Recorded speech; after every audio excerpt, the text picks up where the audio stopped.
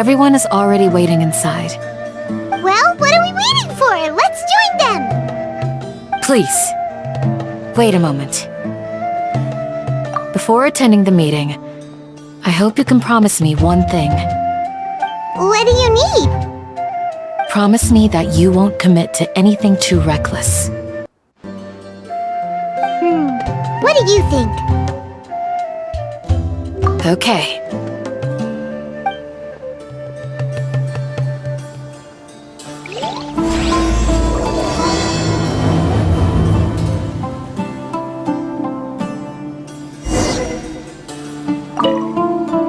They're all waiting for you.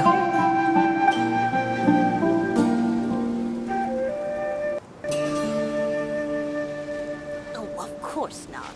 It's all a bunch of nonsense. Everyone's here so early! But why isn't anybody talking? We already discussed things a bit. Hey, where have you been? I've missed you two. Are you ready? Very well.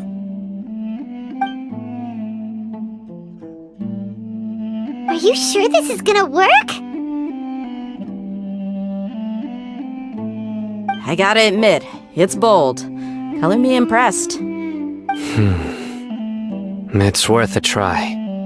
The point of discussion is to arrive at a solution. Let's cut the small talk and move to the next point. You're making Paimon nervous.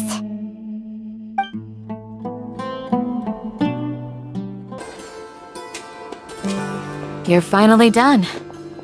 I have some other stuff to take care of. Catch you all later. Come on, don't give me that face. I know what you're going to say. I'll be careful. That's what I wanted to hear. Take care. Well, traveler, Paimon, judging from your expressions, the meeting must have been quite productive. You can tell? I'm not that good at scheming or strategy, but I can sense people's emotions. And based on your reaction, things must have gone quite well. Paimon's a little worried. Hopefully nothing will go wrong. To be honest, I feel the same.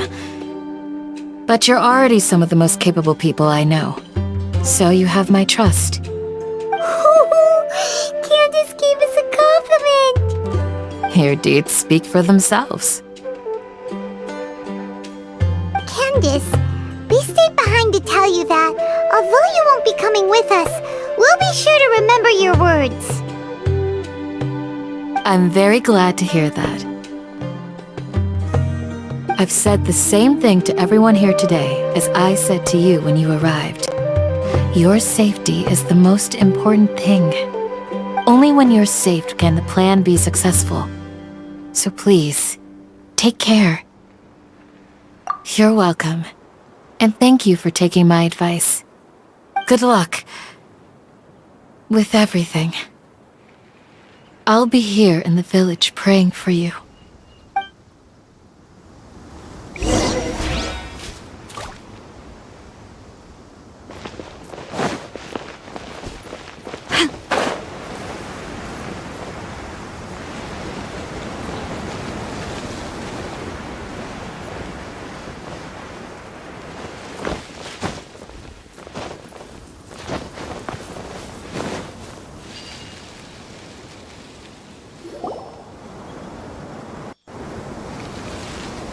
Sounds good.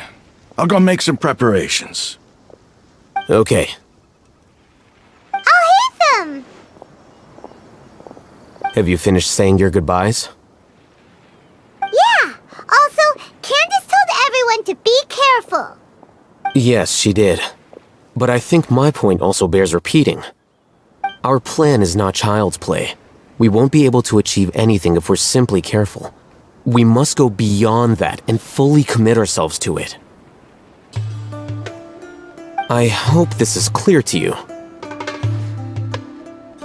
Huh? Shouldn't you be saying something more cheerful to boost our morale right now? Didn't we already do that during the meeting? You can never have enough words of encouragement. In that case, Candace can cuddle you to your heart's content while I continue to remind you of the seriousness of our situation. We all have our jobs to do after all. It's like how some people can be put in charge of logistics while others will fight on the front lines. Speaking of the front lines, you don't look anything like a soldier. Of course. Compared to the mercenaries, I'm merely a feeble scholar. But the advantage of not being a mercenary is that I get to stay in a safer place and offer my strategic insight. Just think about that mercenary who lost his mind. Mercenary groups are facing constant danger every single day. Well, being a scholar is also a high-risk occupation, and you are a scholar! I'm not like the rest of them. Even among members of the same species, some will exhibit far more potential than others. This guy. Paimon still remembers when those mercenaries in Port Ormos called you a lunatic. All intellectuals are lunatics in the eyes of fools. I'll take that as a compliment. That reminds me. Do you remember the record we saw in the King Deshret ruins? It mentioned forbidden knowledge. You have a good memory. Forbidden knowledge has the power to drive people insane, but this fact has never been shared with the public. Even I, who has worked in the academia for some time, was never once informed of this. I think those mad scholars and mercenaries we encountered may have all fallen victim to the corrupting qualities of forbidden knowledge. But the academia has always held a different view. They've always believed that symptoms of madness are a side effect of human contact with divine knowledge as mere mortals. Come to think of it, perhaps the academia has also never understood the true nature of forbidden knowledge, and thus always approached the issue from the wrong direction. The Withering, Elazar, and the sandstorms. Don't you think what is happening right now across Sumeru is rather similar to the forbidden knowledge pollution that occurred in the desert thousands of years ago? But Paimon thought that Irminsul's disease is what caused the withering and the sandstorms. At least, that's what Tainari told us. Wait a second. Could it be that? Ah, you've connected the dots. The cause of Irminsul's illness may precisely be the pollution from forbidden knowledge. But if that's the case, what should we do? This is huge! Wait. Why do you think Lesser Lord Kusanali would have a solution to this situation? You mean, it's related to the scene you saw when you passed out in the Avidia forest? That whole, the world forget me thing? In that case, it's imperative that we rescue Lesser Lord Kusanali. Only by working with her to save Irminsul can we completely resolve the problems Sumeru currently faces. To make sure we're still on track, I would like to check on the state of some of our preparatory work. Where are we going? To an Eremite base.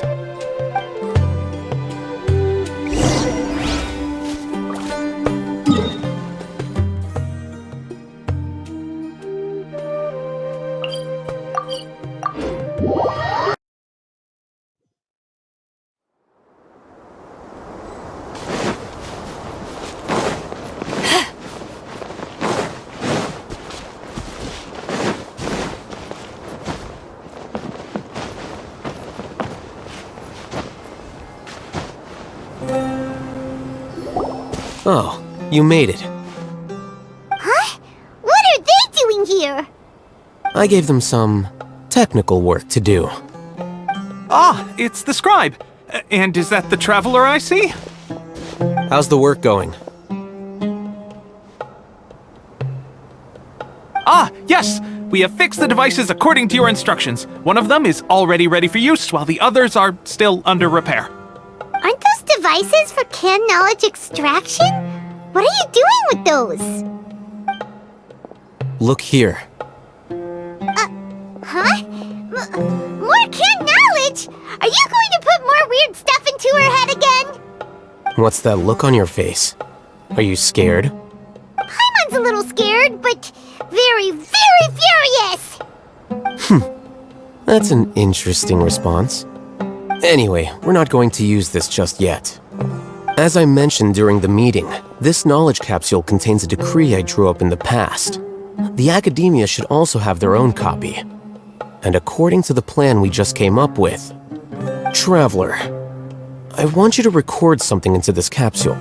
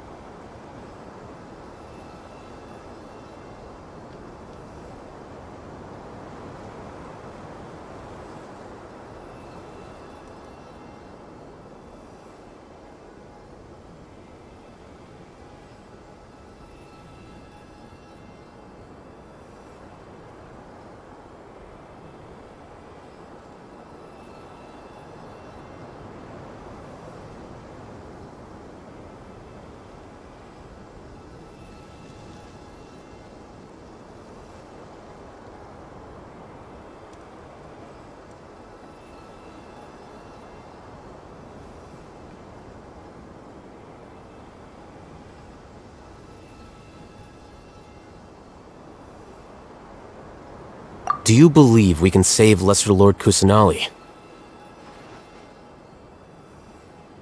Good. Conviction is the most important part of all of this. Now, please get ready and put on this device. You want us to record our conviction into the knowledge capsule? Yes. Paimon is still really worried. I understand, but trust me, Paimon, this is something we have to do. It's best if you can do as I say. Because, to achieve this impossible task, it sounds like you'll need to fool your own heart first. Although it may feel like a trick, self-encouragement may be the most important tool we have. Paimon can see the point you're trying to make. Imagine this. We have orchestrated our plan and successfully rescued Lesser Lord Kusanali. As a result, we have changed Sumeru's entire political landscape. Everything went without a hitch, and everyone recognizes and praises our achievements.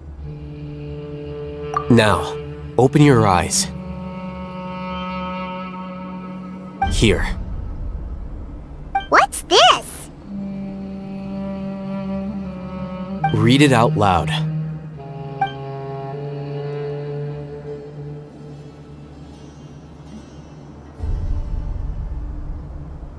It's done.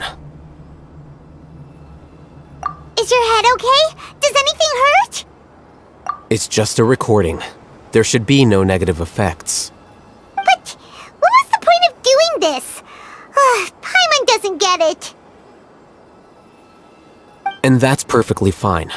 In any case, these capsules aren't meant to be used by you. Huh? What do you mean? Have you forgotten? Our plan needs to account for those who have long relied on the Akasha. You may find it hard to believe, but for those people, everything the Akasha transmits to them is nothing short of absolute truth. Imagine if you've been using a device like the Akasha since the day you were born, and this device has always supported you during times of need. After all that time, what do you think you'd become? A fool? A machine? A slave to orders. And that's why rules are so important. In addition, those who understand the rules can delineate boundaries and identify gray areas. But why would you need to identify the gray areas? You could say that those kinds of ambiguous zones can be very interesting. One might even say they're advantageous in the right hands. Things you're interested in are really out there. Are all Sumeru scholars like this? Anyway, that's enough chit-chat. I'm going to take those two to work on some small projects. You can head to Caravan Rebot and start preparing for the next step. Small projects? We're going to tinker with the Akasha terminal and make a few modifications.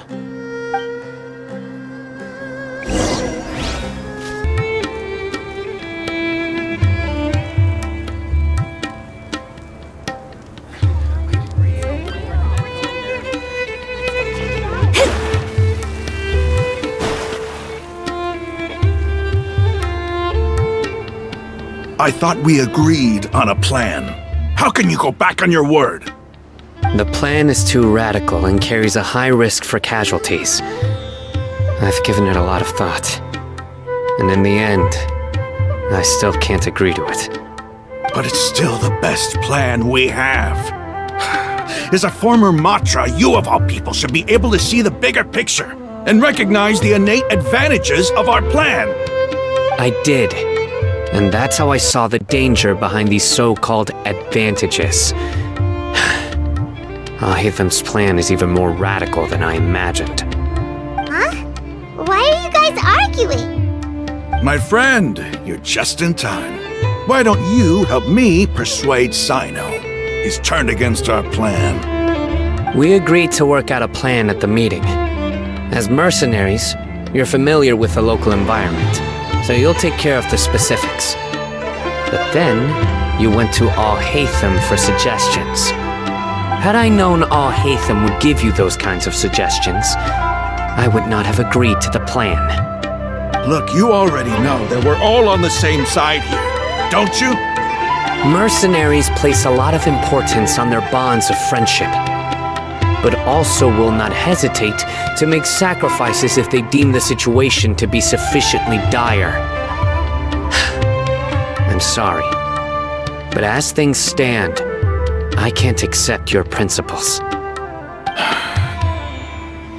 Seems you really do understand the ways of the desert. Traveler, Paimon, this is also something you should know. Ramon's plan is to have me work with the Caravan Rebot guards in my capacity as a Matra. We will arrest the mercenaries and escort them into Sumeru City. Wait! How can we work with the guards?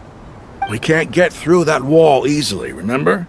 Caravan Rebot would never let so many unregistered members of the Eremites enter Sumeru City. My plan will clear us of any possible suspicion, and also let us enter the city as a big group. There is no better way. That also sounds like something Alhaitham told you. Am I right? Doesn't Alhaitham know how dangerous this plan is? Of course he does. He told me, there is no perfect plan, but this can get the job done. He also said that with the help of Sino and the Traveler, our chance of success would increase significantly.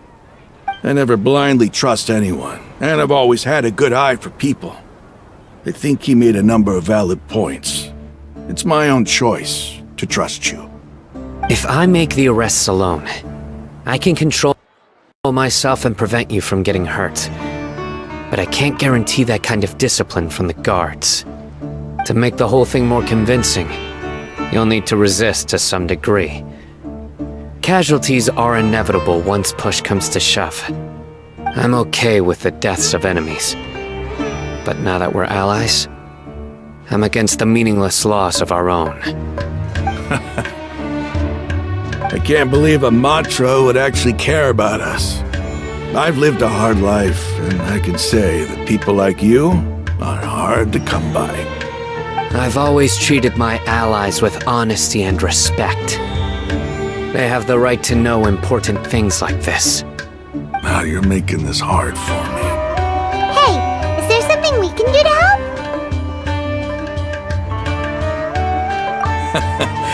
I knew you would say that. We can help fight some of the mercenaries, which should reduce the number of times you'll have to struggle directly with the guards. That should help at least a little bit. Sino, on behalf of my people, I thank you for your kindness. But this is a mission we cannot turn our backs on. We strongly value the lives of our friends, but the goal we are about to achieve is even more important. We have no fear of casualties, because we crave the spoils of victory. So please, lend us your support. We will show you the determination of us desert dwellers. Well, now that you've put it that way, I can no longer refuse. But remember, you need to follow the plan and not do anything reckless. Candace made it very clear that we can only achieve our goals if we can ensure our safety. Since you and I both recognize the significance of this operation, there should be no more animosity between the followers of the Dendroarchon and those of King Deshret. Everyone's life is equally important. Okay, you have a deal. Let's do this for our shared dream. The guards should be stationed in the courtyard nearby. You can find them there.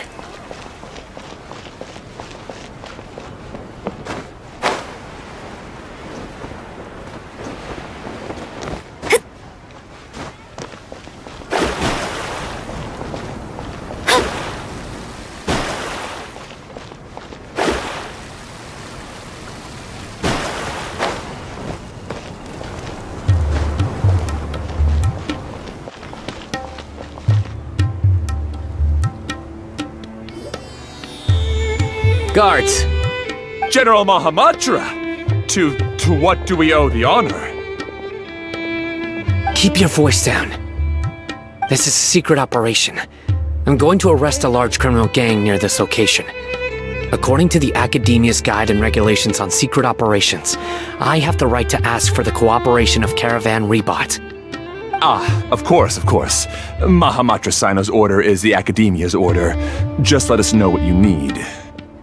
But who exactly are you planning to arrest, and how many people are you expecting? Depending on the scale of this operation, we may need to report it to our superiors. They're a squad of Eremites whose number is comparable to Ain el Akhmar in Port Ormos. They're involved in the theft and resale of supplies from the Academia. As many as Ain el Akhmar? This should definitely be classified as a joint operation. Then I suggest that you report this to your superiors as soon as possible, and treat it as a top priority desert operation. I will need personnel.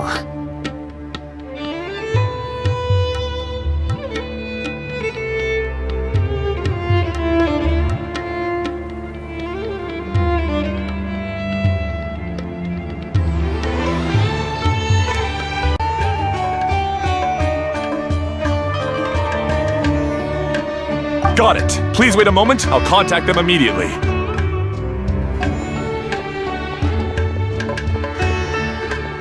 Because this is work. Because I trust you. Paimon can't believe you're still in the mood to chat. This whole thing has Paimon scared stiff. Aren't you even a little worried?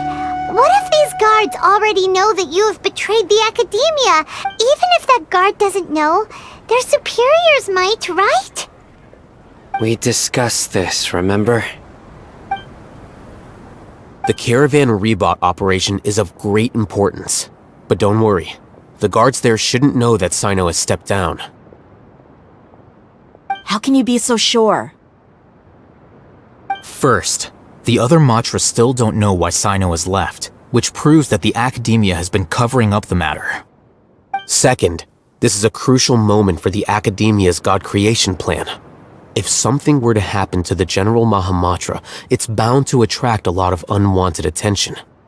No matter how you look at it, they don't seem interested in sharing the news of Sino's departure.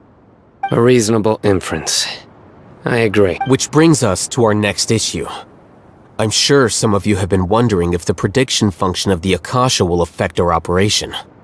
The Akasha is still in operation, so I must remain on high alert.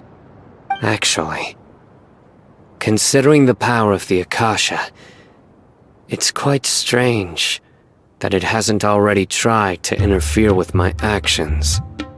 I've given that a lot of thought. For now, I don't think you'll need to worry. If you remember, when you first came to Aru Village, all your actions and routes were predicted by the Akasha. It even gave that information to those who kidnapped the village keepers. But things like that never happened again after we met up with the Traveler. That's true. But why? Look at it from a different angle. Why do you think the Akasha will predict your actions? Because my personal data has been entered into the Akasha. That's true, but the key to this question is, how well can the Akasha make predictions about a person?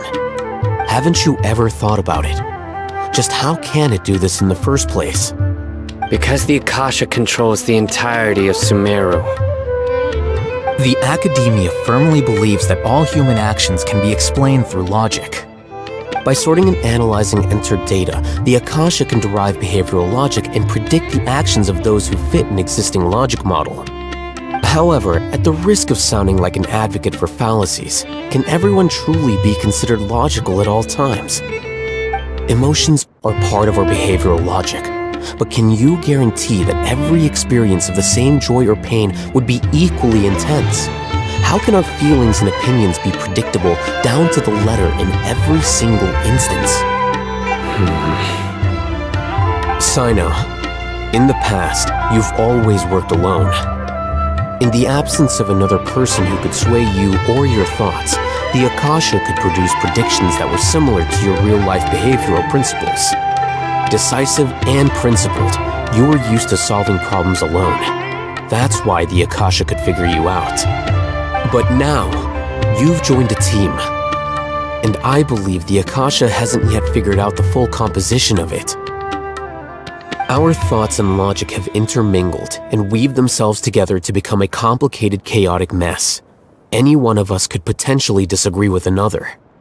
The Akasha lacks data on these interactions, and it's impossible for it to predict your actions in the future based on your decisions in the past. After all, there's probably a limit to just how much we can be modeled or controlled by data. So, in my opinion, you're probably safe for now. Makes sense to me. I agree. The Akasha is not alive, and I don't think we can be completely controlled by something without a mind of its own. Is that so? I guess there are things that even the Akasha cannot calculate, and people will not be forever trapped by the past. Paimon's so glad that this is settled. Next time, pay attention during our meetings. Will do. Just remember to stay vigilant. Footsteps! General Mahamatra, we were not expecting your presence here. I'm the security officer of the Grand Deshret Desert District. My name is Luxembarbo. This is my assistant, the Traveler. She will be working with me. The construct next to her is for her work. Beep! Construct, beep! What a great honor to meet you. Your golden hair is as bright as the sun.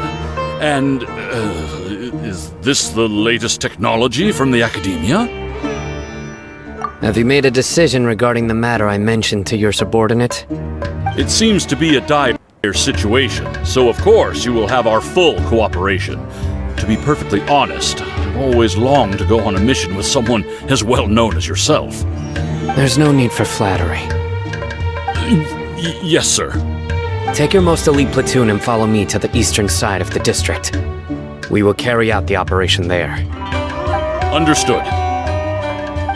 Map. Hurry, bring the map! In 2 days, we will engage Rahman's Eremites and capture all of them. Any questions about the time or location? None at all, sir. Good. See you then. Yes, sir.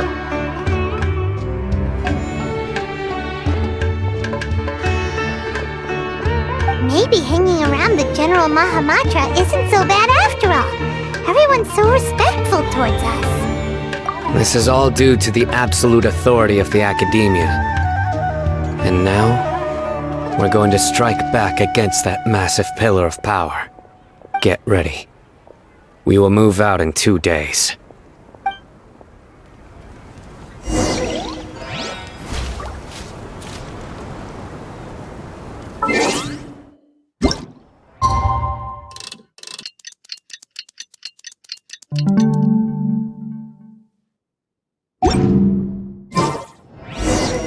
It's time for the operation! Let's go meet Sino in the desert!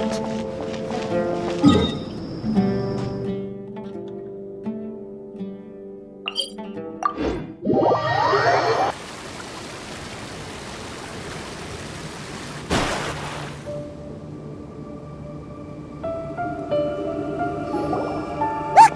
Over there! Our helpers have arrived already! Let's hurry over! Wait a moment. Ah! Oh, it's you! You're my assistant, remember? Being my assistant, you must stay with me. Now let's head over there. It's General Mahamatra and his assistants. We meet again. You're here early. It's to show how important we think the operation is. Since this is a big case for the Academia, we are prepared to give it our best. I'm glad to hear your sense of resolve. Remember, we must capture them alive. They are our only leads for the case. If they die, we will be unable to continue the investigation. Understood. Everyone! The Eremites are approaching from the west! Make preparations and be ready for combat!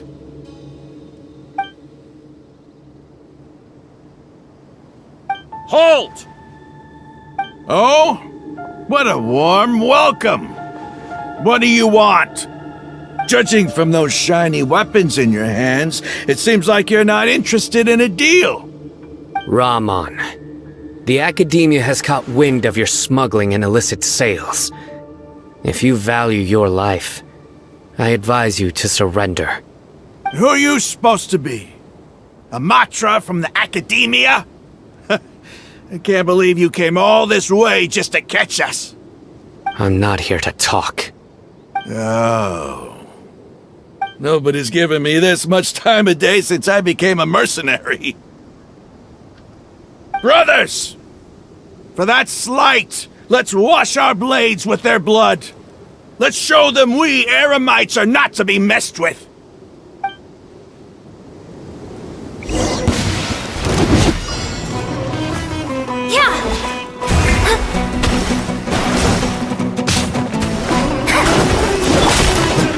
The wind knows me. This may hurt a little. Commit it to memory. One with nature.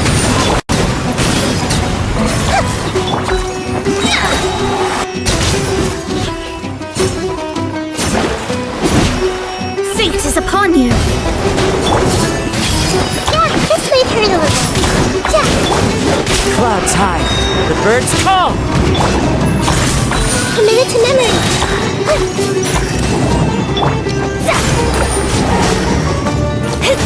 Shadows of fate. The wind knows me. Let me scratch.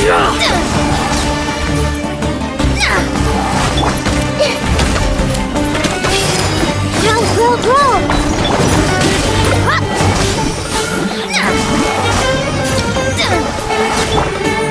This may hurt a little. Make yourselves at home. Delve into Into the wind. Decided by destiny. Hey! It's over. Ah! We have subdued them. The operation is now over. All Eremite mercenaries and related personnel in the area have been arrested. Ah, you pitiful Dendro Archon dogs! You'll regret this! I'm afraid you'll regret it first. King Deshret will curse you, and you will all! Silence! Oh, Restrain them and take them back to Caravan Rebot. Count their numbers and send them to the Academia as instructed by the General Mahamatra. Yes, sir!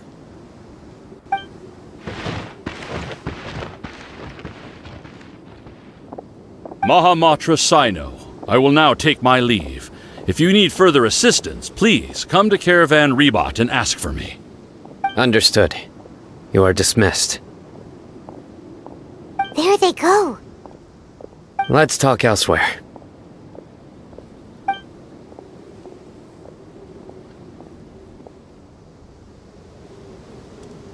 This part of the plan went really well. Yes, things went perfectly. That's fantastic! And that punch you gave Rum on there sure looked convincing enough. Once we're done here, I'll return to Caravan Rebot and oversee the group's transport. I promise. I'll get everyone into Sumeru City safely. Yeah, you're the reason why everything went so well. It's not the time to celebrate yet. I believe Dia should already be waiting for you. Go join up with her. She will need you to introduce her to Tighnari. Speaking of which, is it really okay for us not to share the full plan with Tighnari? What if he'll feel miffed about it and refuse to work with us? I have a very close relationship with Tighnari. Given how well we know each other, I believe my message alone should be enough to bring him to our side. He knows I won't make jokes about things like this. If we need help, Tighnari is the best option. Get ready for the next phase of the plan. Don't keep them waiting.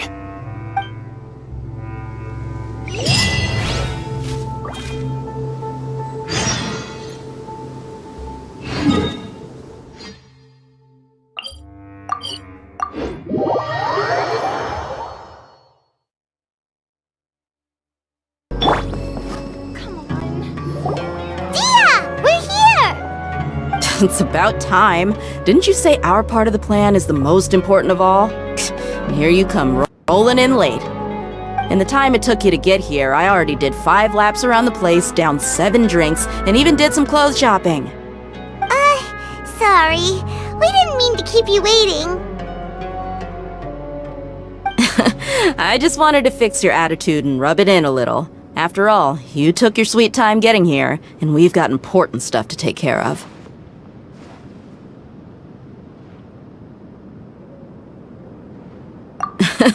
I just like seeing that serious look on your face. Alright, I'll stop. All joking aside, I'm glad you're here. Let's get moving and take care of this as soon as possible. But where should we start? Our responsibility is to get a status update on the Fatui Harbinger known as the Doctor. We need to make sure he won't get in our way when we rescue Lesser Lord Kusanali. Dealing with an institution that controls all of Sumeru is already hard enough. If the Doctor were to crash the party, it would be next to impossible for us to achieve our goals. Yeah, we sure don't want him showing up. Ooh, he really gives Paimon the creeps. Right? Hearing his name just reminds me of those stuffy old geezers in the Academia. I'd rather not have to deal with someone like that.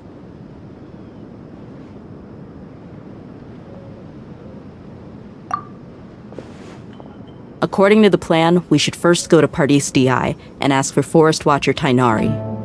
If all Hatham and Sino's sources are solid, then we can be sure that Tighnari still has the Academia's trust.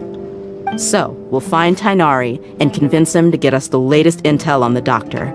Then, depending on what we learn, we'll make any necessary adjustments to our plan. The sages have placed spies everywhere on the other side of the wall. I'll follow you as a bodyguard.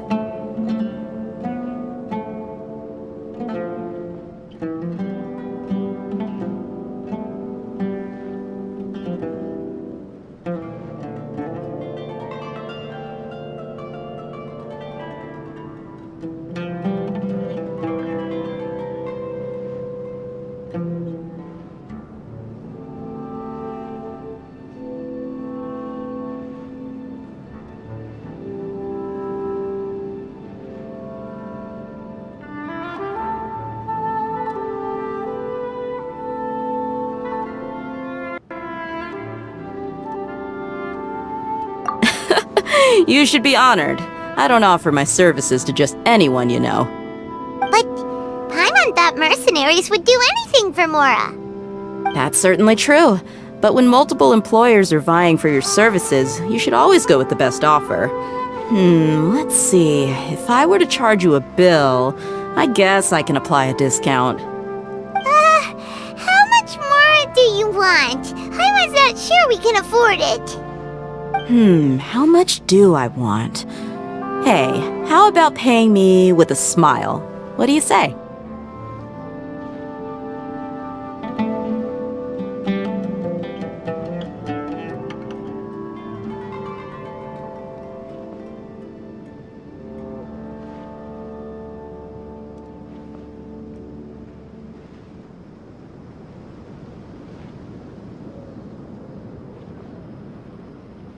I haven't seen you smiling much recently. If you ask me, someone like you must look lovely when they smile. Come on, give me a smile so that I can be less worried. Looking good! I hope this pretty smile will become our lucky charm. There are many kinds of smiles, but only a truly joyous one can bring blessings to others. Let's consider this smile a down payment for our future victory. Let's go. It's time to pay a visit to Party's DI.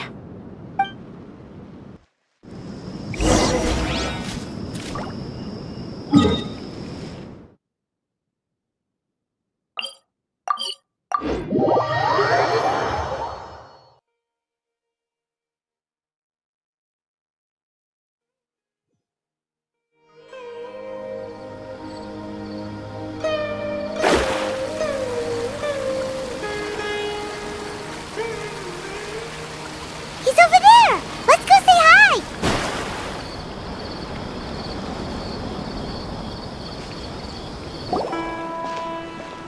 Tainari! Ah, Traveler, Paimon. And you are? Hey there. This is our friend Dia. She's an Aramite mercenary. A mercenary?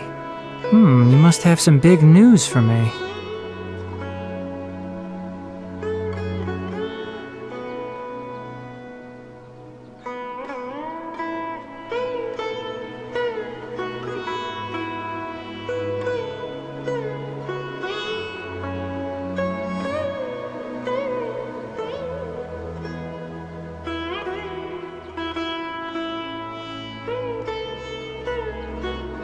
It's something really important. Please help us out. All right, then follow me.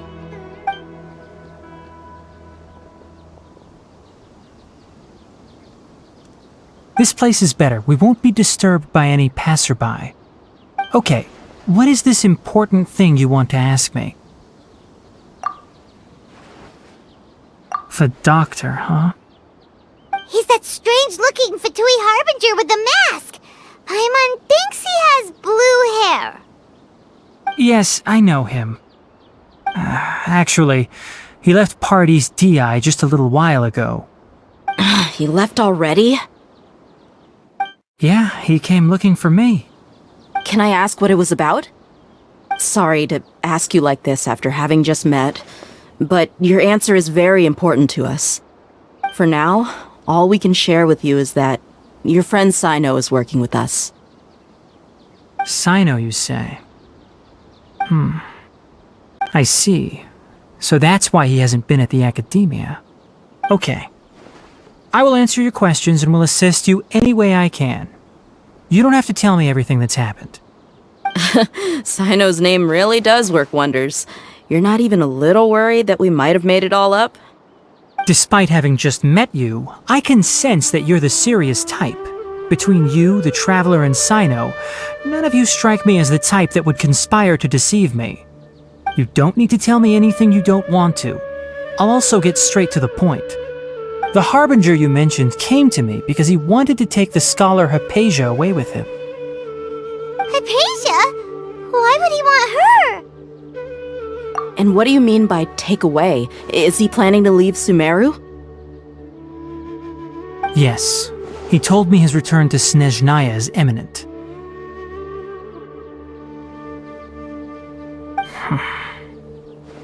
So you mean... you're leaving this place soon? Indeed. Otherwise, we could have perhaps talked a little more. I was just about to set out when I remembered something important. To that end, I made a final trip to Pardis D'i. Let me ask, have you been taking care of a scholar by the name of Hypatia? Your sources are accurate. No doubt because you recruited many informants. But you're right. Hypatia has indeed been receiving treatment from me. Forgive me for asking, but how's the treatment coming along?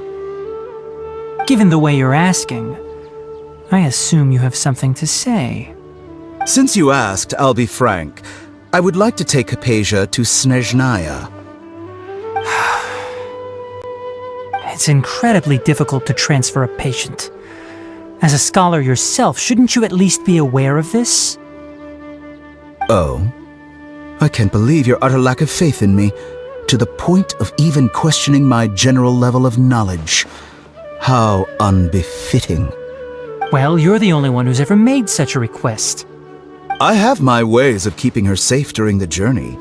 In addition, I can also promise that under my care, Hypatia will receive the most advanced and effective treatment. I will personally supervise her treatment and see to her recovery. Would that be agreeable to you?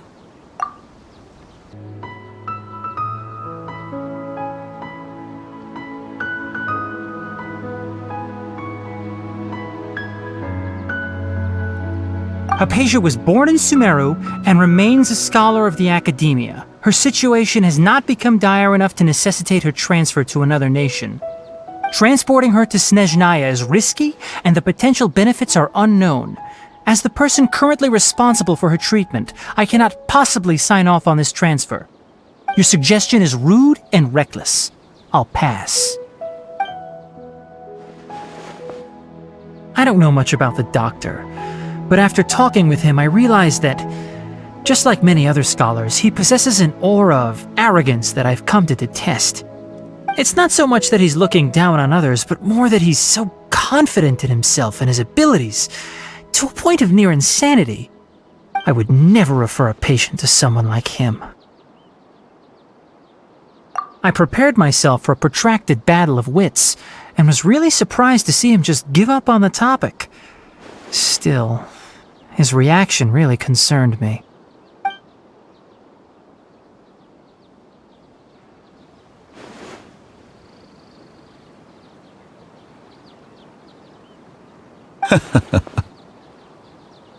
I see.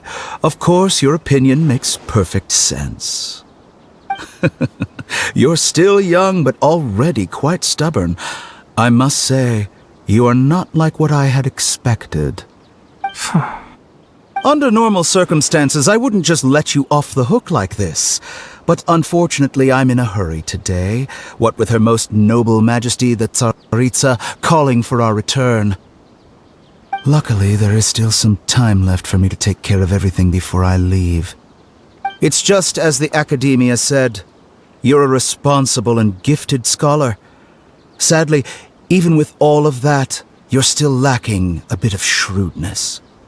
And that's also why people like you can never realize that sooner or later, everyone must pay the price for what they've learned.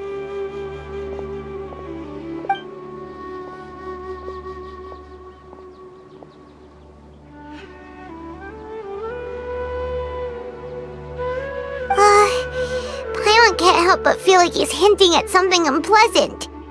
He asked a question, yet didn't care for my answer. Perhaps I'm nothing but a talking rock in his eyes. He never came off as malicious, but an utter lack of compassion permeated throughout our conversation. From his tone, I can sense that he's always looked down on others. I can barely believe it myself, but if that's true, the situation will be in our favor. I don't think I missed any details. Frankly speaking, I don't want you to do anything too risky. Now that you know a little more, it should be easier for you to stay safe. Sorry we can't tell you everything. We appreciate that you helped us anyway. I won't forget your kindness. It's okay. I have an obligation to do so. To be perfectly honest, all of this may have started because of me.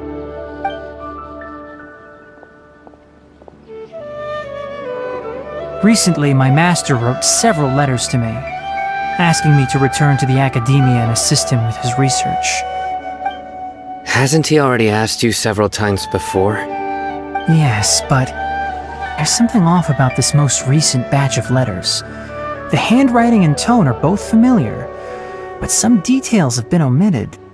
My master will occasionally leave a few dots on the back of the letter. 1 dot means that he wrote the letter on a sunny day, and 3 dots stand for a rainy day. This has been a habit of his for many years, but I didn't find any dots in his recent letters. I believe something may have happened to him. I get it. Since you are always at Gandharvaville, you would like me, someone already working at the academia, to investigate this matter, right?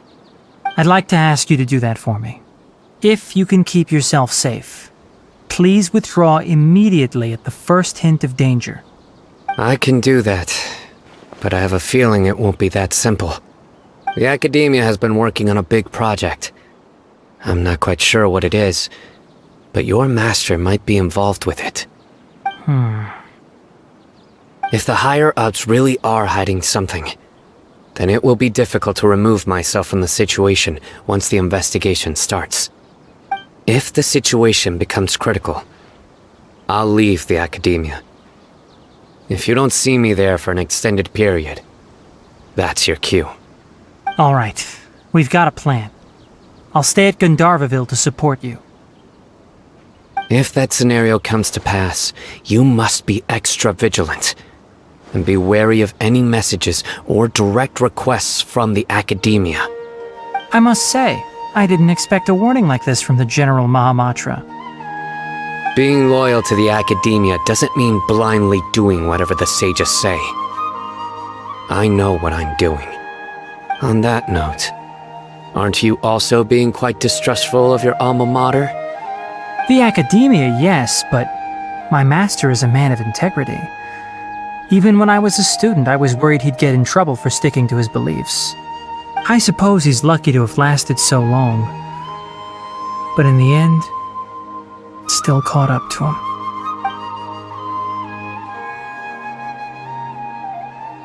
I see. So you noticed something was up with the academia from the very beginning. This may well be how Sino became involved in all this. In that case, I must keep my promise and help you however I can. Also, if you run into Sino again, please help me pass on a message to him. Trust your own senses and experiences. I think this may be something he needs to hear right now. Okay, we'll find a chance to tell him. Thanks. Right. Now let's go hunt down this Harbinger. Oh, by the way, which way did the doctor go when he left Pardis DI? That way. Gotcha. Thanks so much. We'll be on our way.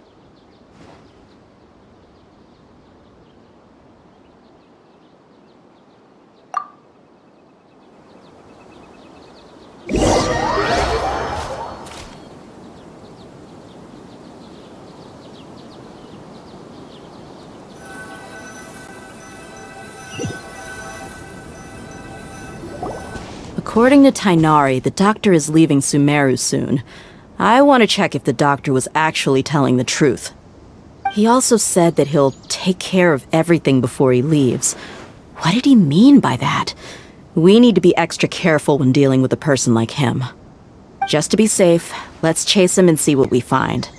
But we have no idea where he went! How can we start chasing him?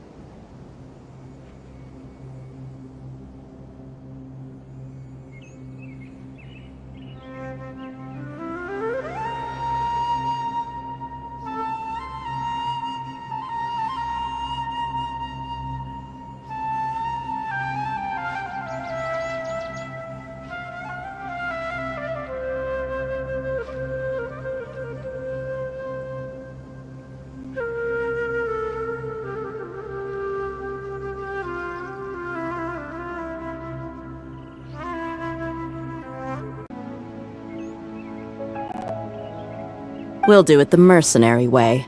I'll find leads as we go. All you have to do is just follow me. That Harbinger may have tried to cover his trail, but he still left some traces. Or perhaps he never even thought about concealing his whereabouts. Maybe that's just how arrogant he really is. Yep, we're headed in the right direction. The traces are still fresh, but there's no sign of his entourage. Clearly they're in a hurry. It's just as I thought.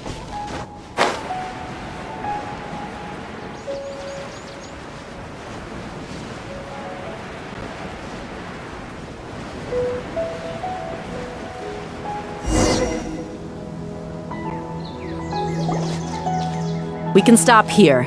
I think I know where the doctor went. To the south of here is Port Ormos, which seems to be where they're headed. Port Ormos? They're going to leave by boat? That's right. Let's go to the port and have a look for ourselves.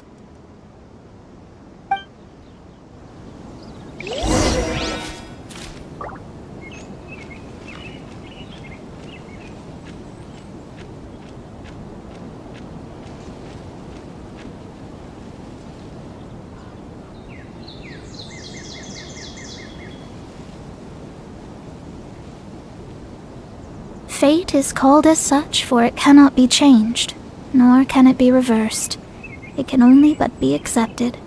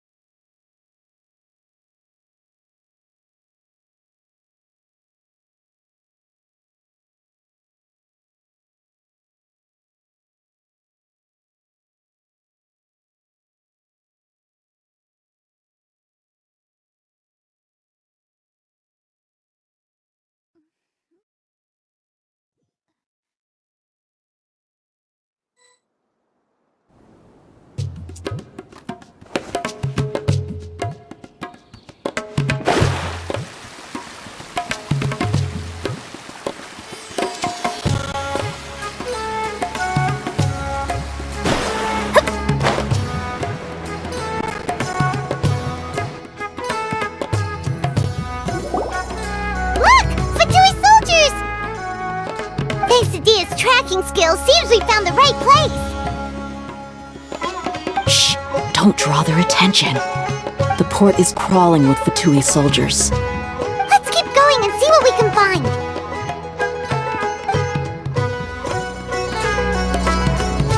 Now this is a proper farewell ceremony for a Snezhnayan Harbinger. The Lord Harbinger is leaving.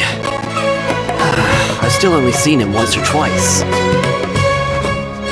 I used to hold a position in our homeland, and back then, the doctor spoke in a very different way from the way he speaks now.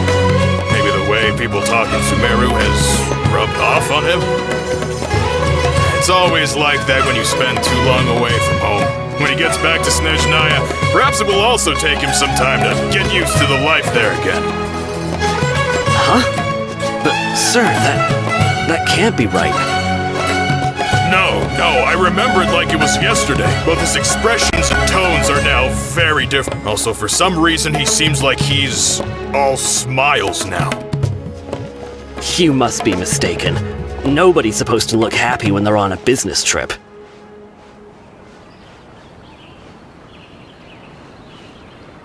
The doctor is on that boat.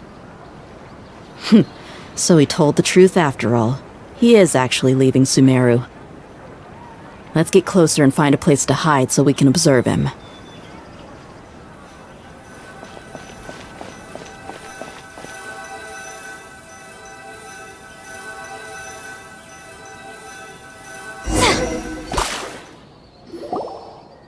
This place'll do. We can hide here while we keep an eye on the boat.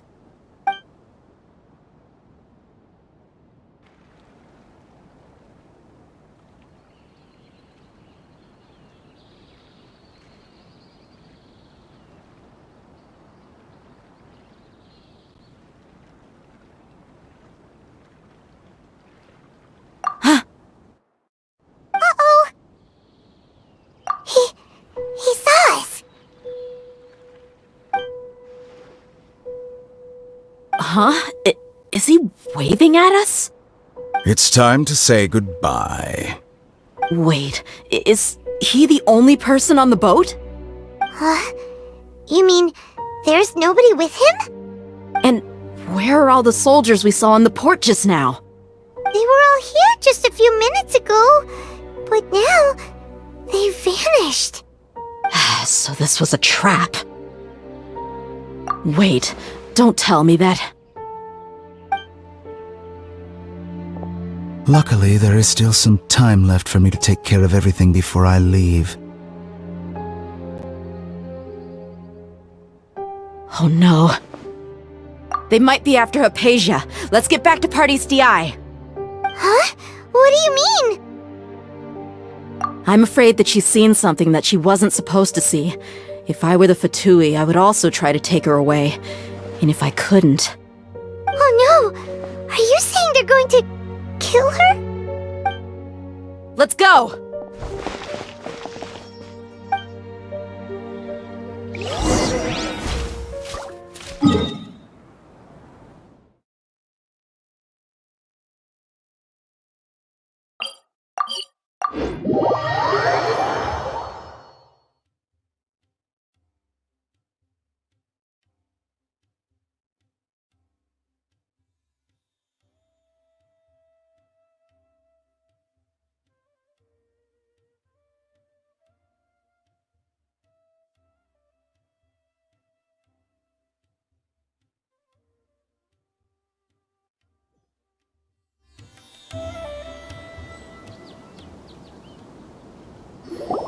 Pardes Dii is not a place you Fatui can just show up and do as you please.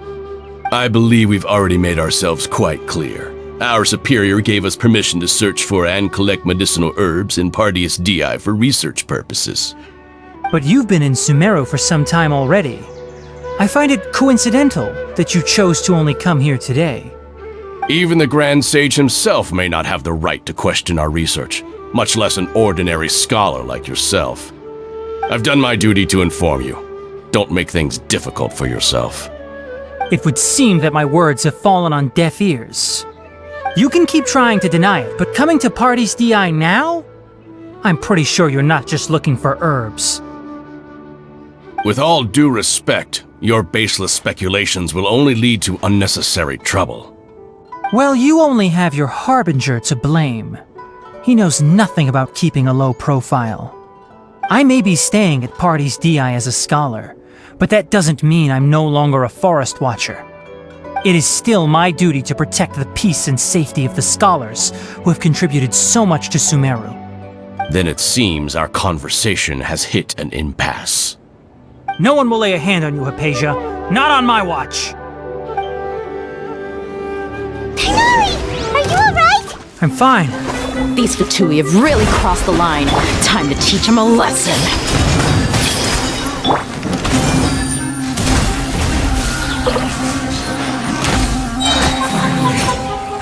Quiet. Shadows of fate! There's no use resisting! Give us Hypatia! Keep dreaming! Yeah, Tighnari! Beat him up! The wind knows me. For Rex Lepus! The doctor's orders are absolute! Yeah? You've been someone's lapdog for so long that you don't know anything else now! Into the wind.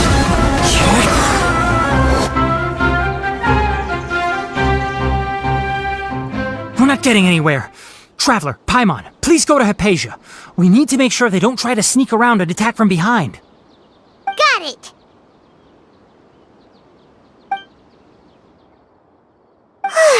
Hypatia's still here. Doesn't look like anyone's broken in.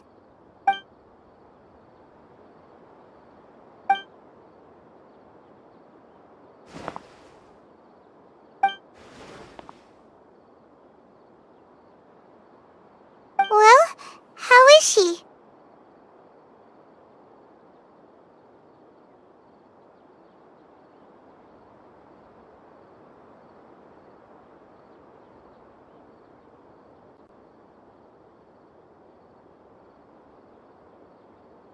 Oh, that's good.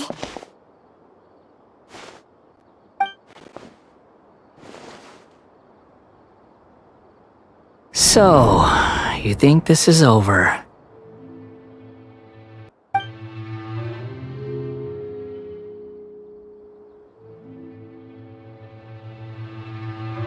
What? The Balladeer is here?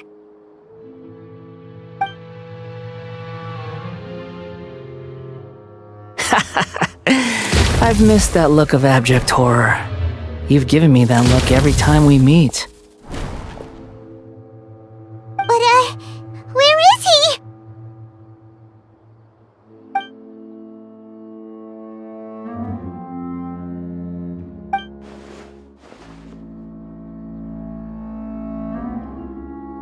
I can hear all of your thoughts, you know.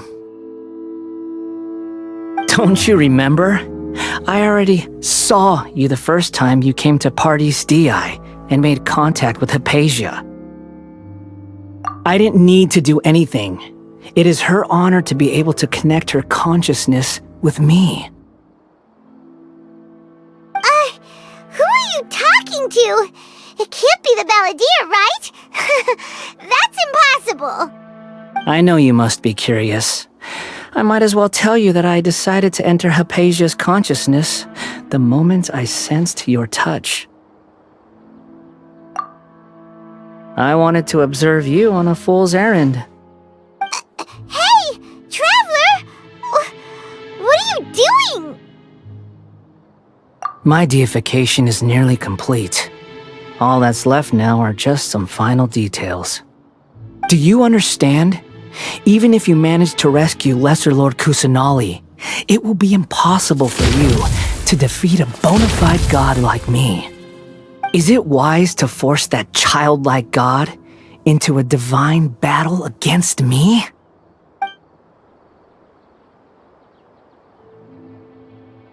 Scholars consider the God of Wisdom to be the sum total of their faith. It's how they can justify reverence for a god as they construct it. But this also shows that humanity's worship of gods is a combination of blasphemy and exaltation. It's truly laughable.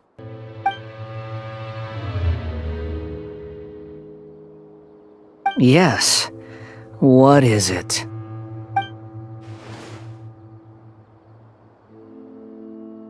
Yeah, I'm in a good mood, which is why I'm talking to you like this. What do you mean?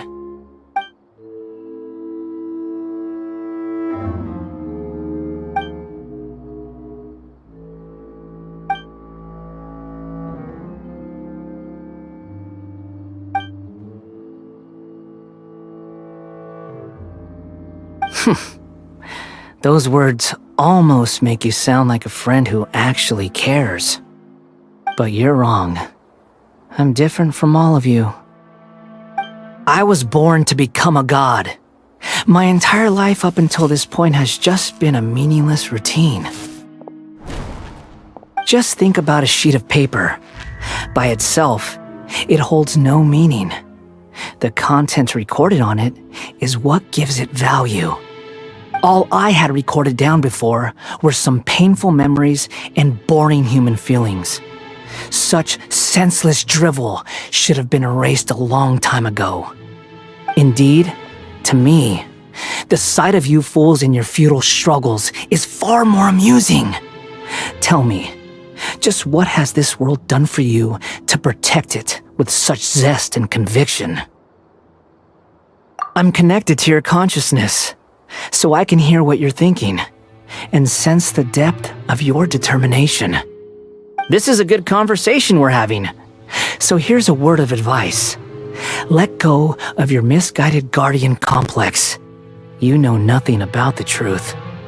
It'll be for your own good, as well as everyone else's. Humans are a species that can only find bliss in ignorance.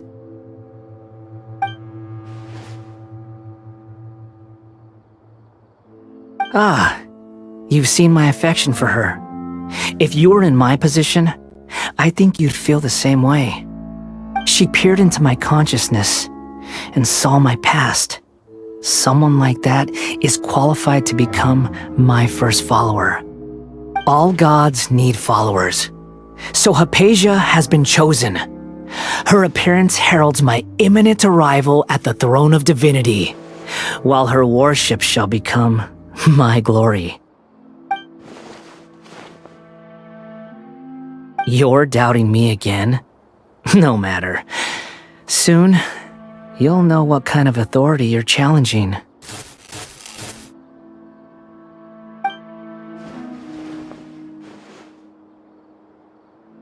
Who wants to hurt my devout follower?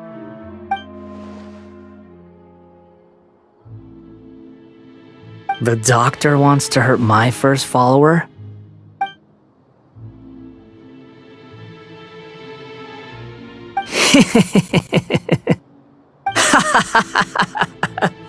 How very amusing. Has anyone ever told you that you're not good at sowing discord? The doctor has never known his place. Even now, the puny human thinks himself capable of interfering in the business of the new god. You're still too naive if you think a few words will be enough to convince me to destroy the doctor. But I'm willing to give you a gift, just like my expression of affection towards Hypatia. It is an honor for you to be able to stand here and speak with me. As my listener, you will be rewarded.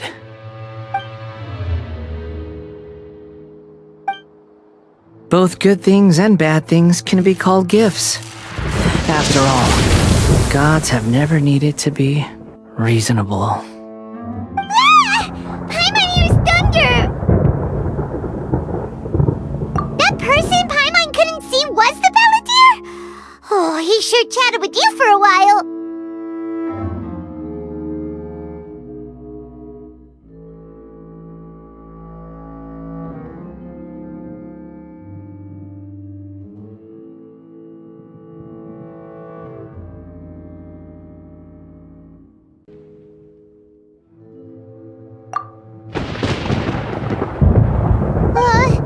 Where is the storm headed?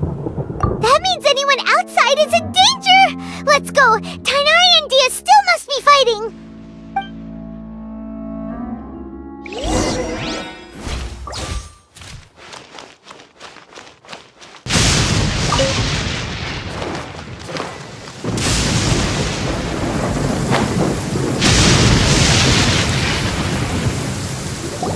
Oh! Have the Fatui retreated?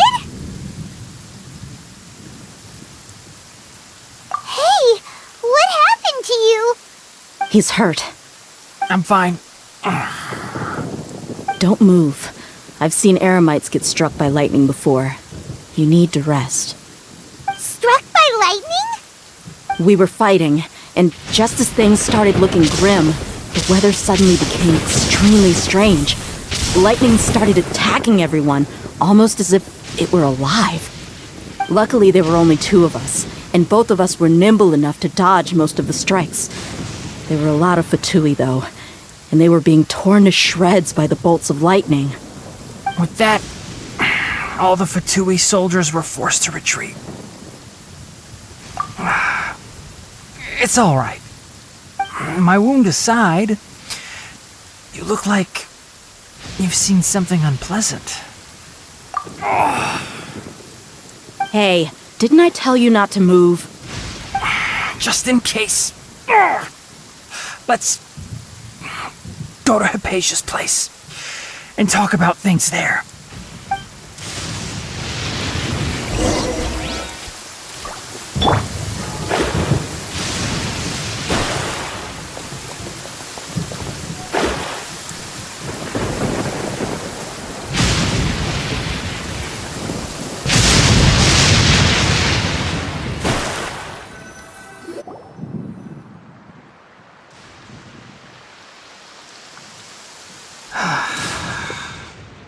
Thank goodness she's fine.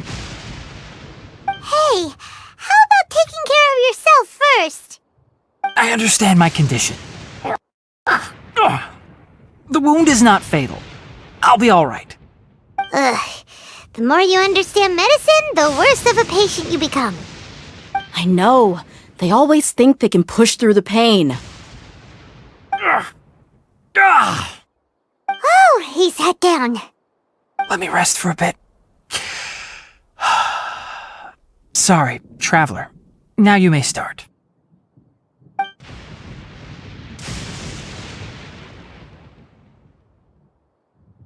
So that's what you were talking to the balladeer about? Oh, Paimon can't believe what he's thinking. The Academia's God creation plan. How ridiculous. That sounds, ambitious, I guess? Anyway, this is all way beyond me. As long as I can enjoy every day with a drink in my hand, tasty food in my stomach, and a good night's rest, that's enough. I'll only work when I have to. I must be the least ambitious person who's ever set foot in Party STI. Don't say that. I haven't even thanked you for your help back there. Don't mention it. Well, if nothing else, all this proves that the doctor really did have some urgent matter to attend to, and left Sumeru in a hurry.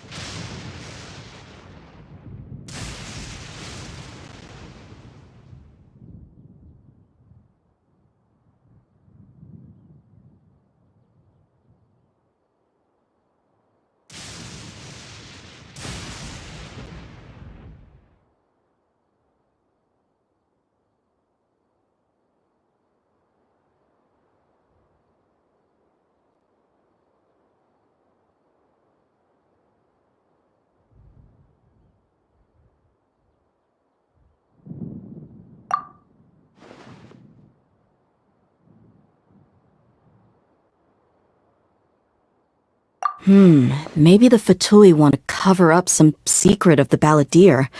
Is that why they tried to seize Hypatia? You said the balladeer claimed that Hypatia has seen his past.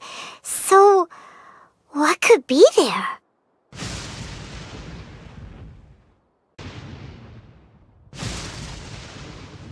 Have you noticed? The balladeer is not happy with the doctor's actions. He thinks the doctor has no right to consider himself as his equal. So, if the doctor was to show up again, would the balladeer zap him with lightning? Based on what the Traveler has said, I think he would. Having the doctor gone benefits him as well as us. In other words, we've successfully completed this stage of the plan. The doctor is out of the picture now. Yay! That's a big accomplishment! I'm also happy for you.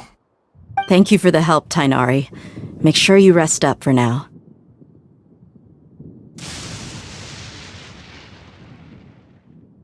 Yeah. All right. Okay, that wraps things up for us here at Party STI. Traveler, it's about time we rendezvous with the others at the Grand Bazaar. Let's continue to keep a low profile. You can head there once you're ready.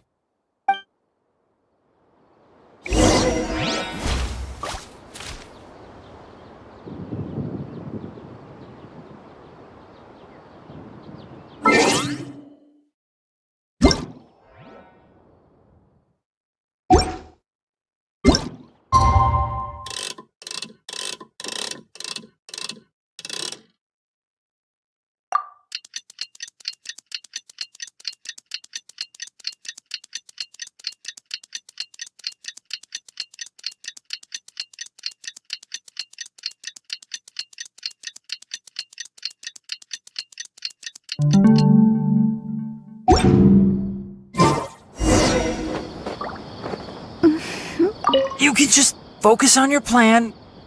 Leave Hypatia to me. My wound isn't going to get in the way. Oh. Okay. Guess I'll sit still for a little while longer.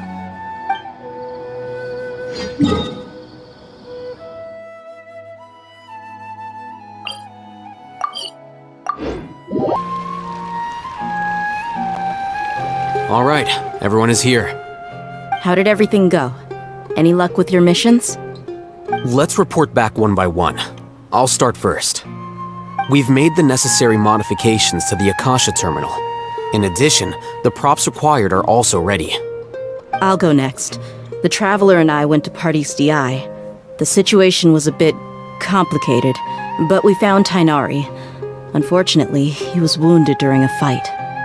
Who was behind it? Well, that's the tough part. What should I say, Traveler?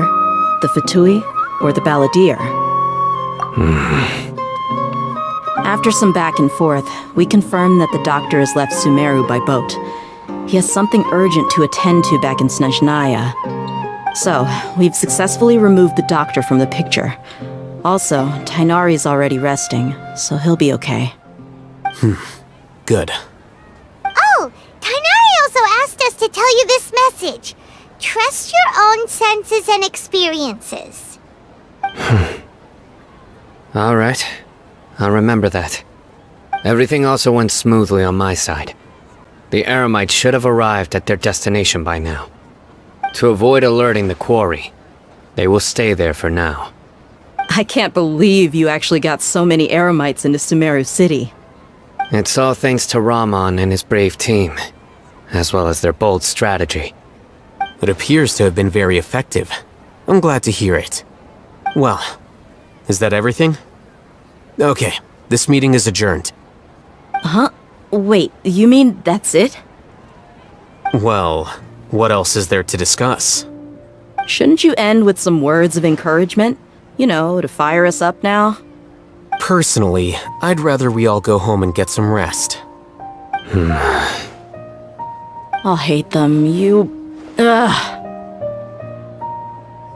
Oh, and if you wanted someone to say something to that effect, then I must reiterate that I'm here to strategize and not to lead. So you should find someone more suitable to do that. But I thought all of you academia big shots were great speakers. Then I should remind you that I'm the scribe. I know that. So what? A scribe is responsible for recording meetings, not speaking. Fine, whatever. Well, Sino doesn't seem to be much of a talker either. I guess that leaves it to my employer. Employer? Yep, the Traveler hired me. That's right. So come on, boss. What do you have to say for the team? Yeah, say something to boost morale. Huh? What are you all doing here? Oh, it's Nilu! Hey, everyone. I'm not disturbing you, am I? Not at all. I was actually just about to go find you. Judging from the group and all your serious faces, you were discussing something important, weren't you? But you also look like you're up to no good. Seems pretty interesting. Welcome, Nilu. Would you like to join us? Huh? Join you? You mean, you also want to discuss something important with me? Yes, something very important. Nilu, are there any breaks in your performance schedule in the upcoming days? Huh? Wait, you're seriously inviting me?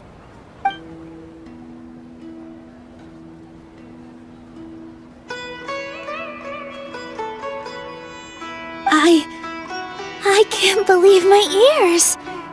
You are truly the bravest and most passionate people of Sumeru, well, that I've ever met. Oh, right. The Traveler and Paimon are not from Sumeru, but you are awesome as well. That's right.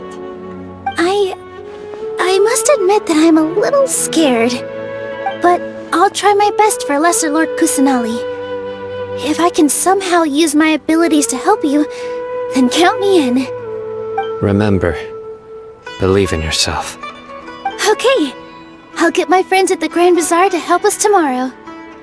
Just remember not to say too much. Be discreet. Yep, you got it. All the preparations are done. Now, can we finally conclude this meeting? So, have you thought up what you'd like to say, boss?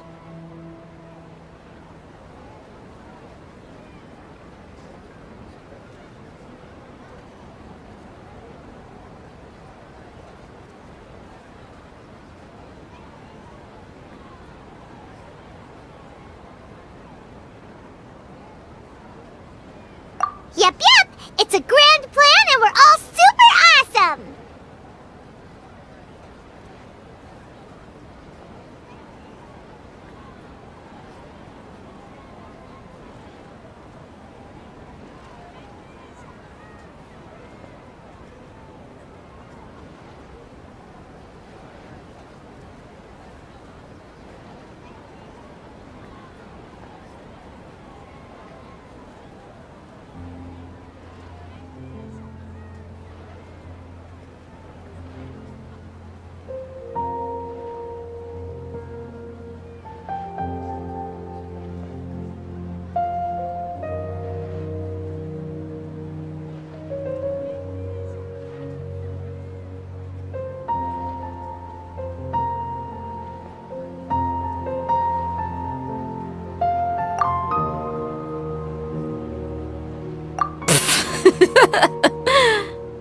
Well said.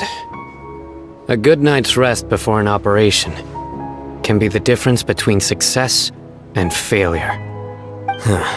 Thankfully, I've had my place to myself recently. It's been nice and quiet. Huh? Oh, nothing. Alright, let's all go home and get a good night's sleep so we can be up early tomorrow! Okay, so I guess that means it's time to say goodnight now. Yep! Good night, everyone!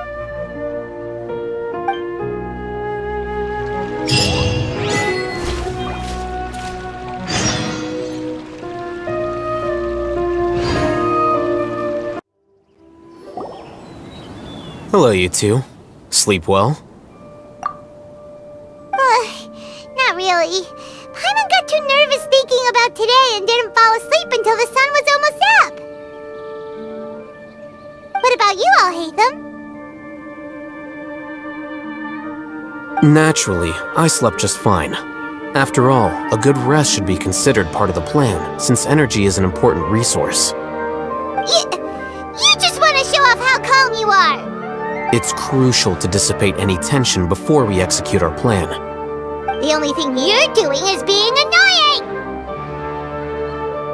Anyway, do you need me to go over the game plan again?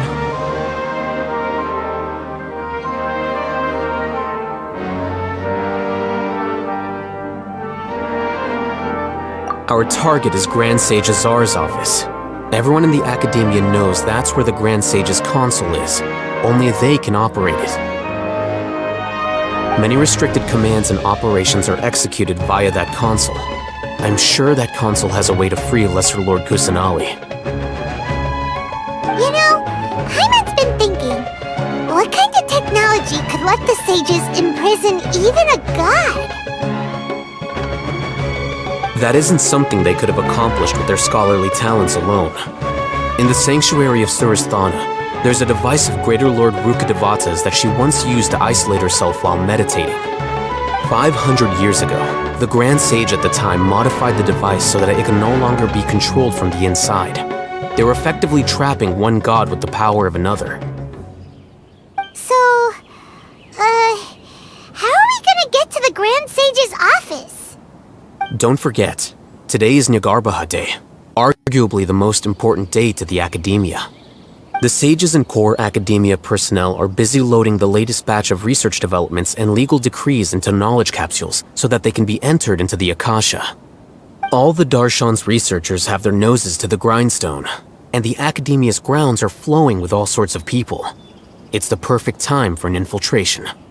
When the Grand Sage leaves his office to supervise the entering process, that's our cue to access the console and free the Dendro Archon.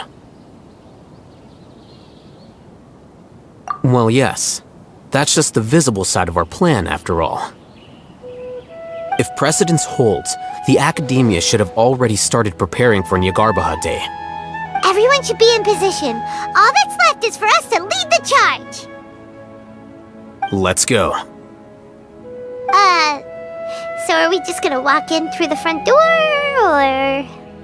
Yes. Were you expecting a stealthier approach? Paimon can't think of a good comeback. Alright, it's all on Alhaitham if things go south.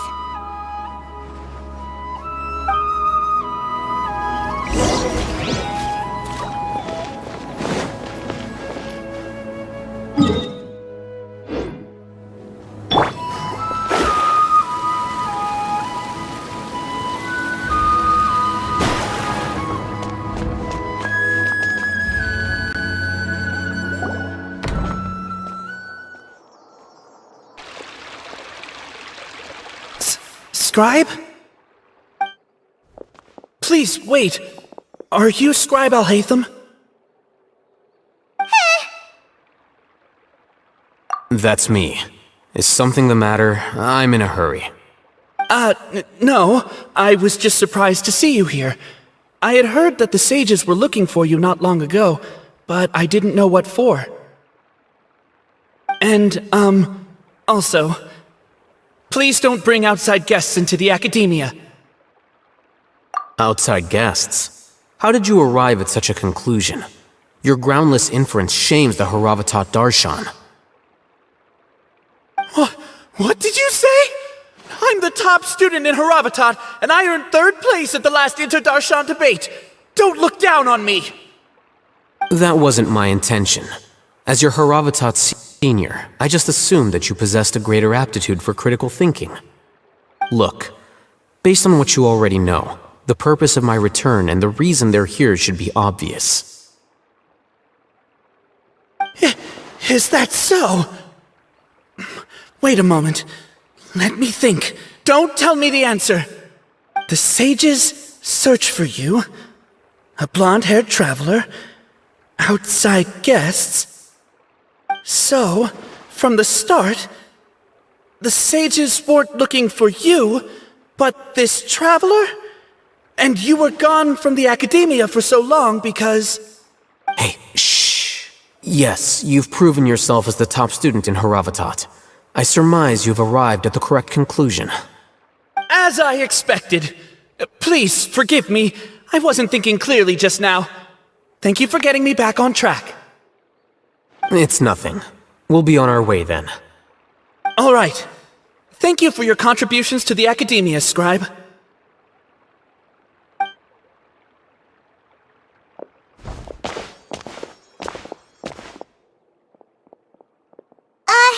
What the heck just happened now? What did he just guess? I'm afraid I don't know either. You have no idea? He convinced himself of whatever truth he came up with. That is the so-called pride of a scholar. If someone questions their academic facility, they will instantly feign understanding to keep up appearances. Nowadays, the academia is rampant with this type of scholar.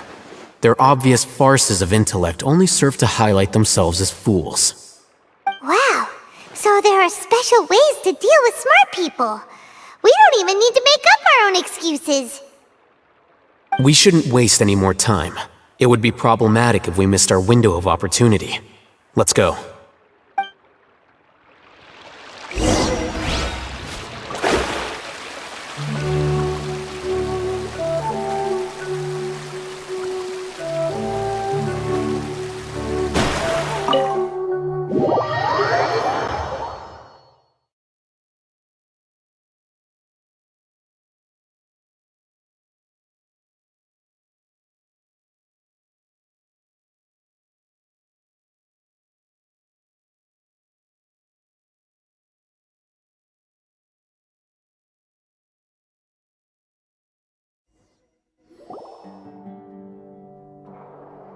Is this the Academia's library? Indeed. Known as the House of Dana, it is quite possibly the most extensive special collections library in Teyvat. There are a lot of students going through here. Is it really okay just to waltz right in? The Academia marches to a fast beat, especially since it's Nagarbaha Day. They're all occupied with their own matters. Just act natural. Now, hurry along.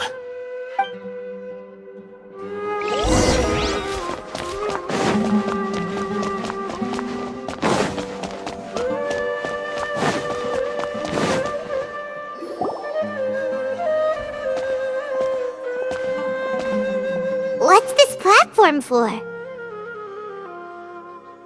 It's a lift that Academia personnel use to access higher floors. Are we gonna take it then? Grand Sage's office is up there somewhere. No, not right now. We can't guarantee that we won't run into the Great Sage.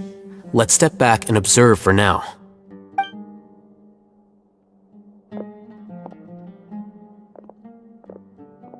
You think the Grand Sage will exit from there? And after he does, we'd sneak past him? Oh, Paimon thinks that's really dangerous. Who knows?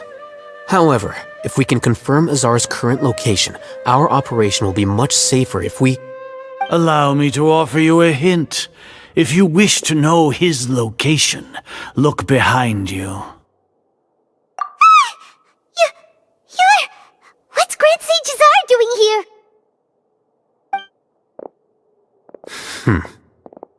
Do not tell me you believed the Academia would not grow suspicious of you after such a prolonged absence, scribe.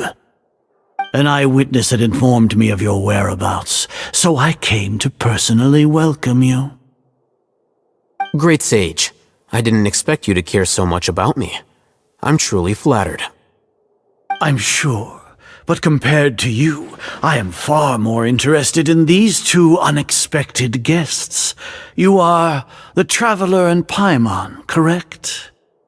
It's a pity that only now have I been afforded the opportunity to formally meet two of Sumeru's most esteemed guests. I do apologize for my lack of decorum. Excellent. You immediately initiated discussion instead of attempting to prepare some perfunctory excuse. You clearly understand the situation at hand, and have no intention of making a reckless stand. The foot traffic here renders this place unsuitable for discussion. Please, follow me to my office.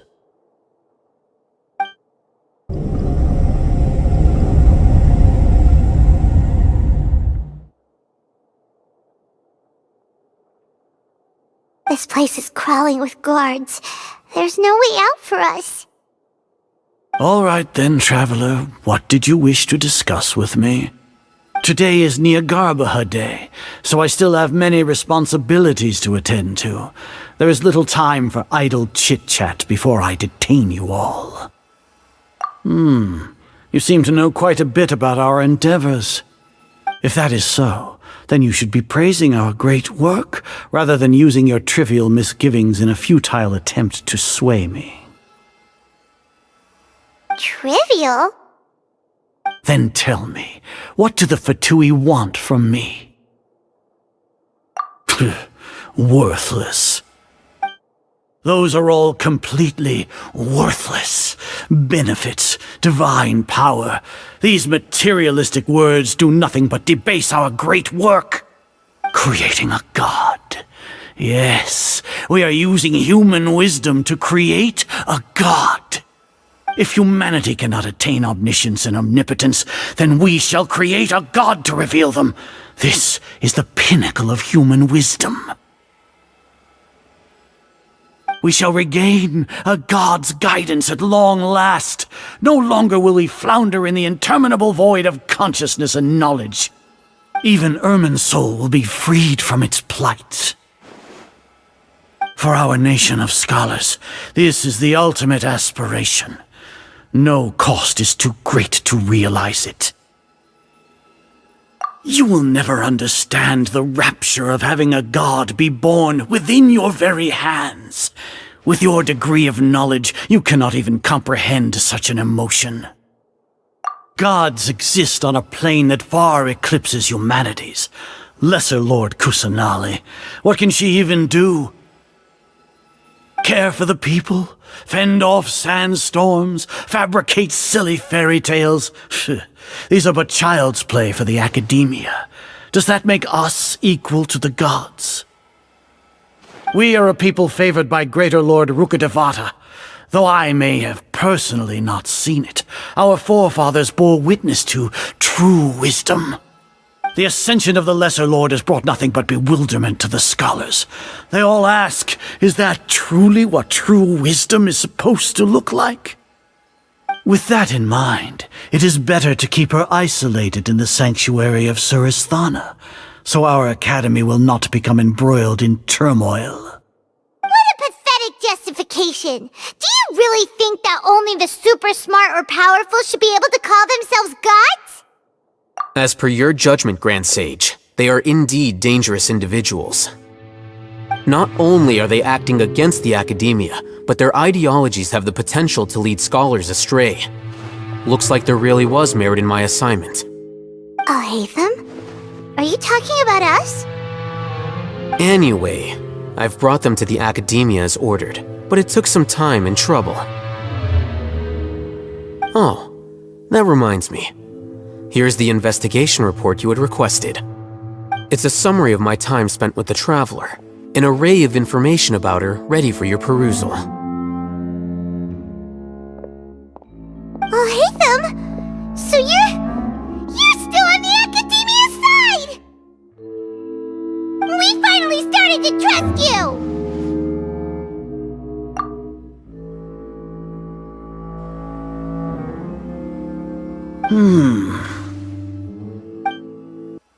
Excellent. Detailed contents with no errors. I would expect nothing less than an immaculate report from the scribe. As it is Niagarbaha Day, I'll enter the information on you into the Akasha. Surely you know what that means. We'll be monitored, just like Sino. With the Akasha's calculation prowess, all of your actions will be predicted with an accuracy of at least 98%. Furthermore, your data will be updated in real time whenever new information presents itself. To put it into words you can understand, wherever you go, you will be walking under an invisible leash. This is Sumeru's greatest penalty for dishonest persons. Are you not familiar with the concept that great responsibility begets an equally great suspicion? In any case, you are Sumeru's most concerning external variable. Locking you down will greatly decrease the chance of any undesirable outcomes coming to pass. You're despicable! Despicable? Perhaps from your perspective, but I suppose you had mentally prepared yourselves for this, no? Your ploy was to sacrifice the Traveler here, was it not? Lord Azar, I know what you're trying to say, but I've been following your plan this entire time. Why are you doubting me at this juncture? Must I delineate your entire plan? Very well, I will spell things out. First off, I received an eyewitness report that you were spotted with the Traveler at Caravan Ribat. However, you immediately departed for the desert and escaped surveillance range. Judging by the time, you all likely encountered the truant General Mahamatra in the desert. Am I correct? Maybe Paimon shouldn't have mentioned Sino just now. The Academia had not received correspondence from its scribe for a prolonged time. You were also in the company of the Traveler, a close associate of Lesser Lord Kusanali and General Mahamatra Sino, who had defected from the Academia. With their instigation, what was the probability that you would betray the Academia? Rationally speaking, 50%? 70%? What do you think? Regardless, that's only a guess. The facts are that I've brought the Traveler right before you, and I gave you my report. Indeed, your boldness deserves praise. To think that despite status as an outlander, the Traveler is still willing to sacrifice for the sake of your plan. If I'm correct, you have a contingency plan to save Lesser Lord Kusanali and ruin our great work. Sneak into the Academia on Niagarbaha Day, using Alhaitham's status as the scribe, for there is a good chance that an opportunity to save the Lesser Lord will arise. Should your intentions be discovered, Alhaitham will turn traitor and sacrifice the Traveler, thus proving his innocence. He can then stay inside the Academia and continue searching for a way to proceed forward. As for Sino, According to the Akasha's calculations, he will soon return to the Academia and confront me in person. I suppose this is also a part of your plan?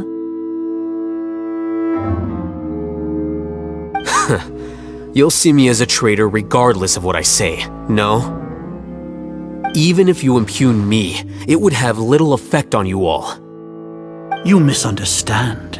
Losing our scribe would irreparably damage the Academia's regular operations and the development of Sumeru's future academic systems. However, under the current circumstances, even that is trivial compared to what we stand to gain from our great work. You said that I betrayed the Academia, but you, Azar, you've betrayed all of Sumeru, betrayed its Archon. So flight has turned to fight at long last. Guards!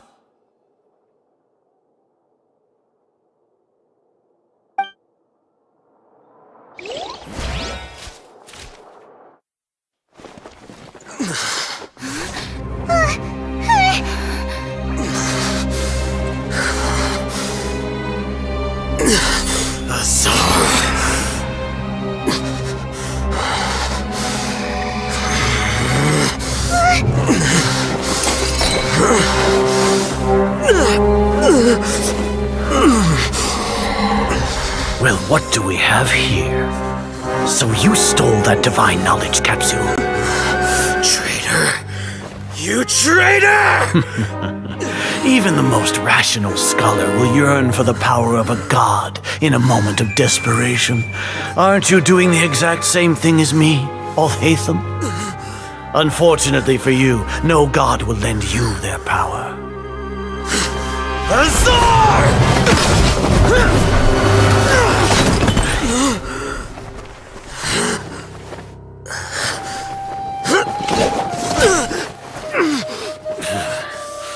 He has gone completely insane.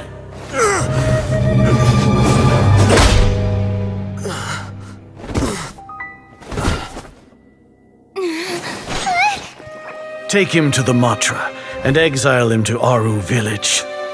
Then find someone to take these two to the confinement room. I'll deal with them later.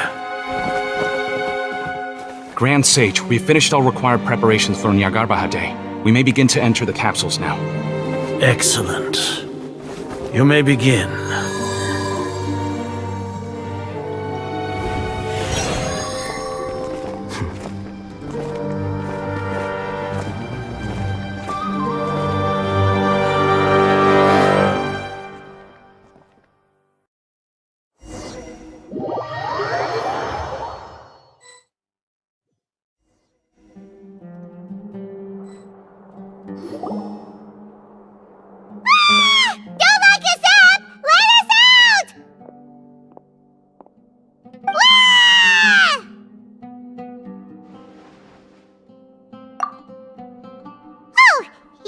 Paimon got a bit carried away there.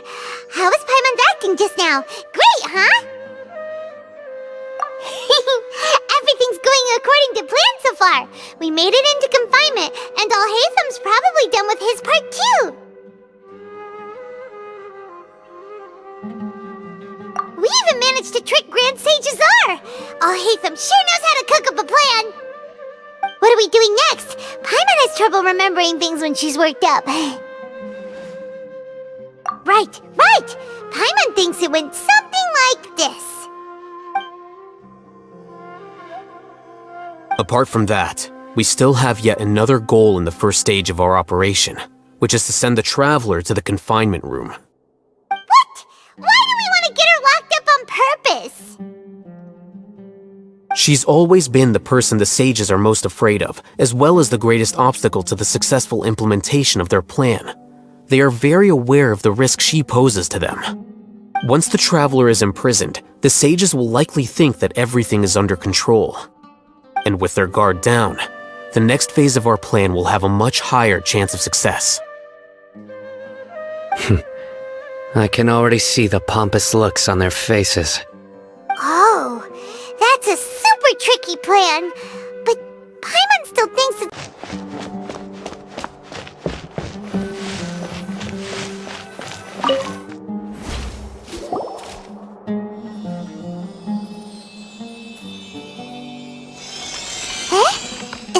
Spot?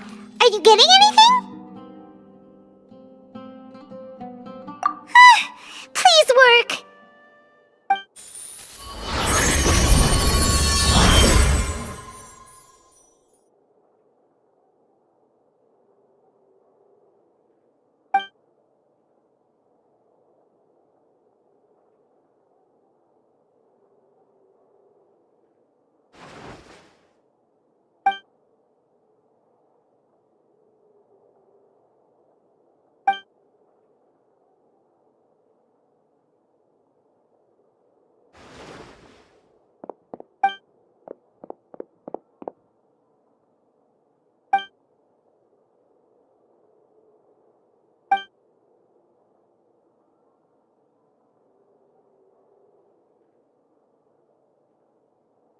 Nahida!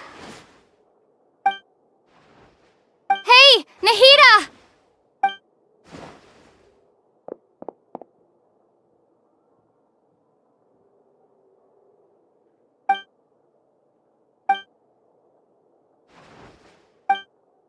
When did it first start?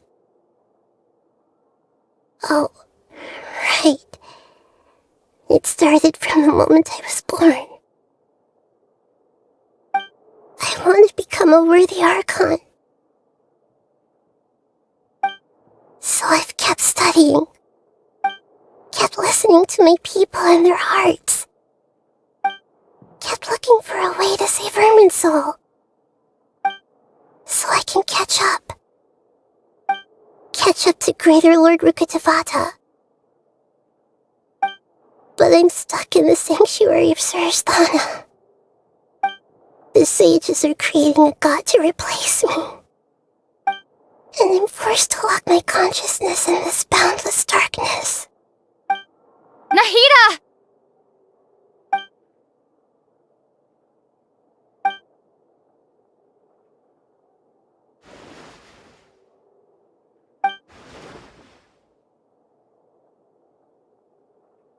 Nahida!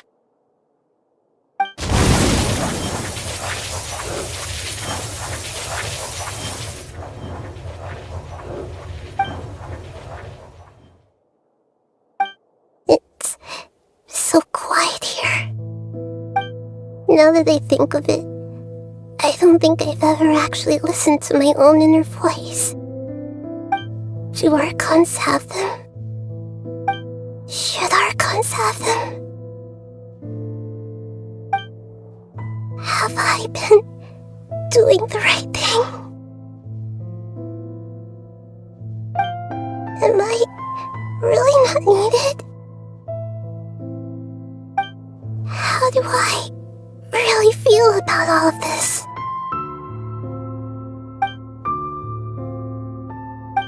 It's so quiet here. Since you're the god of wisdom,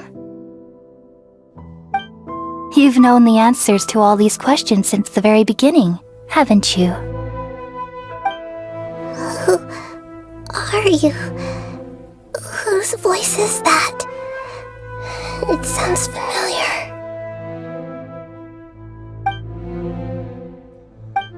You're right, though.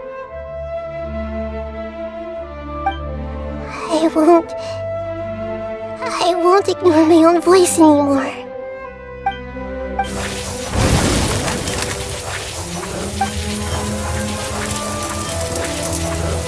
Nahida!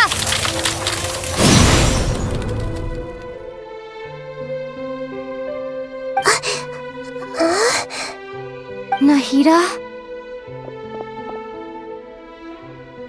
Did you wake me up? Thank you. Why are you here? We're here to rescue you. Are you alright? I'm fine. It's just... when I think of everything that's happened to me, I feel really angry now. You should have been angry ages ago.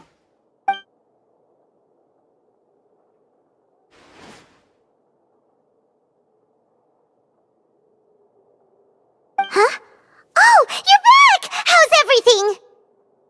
That's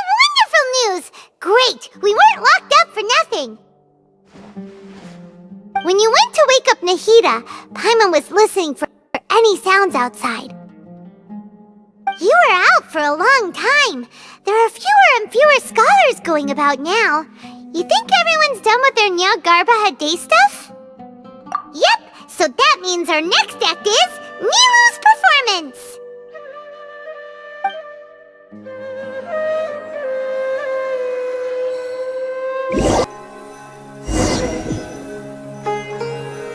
Nilu, are you sure about this? You're taking such a great risk for them. I'm sure, and I'm going. You know that I don't like to pass up any opportunity to dance, and this one is especially important. All right. You seem to have a lot of trust in them, so I won't say more on the subject. But if anything happens, the few of us here may not be able to help you. Don't worry. They've been through worse. Everything's going to be fine. All right. You know, if you really do get arrested, we'll do everything we can to get you back. Be careful, even if it's only for our sakes. Thanks, Mr. Zubair. You're so very kind.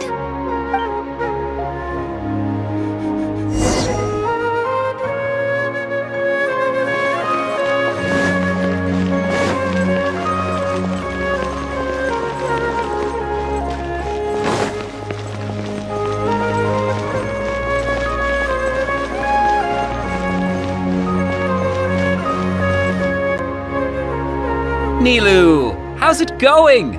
Nervous? Definitely more than usual.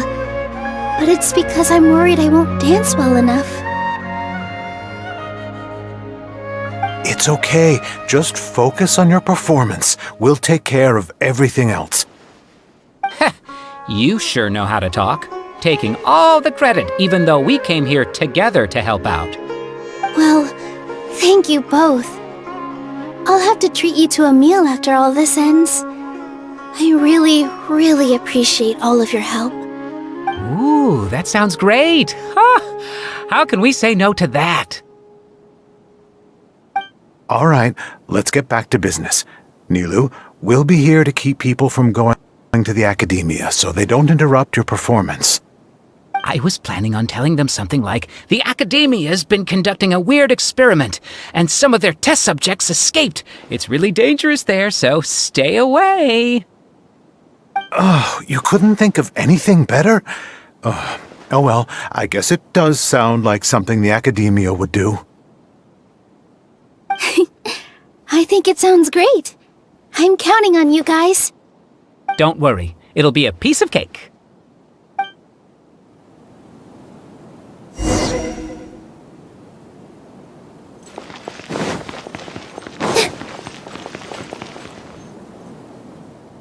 Hey, Nilu! Sorry, it's great to see you, but I'm really busy right now. Our Bait People Away with Yalda Candies plan is working beautifully. Do you want some candy? We have more than we can give out. Vihar, thank you so much for doing all of this. And even dressed up as the Knight of Flowers, no less. I'll pass on the candy, though. I cut back on sweets in the period leading up to a performance, and I'm about to start one. You have a point. The stage is cleared and everything's ready, so you can start your performance at any time. Yeah, thanks to you. I'm really grateful. All right, time to hit the stage. You're welcome. The honor's all mine, since I'll have such a great view of the show.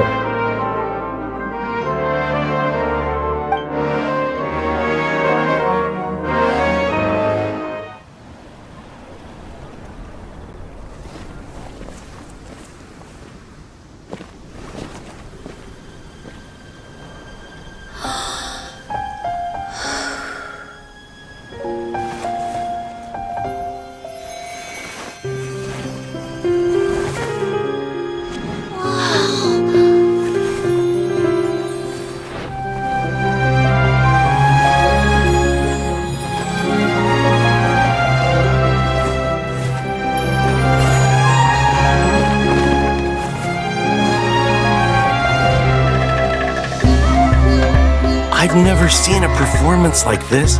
This is incredible. Yeah, but I heard that public performances like these have been banned. I can't believe she's doing this here.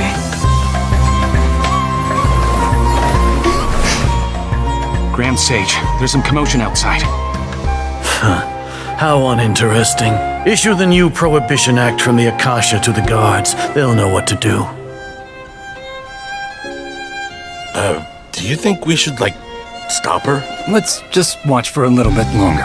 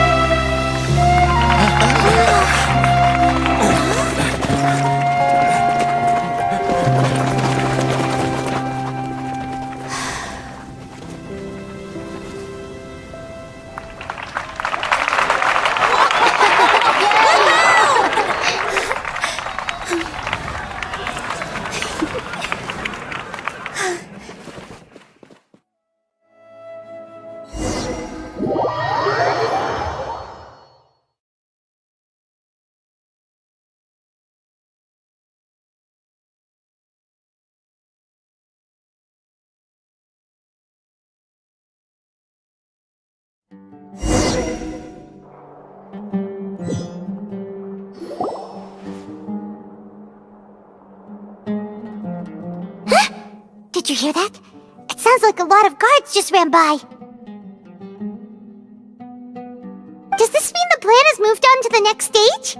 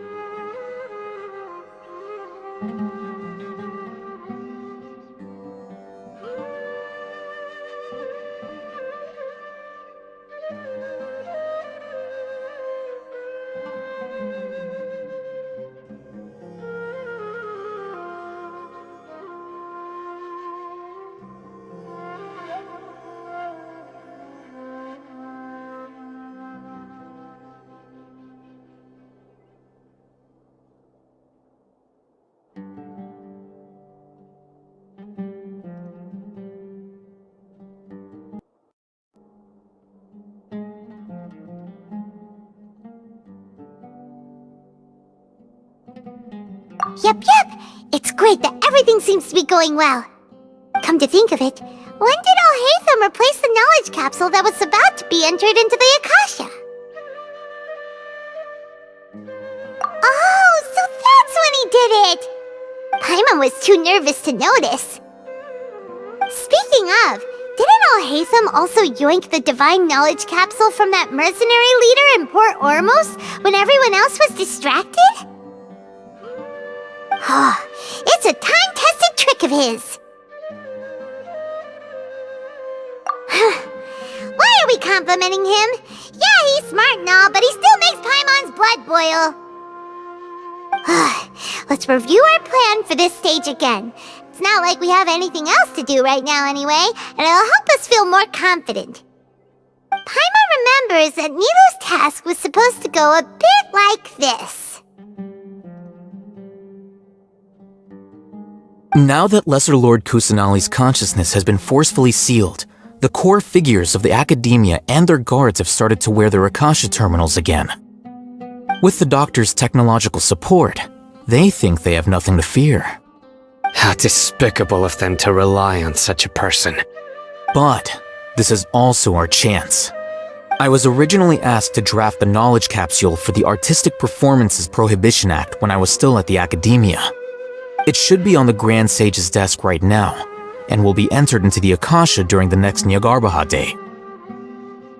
Are they really going to stop all artistic performances? That's horrible! I'll make an identical knowledge capsule, but this time, I'll smuggle some misleading information into it. We only need to find an opportunity to switch the capsules. Once it's been entered into the Akasha on Nyargarbaha Day, If someone were to be seen performing in public, the sages would definitely use that opportunity to announce the ban, and so the misleading information will be disseminated amongst the guards. Sure sounds complicated, but it seems like if everything goes well, we'll be able to get rid of all the guards in the academia without any effort. That's pretty clever, getting right into their heads. I just have one question. Even if we manage to get the misleading info out to the guards, how can we be sure that they'll believe it?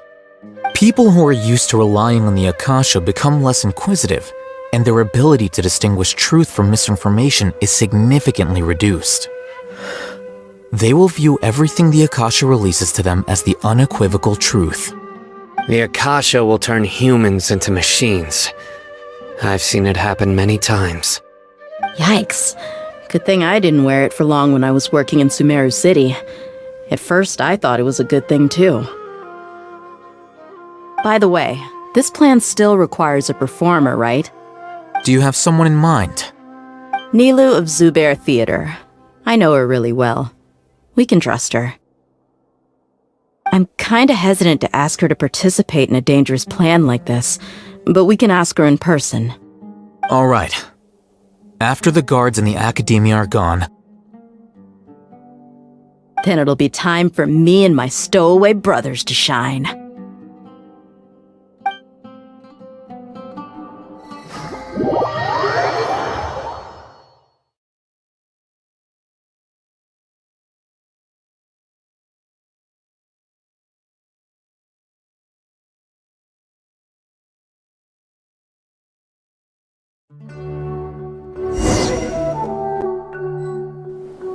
Here they come. Did you see that, Raman? They came out from the academia in droves.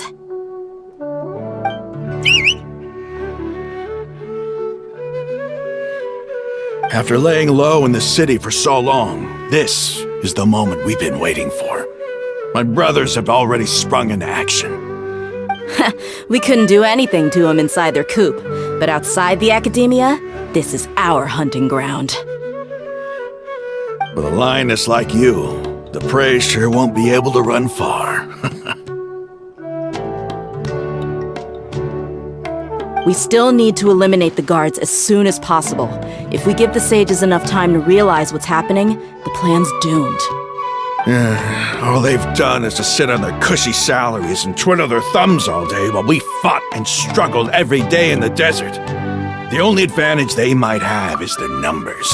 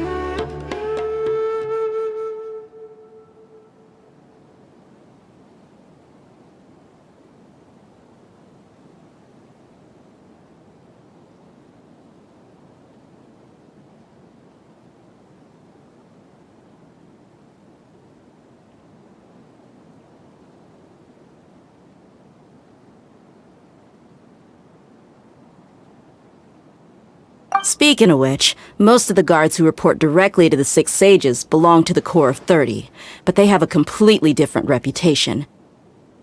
Following those blasted sages every whim, throwing away all the principles of being a mercenary. As someone in the same profession, I'm obligated to teach them a good lesson today. Indeed, the trap has been set. All we need to do is lead them there. All right, let's each take a road and herd those scattered guards back into one place. Make sure to attract their attention. Isak will be the key. You gave such an important task to that child. Will he be okay? It'll be fine. Isak was so determined to help, so let's put our faith in him. Besides, even if he's caught, the guards would be too scared to do anything to him. They've never seen Lesser Lord Kusanali in person, after all. You've got a point. Anyway, I think I see them coming. Let's head out. Good luck.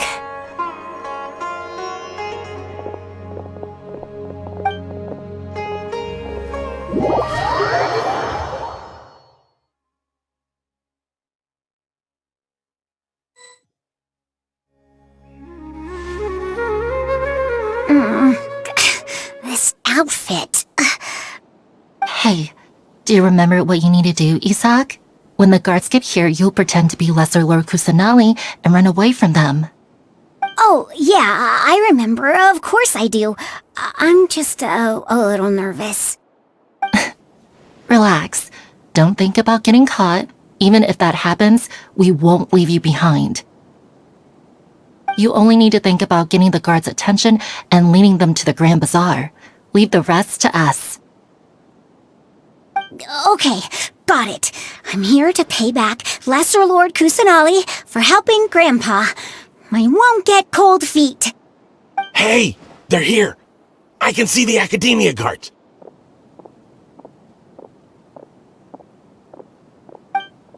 All right, it's time, Isak. Take a deep breath and go. You can do this.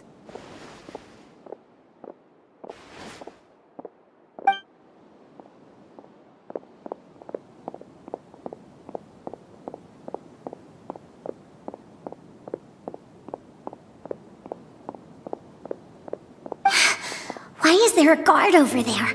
Did he already run ahead of me? This is different from our plan. But there's no time. I need to make a choice.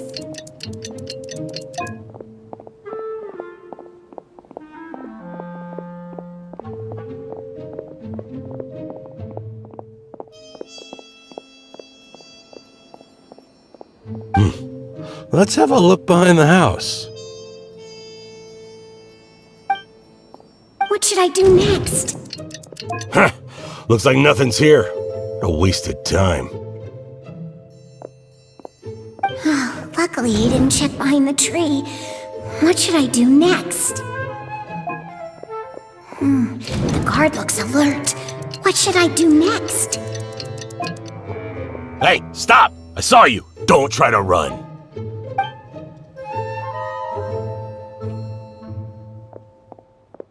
The guard looks alert. What? Doesn't seem like anything unusual's around here. Looks like the guard finally left. I need to go.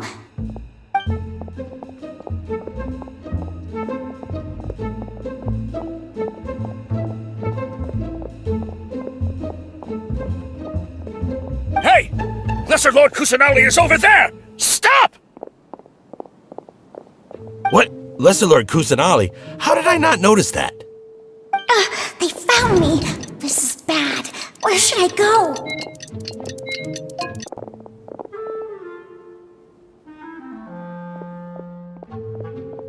Hey! Lesser Lord Kusanali is over there! Stop! What? Lesser Lord Kusanali? How did I not notice that? They found me. This is bad. Where should I... The target suspected to be Lesser Lord Kusanali has escaped into the Grand Bazaar. Assemble and arrest her!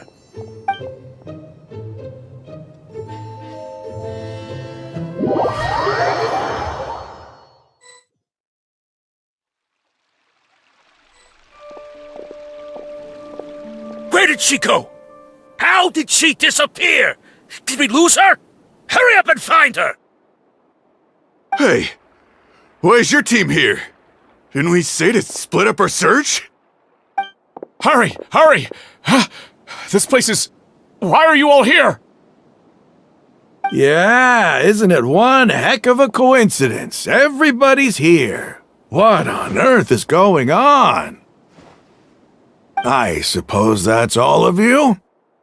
Who are you? Did you set us up? What are you planning? Phew, that was rough. I almost got caught. Little brat! So you're not actually Lesser Lord Kusanali. Who exactly are you all? Eremites from the desert? Just some colleagues. Think of this as a business competition, or a personal grudge. After stepping into our traps, stop thinking of yourselves as hunters. Behave like the prey you are.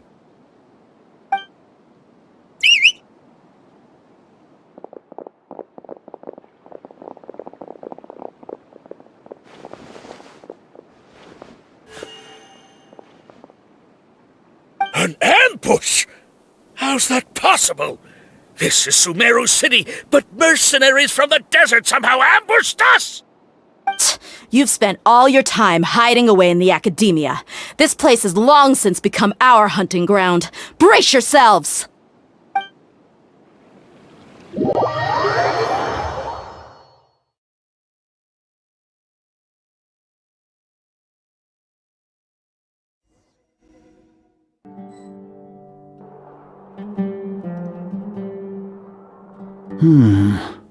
This is odd. The academia has quieted down after the conclusion of the Nyagarbha Day ceremonies, but it's much quieter than usual. Where are the guards? Why have I not seen a single one? Guards? Guards! Grand Sage, how may I be of assistance? I called for the guards. Why did you come? My apologies, Grand Sage. Right now, all Academia guards have entered the city to perform the ordered arrest. I thought you knew. Arrest? Who is there to arrest? I have an ominous feeling. Arrest Lesser Lord Kusanali, right? Is that not what the order was? Lesser Lord Kusanali? You mean she has disappeared? Yes. I wouldn't dare make up something like that. Right now, everyone is in a panic, and many are saying that Lesser Lord Kusanali will take revenge on us. What happened? Just what is going on? Lesser Lord Kusanali somehow escaped? Was it Alhaitham and his party that freed her? That's impossible. The Academia is heavily guarded today, and any order to release Lesser Lord Kusanali would be strictly confidential. Besides, Alhaitham and the Traveler are already in our hands. What manner of trickery did they employ? How could Lesser Lord Kusanali disappear into thin air? Disappear? Wait. How was the arrest order distributed to the guards? It was issued by the Akasha earlier today. Only you have the authority to send messages like that, so I thought it was your order. Let me check.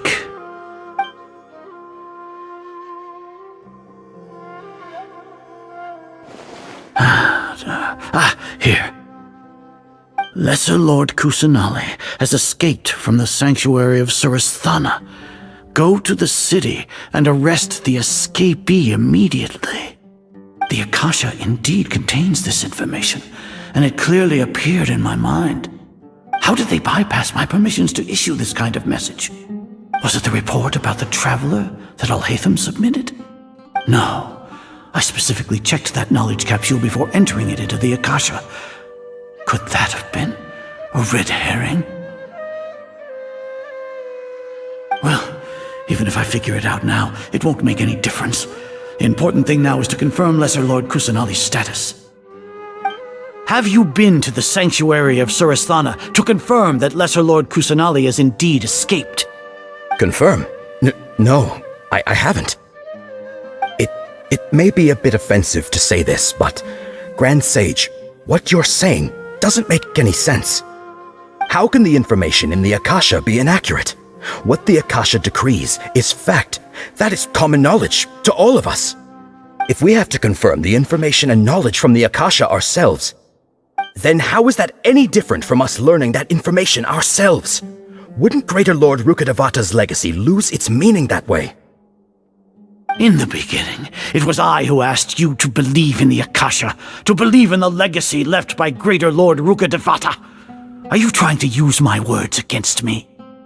No, Grand Sage. I'm merely confused because I believe in you. I never meant to refute you. Stay here and see if there are any suspicious people around. I'll go to the sanctuary of Surasthana on my own. Yes, Grand Sage.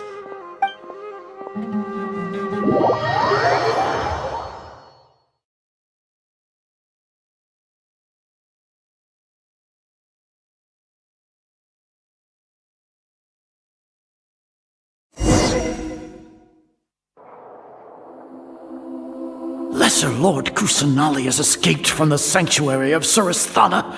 Go to the city and arrest the escapee immediately. How can that be?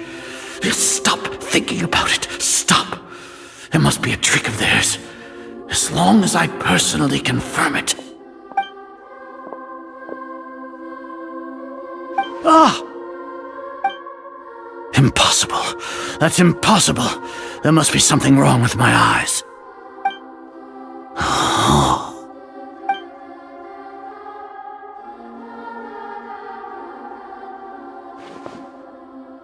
What a comical sight, Azar. Once the Akasha has put certain thoughts into your head, even the Grand Sage can no longer see what's right in front of him. You all can only see the world in your mind, the one you think you know. And precisely because of this, you disregarded Lesser Lord Kusanali's existence. She has been a wise and worthy Archon. Sino, have you been waiting for a chance like this? The Akasha predicted that you would return to the Academia to confront me, but I didn't expect it to turn out like this. I was careless. No, you were blinded. Your faults stem from your reliance on the Akasha. You're still the same as always. I truly did not expect a proud person like you to cooperate with Alhaitham and the Traveler. People change, Azar. Admit it. The Akasha can't predict my actions anymore. Then tell me, what have you found during your investigation? You want to buy time? This is the sanctuary of Surasthana. Under your own regulations, even Academia staff are forbidden to come here. No one will come to save you. As for the investigation, I've at least confirmed that you are guilty of insurgency against the Archon. A serious crime. So what? Did you do all of this so I would plead guilty in front of you, General Mahamatra? No. I want you to plead guilty in front of the Archon herself. You once said that I had no standing to judge you. So now, how about judgment in the name of a god?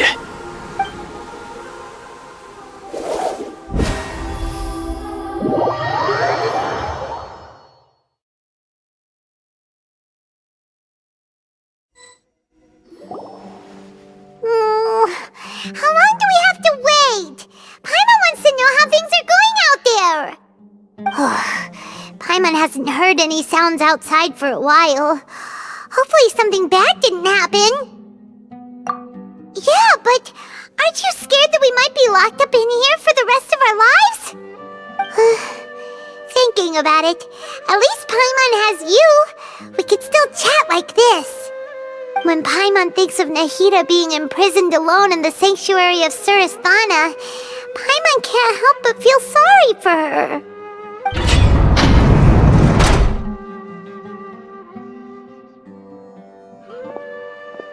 Here comes your savior.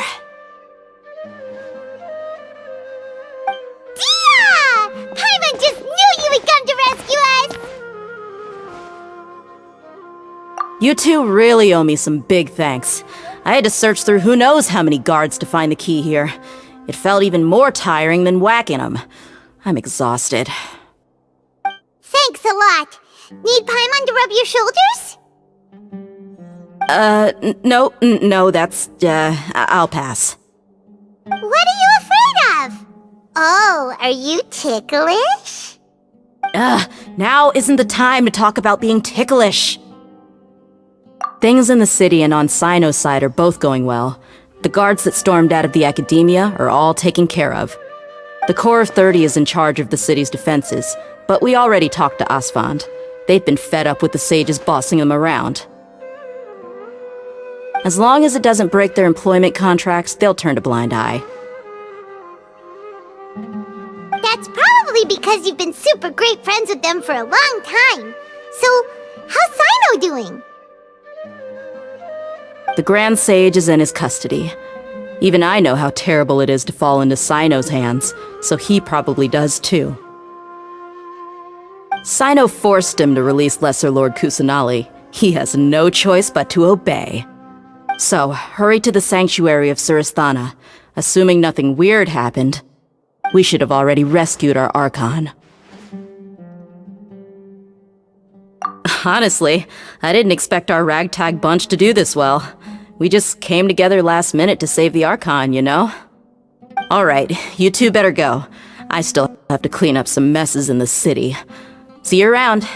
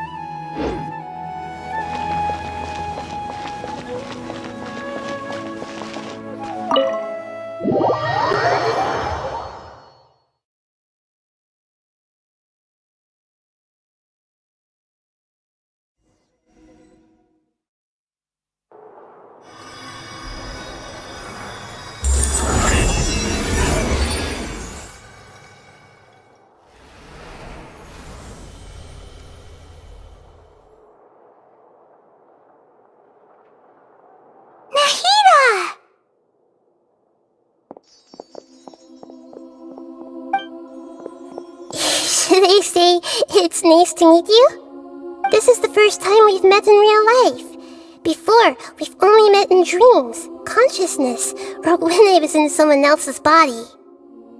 Thank you so much for coming to rescue me, but I also need to apologize.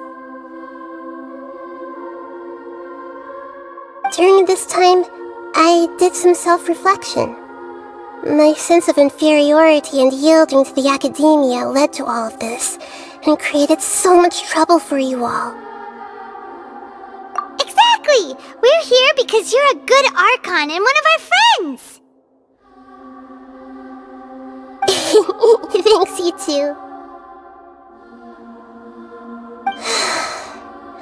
Amazing. So this is how it feels to walk out of that cage with my own body. It's like I just had an endlessly long dream. I can't even tell if I just woke up or was only now born into this world. My concept of self has become so clear. But now doesn't seem to be the time to indulge in this feeling. This is really embarrassing. You all just rescued an Archon, and now she needs your help to save her country, and even the entire world. It's okay. With you here, Paimon's sure that everything will work out. There's one more thing. What is it? For all the things the academia did to me, and for all the folly it committed in the name of wisdom, as their Archon, I will make them pay. Ah! Wow! That's the spirit! You're finally standing up for yourself and not letting people walk all over you! I understand now. To be a better Archon, I first need to better myself. If you haven't even figured out how to be a caterpillar, how can you be a butterfly? Yes, true. That reminds me. I wonder how far along the Academia is with their god creation plan. We need to hurry and prevent the birth of that false god. I need to make some preparations. Since I'm now free, I can establish a direct link to the Akasha and control it. First things first, I need to remove the restrictions that the doctor put on me in the Akasha. After that, I'll make some adjustments and revoke the sage's permissions.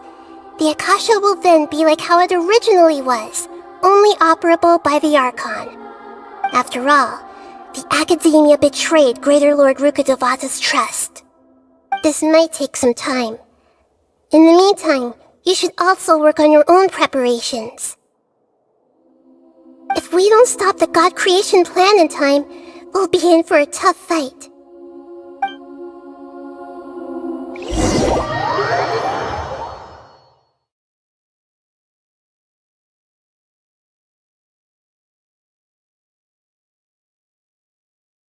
We might as well prepare for a fight. When we're done, we can take a walk around. After all, we missed out on a lot of stuff when we were locked up.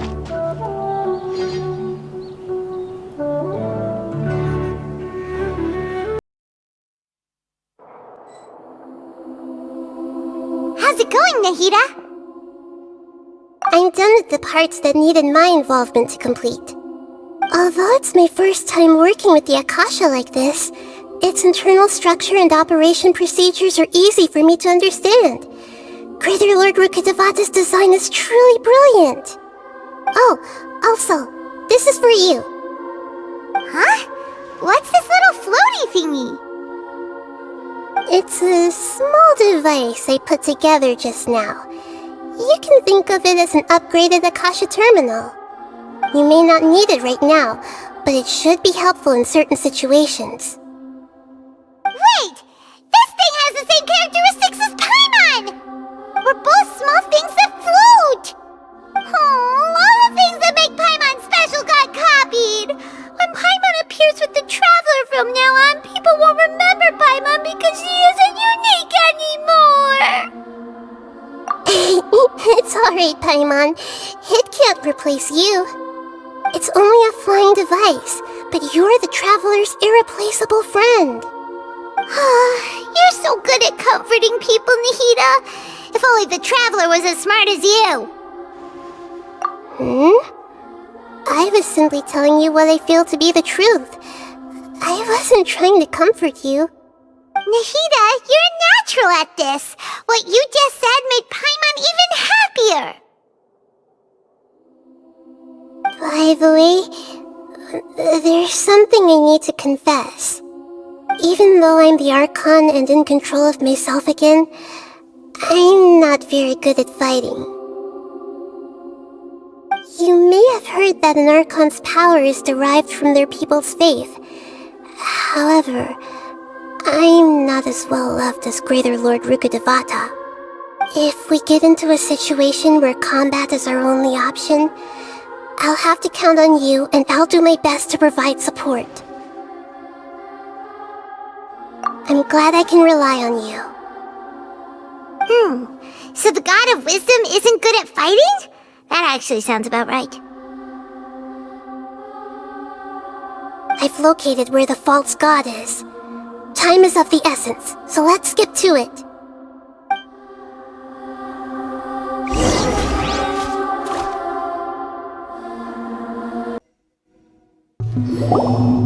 What is this place?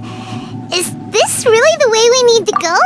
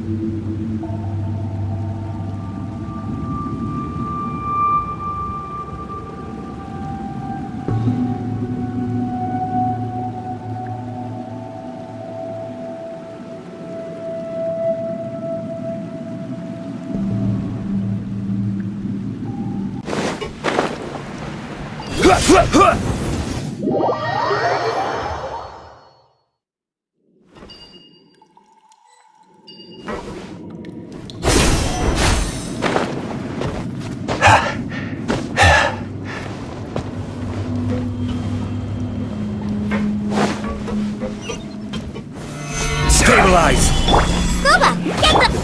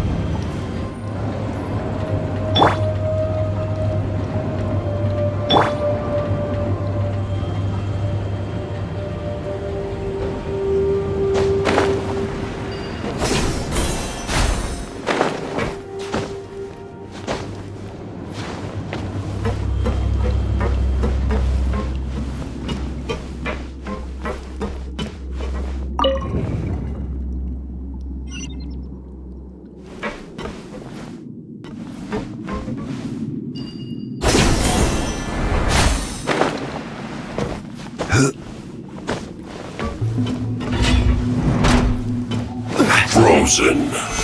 Crisp. No, my sword! Fresh. Order guide. Eat this! Chill to the bone. Pay your dues. Let me read you a verse. Time to go!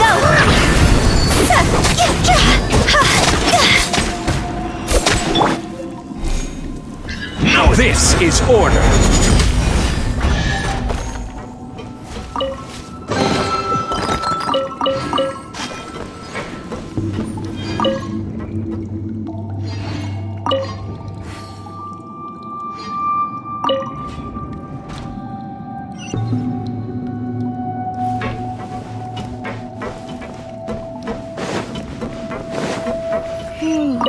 The cart is stuck. Maybe there's something wrong with the tracks. Let's try adjusting the direction of the device to clear the tracks.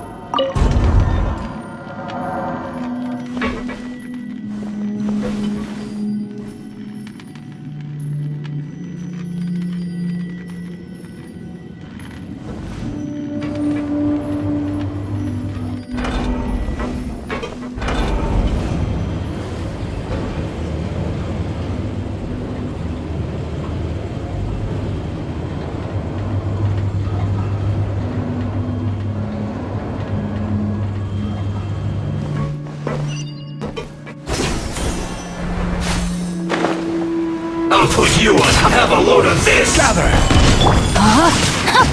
No, my sword! Get careless. Nice and spicy.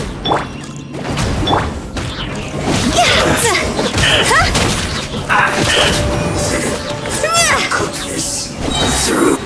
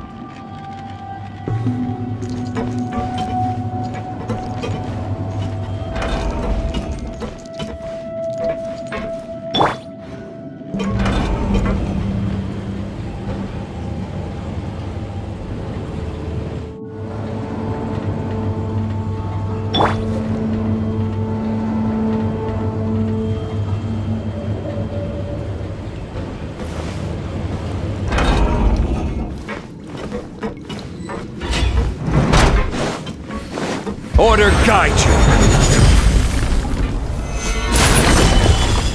Out of the frying pan, into the fire!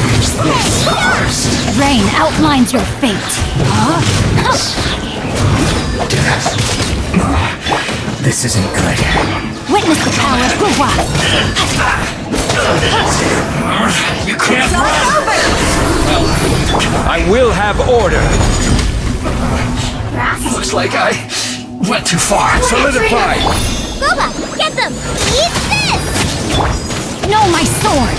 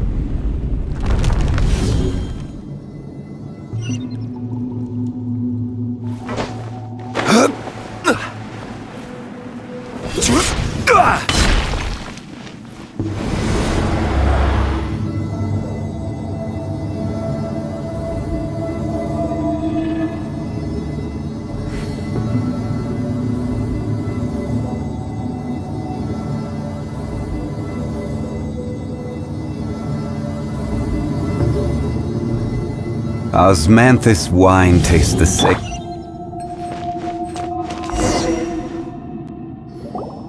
Looking at its operational status, we must prepare for the worst.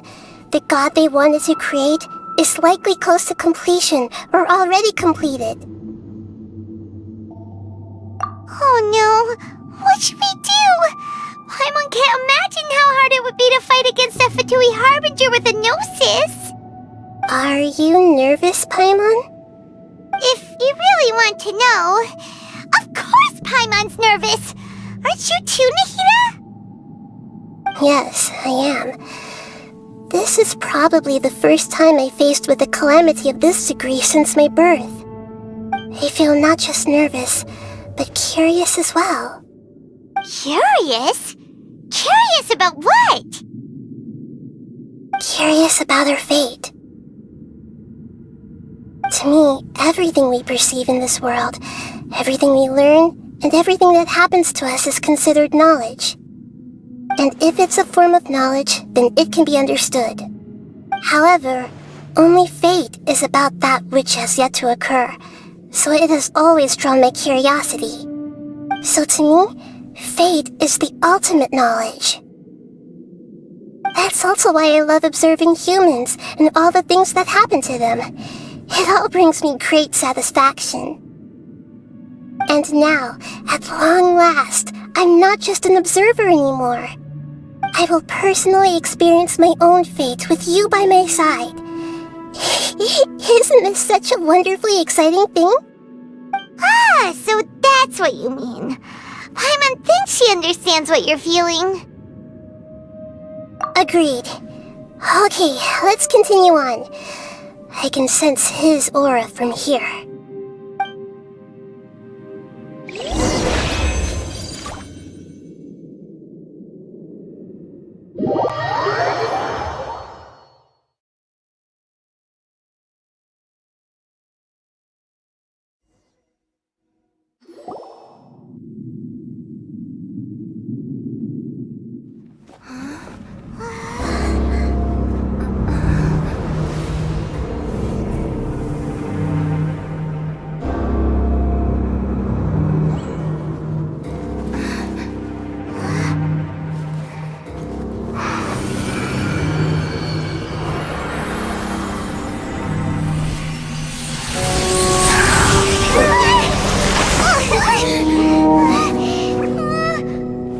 Who would have thought the world would be so eager for my birth?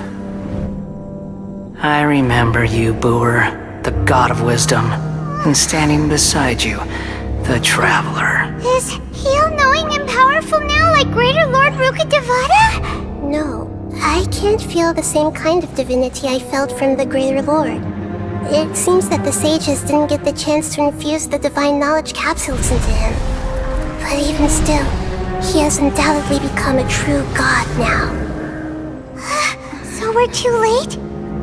The Balladeer has already become a god? The Balladeer. A long bygone title. When my spirit ascended to divinity, I felt as if I had existed for the same number of epochs as heaven and earth. Looking back, the existence of what once called itself Kunikazushi appears infinitely small and ugly.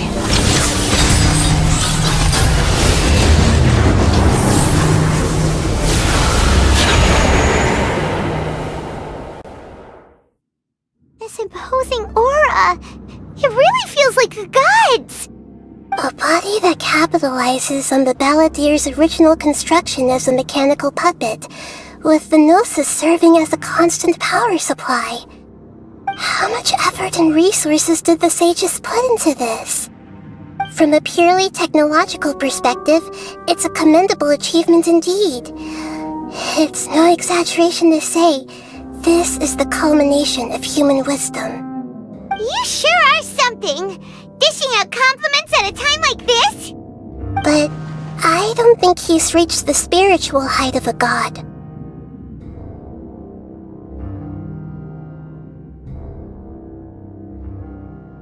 Strife is engraved upon every god and every gnosis brought forth into this world.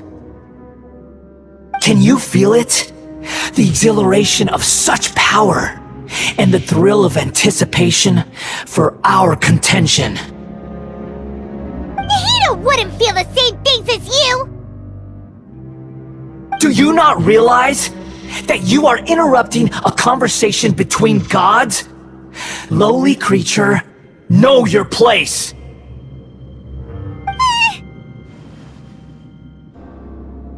The strife engraved upon a gnosis. You're talking about the Archon War. Tevat's current peace was not easily won. I didn't personally participate in the Archon War, but the way I see it, all those losses were meaningless, driven by the demands of the laws. There's no point in bringing it up again. Is that so? Yet I am deeply disappointed that I was never allowed the fortuity to personally participate in the Archon War. This is a first. Encountering a god in this world who does not crave power. No wonder your own people have abandoned you, god of wisdom.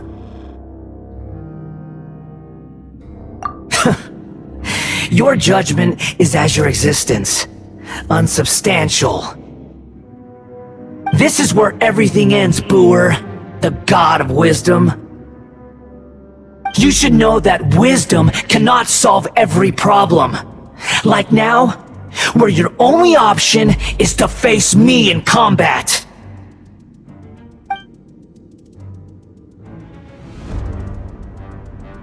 Come! Let us reenact a scene of the Archon War. Come and inaugurate my birth as a god.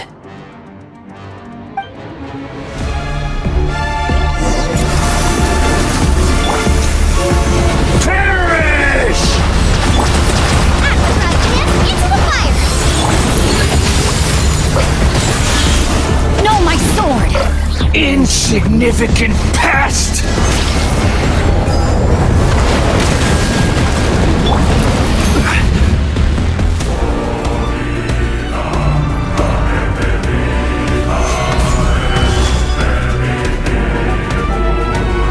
Feeble human!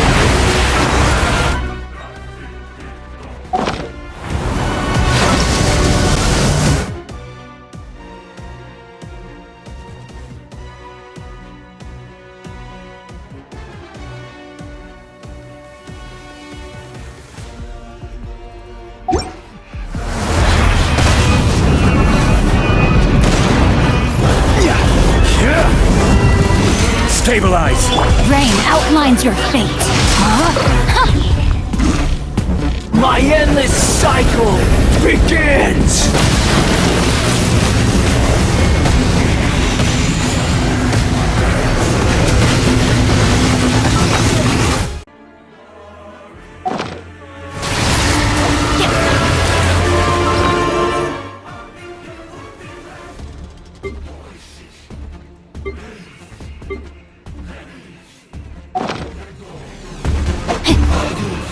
Feeble human!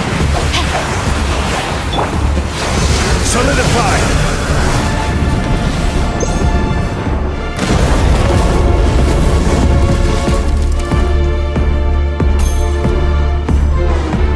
Insignificant past!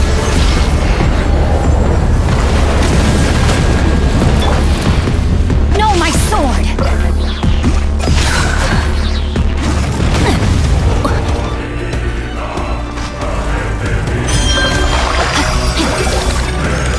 At my command, you shall fall!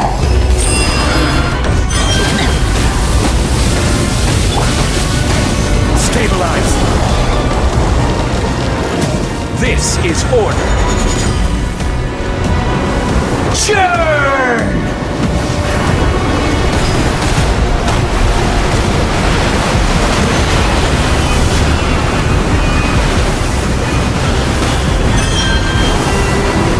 Insignificant past!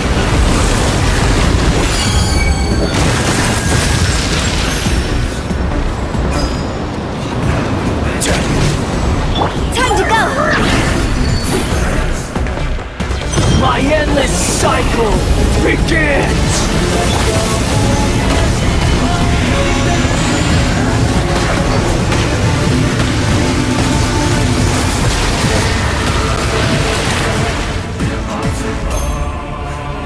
Feeble human!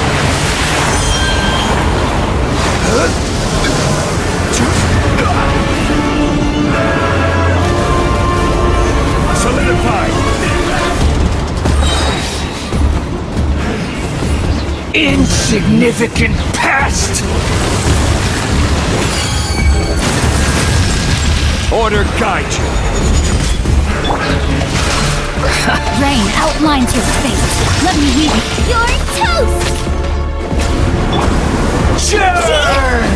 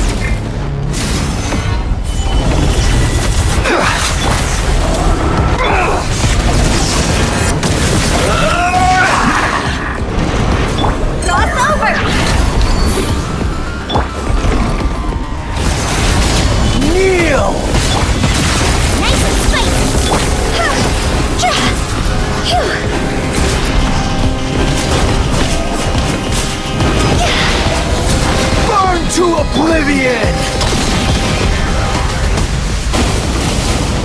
Gather! No, my sword!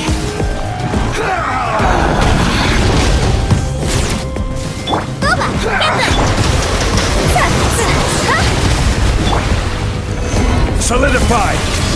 Kneel!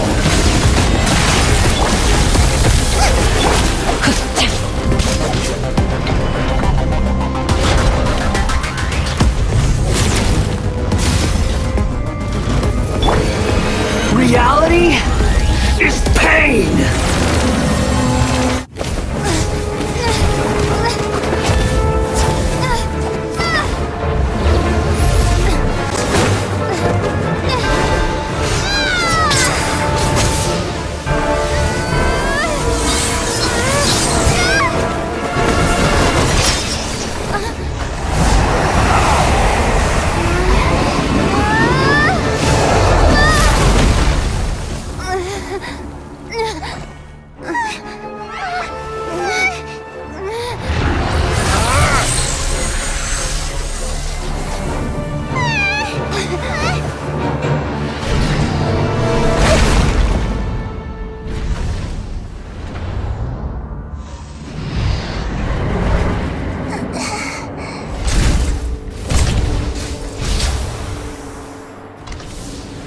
This is supposed to be a battle between gods, yet you choose to hide behind a mortal.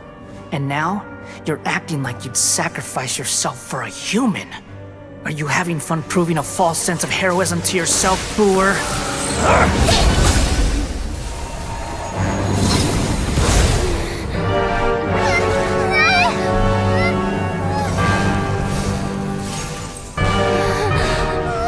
The data collection is almost complete.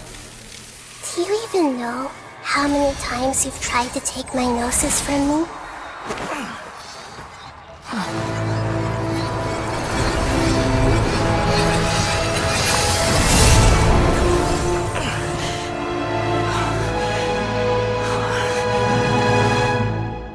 We just concluded the 168th loop.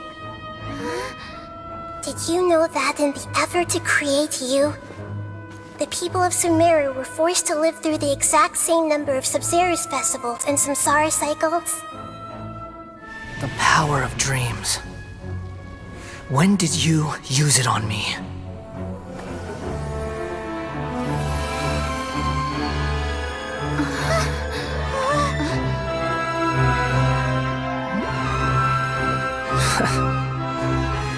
You can't even defeat me in a dream.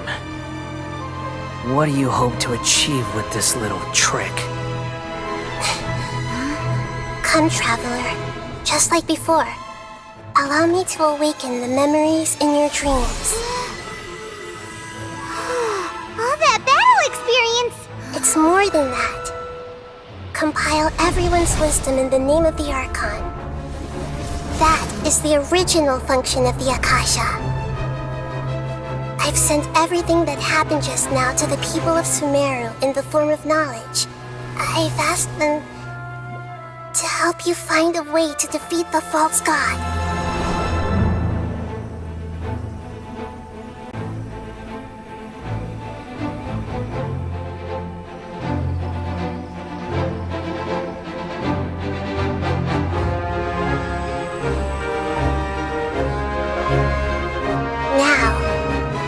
Sumeru's wisdom is at your disposal. Meaningless tricks won't save you!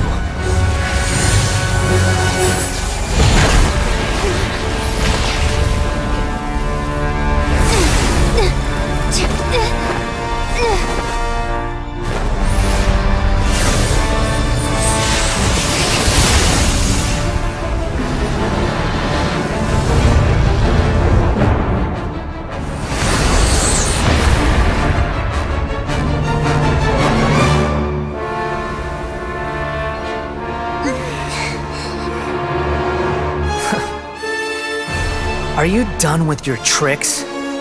Can I finally take this as a real battle between gods?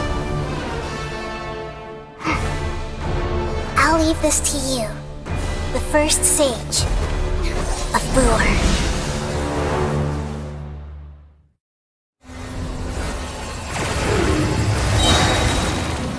1,000 eons, mine to dominate!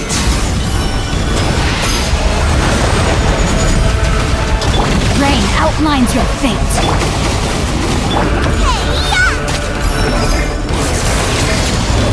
Kneel! Share my knowledge! Grow, grow, grow! Rain cutter! See? Go! Win it!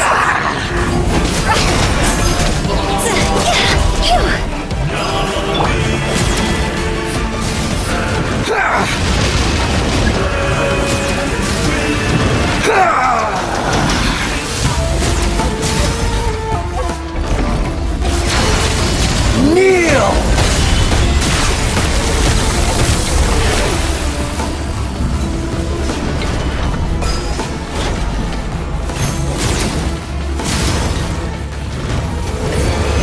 Reality, body and mind, is pain! Nice and spicy! Good riddance, cruel world!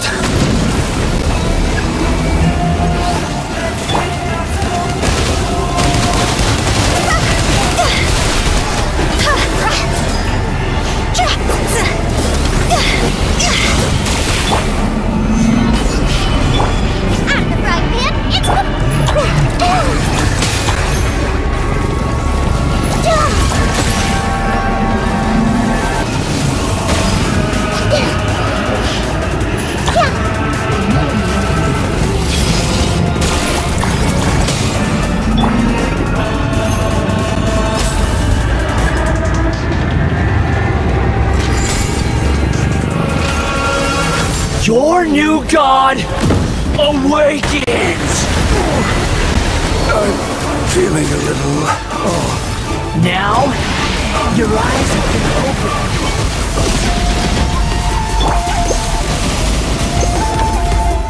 Solidify! Kneel!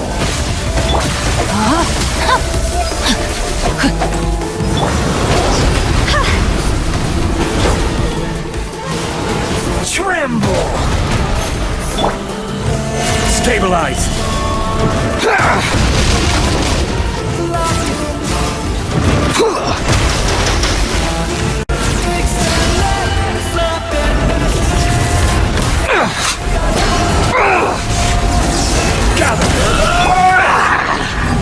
No, my sword!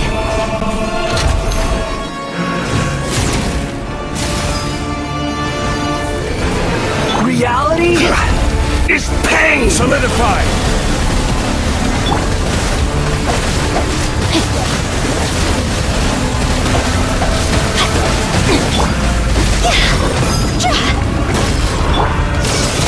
Stabilize!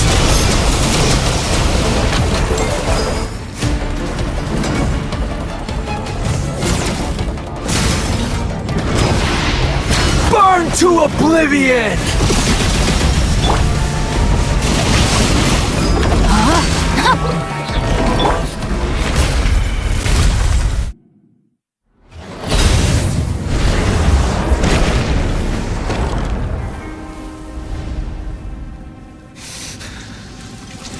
Humans.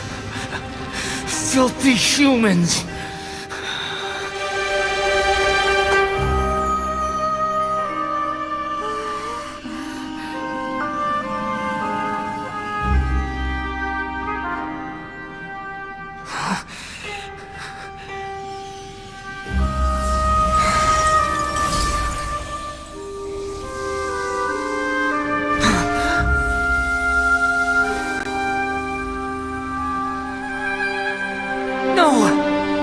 Wait!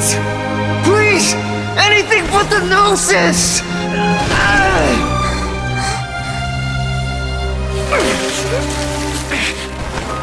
That's mine! Don't even try! I'll never go back!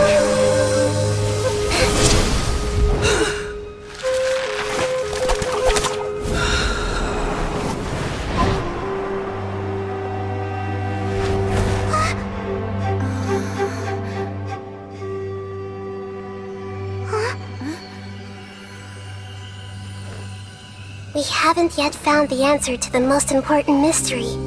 Irminsul is still waiting to be saved. With the power of another Gnosis, we may now finally understand the last memory of Greater Lord Rukkhadevata.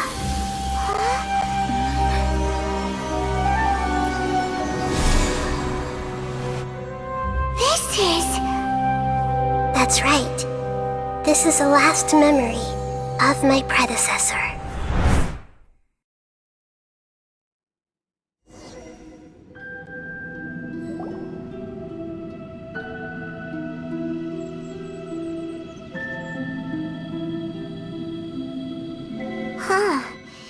This sure seems very different from what Paimon imagined.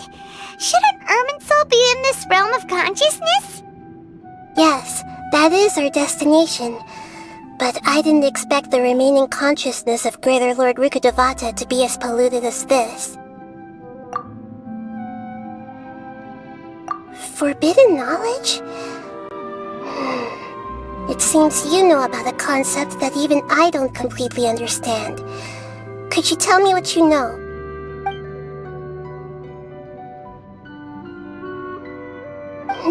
Your inference seems logical enough. Forbidden knowledge once polluted the desert thousands of years ago, but was successfully repelled thanks to King Deshret's self-sacrifice, and Greater Lord Rukkhadevata nearly exhausting her power. Then, a second instance of forbidden knowledge pollution occurred during the Conria Cataclysm 500 years ago. But I'm afraid it is much more serious this time, with Irminsul itself already in danger. So, if we're in the remaining consciousness of Greater Lord Rukkhadevata, and it's also been affected by forbidden knowledge pollution, then does that mean in order to save us, Greater Lord Rukkhadevata? Yes. It's very possible that she sacrificed her life in the fight against forbidden knowledge. She didn't completely eradicate forbidden knowledge, but if it weren't for her actions, the pollution would have been far more rampant over these past 500 years. The way that everyone, including me, has forgotten everything about forbidden knowledge may very well be due to her restoration of Irminsul. Aww. Do you feel sad, Nahida? I'm just sharing her pain. The pollution of her consciousness here is severe. There is madness, chaos, and pain all around us. Did she fight to resist the forbidden knowledge pollution in such terrible conditions, all the way up to her last breath? She even used her last remnant of lucid consciousness to leave a clue for us to follow. Yes, her words were distorted by forbidden knowledge, so that's all we could hear. But now, we have a chance to find the answer to this mystery. We can cross the polluted consciousness until we found the right path to meet with her lucid consciousness. And then, we'll let Greater Lord Rukkhadevata tell us the truth in person. Each of us need to be mindful of the state of our own consciousness while we are here. Even with the Gnosis' protection, we must always keep a clear mind. Otherwise, we could go mad at any moment. That's so scary. Don't worry, it should be easy enough for you to keep that mind of yours clear, Paimon. Let's go.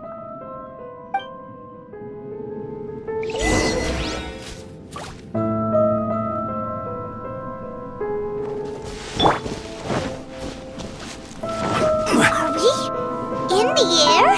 And why is there a huge boat? That's the boat of consciousness, which symbolizes reason here.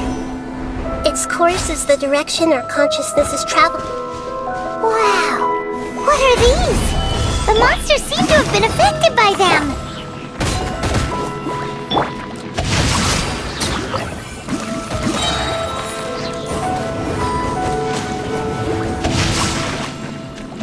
Witness the power of Gugwa!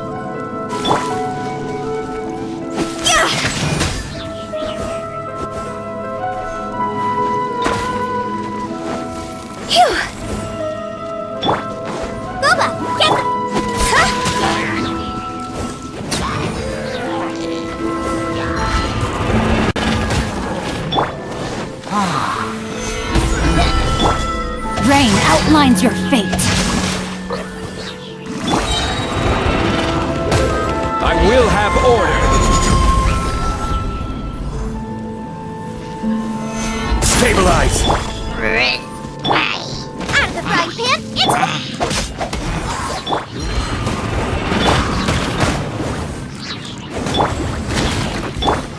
Huh? Eat this!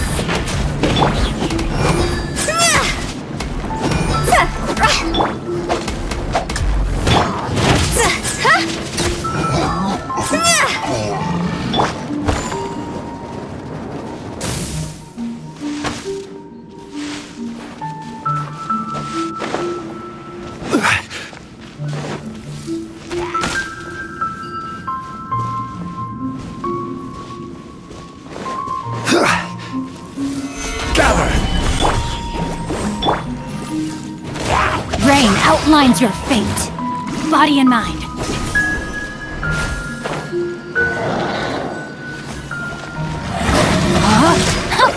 Ring cutter.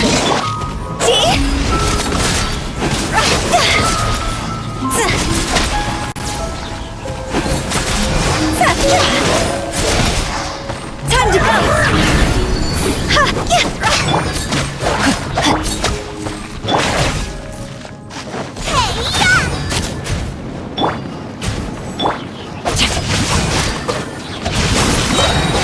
Look! A four-leaf sigil has appeared in the sky!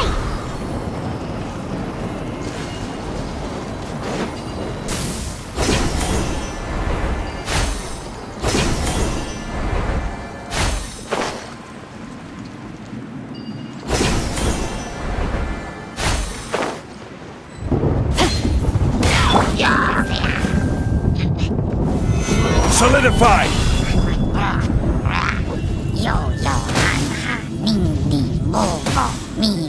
Order guide you!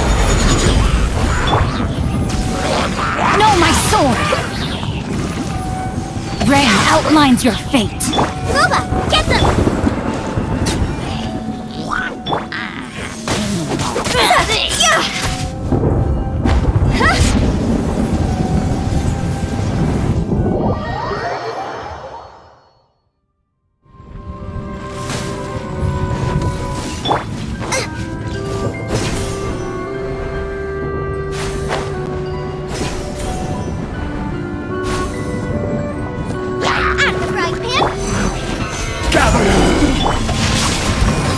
No, my sword!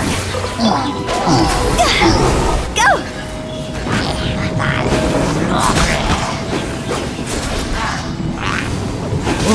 This isn't good!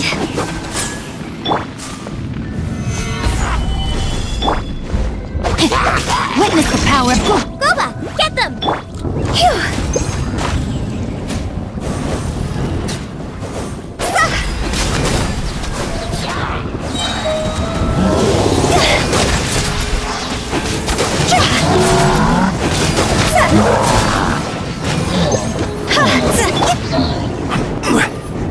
I will have order!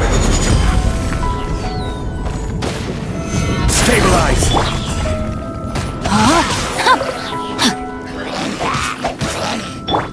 Higher, higher, hands on fire!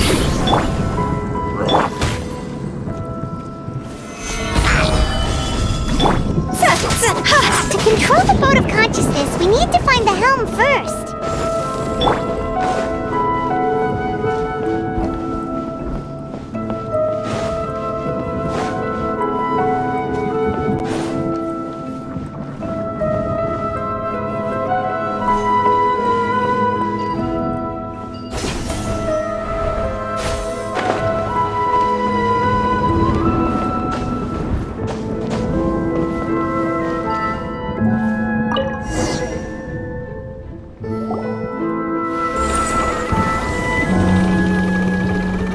We changed direction. Are we still going the right way, Nahida? Judging from the current route, the boat of consciousness will soon take us out of here.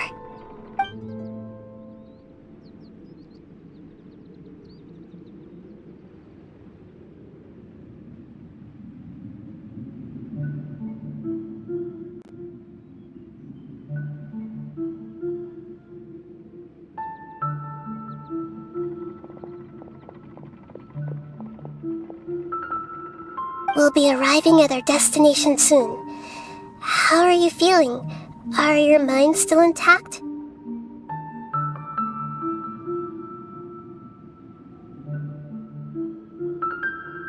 Huh? But everything's been completely normal for Paimon. Hopefully there won't be any more interruptions. This time, we should be able to meet Greater Lord Rukkhadevata. Are you saying you've never met Greater Lord Rukkhadevata before? No. It seems that my birth and her death took place at the same time. Otherwise, I think she would have given me a little more guidance, and I could have done a better job. Hey! You've done a great job, Nahida! Let's get out of this creepy place and go meet her!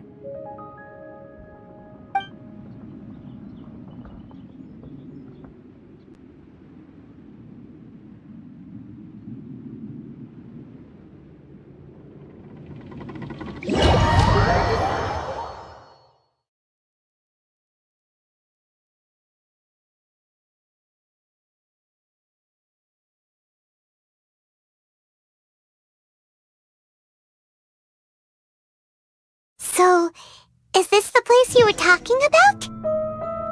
The base of Irminsul?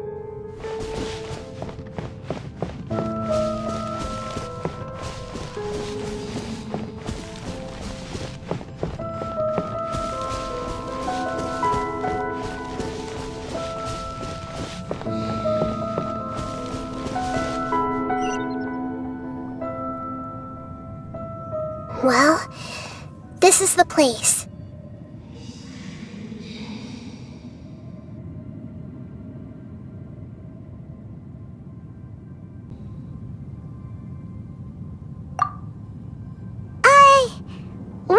find Greater Lord Rukkhadevata, right? But the one standing over there is... Is that... me? She looks exactly like me. Are you Greater Lord Rukkhadevata? Yes, that's me. Are you surprised by my appearance? Irminsul and the surrounding lands have been reproduced here as they were years ago. But this is just a realm of consciousness. We are manifestations of the same nature. Hence why we would appear exactly the same. We're of the same nature? Why? Because you are me, and I am you. You are me in the new samsara. The new samsara? As Greater Lord Rukkhadevata, I'm the avatar of Irminsul, and you are the purest branch snapped from Irminsul. Imagine it this way. Even if a tree dies, its branches will eventually take root and grow, continuing the tree's life in another form. I'm merely the remaining consciousness of Greater Lord Rukkhadevata. The real me has presumably died a long time ago.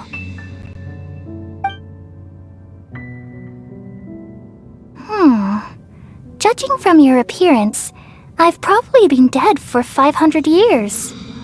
But you're finally here. My new self in the samsara.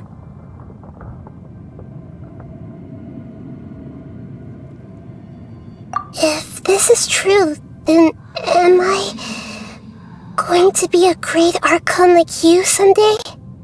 Though we share the same nature, our fates are bound to be different. All things have their own fate. When a branch grows into a mature tree, it won't be the same as the original tree. That's why fate is the ultimate knowledge, isn't it? That's a great insight. Yes, very good. It's also precisely why you won't become like me. Really? But perhaps you may become an even greater archon than I. I already see a determination in you that I didn't possess in my time, and the future that it leads you to will be yours alone. Along with the blessings from your past experiences. Don't worry. The growth of wisdom is like that of a plant. You only need to wait quietly for the flower to bloom. Come to think of it, the sages never had the faintest inkling of the meaning of wisdom. Thank you. Nothing makes me happier than discovering that the archon I always admired was in fact myself in another fate.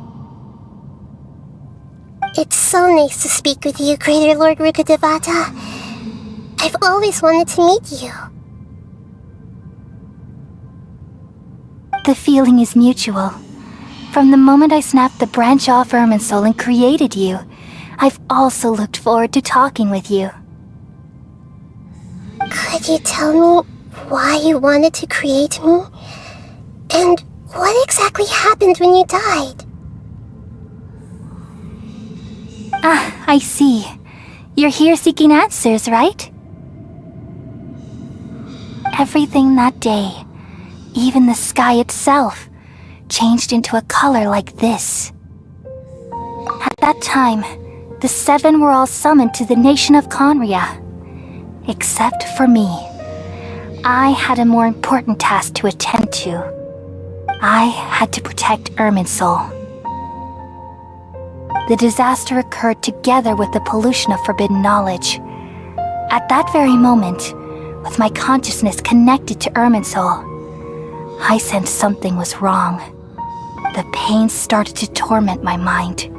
By the time I reached Irminsul, it was already displaying signs of corruption. Had I not repelled the pollution of forbidden knowledge with King Deshret thousands of years ago, I might have felt even more hopeless and lost. So what exactly is forbidden knowledge? It's a kind of knowledge that doesn't belong to this world, and a form of truth that can't be understood. It came from the very bottom of the abyss. Even I could never understand it. The world is constantly rejecting it, leading to all kinds of bad phenomena. If we allow forbidden knowledge to pollute Irminsul, I'm afraid the entirety of Teyvat could fall apart. So, there's knowledge that even the God of Wisdom can't understand? At that time, I knew I couldn't repel the forbidden knowledge with my strength alone. Which is why I created a device that compiled human wisdom and named it the Akasha. It's truly the world's most amazing invention. Thank you. For a long time, I thought dreams were the fruit of human wisdom.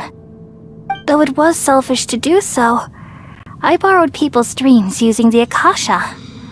Then I compiled their wisdom and all of my own power. Well, did it work?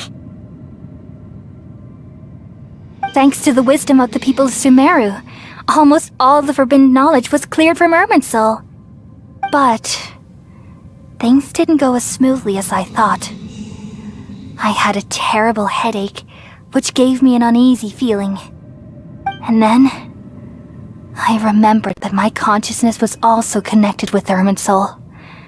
It brought me knowledge and wisdom, but vile corruption as well. From the very beginning, my existence had been polluted by the forbidden knowledge.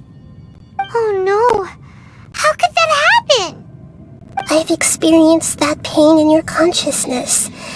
It must have been a horrible experience.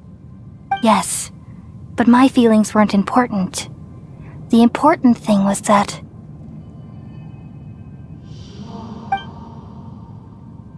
even if I died, my existence and everything related to me would continue to exist in Irminsul as memories and knowledge, meaning that the forbidden knowledge couldn't ever be permanently eradicated.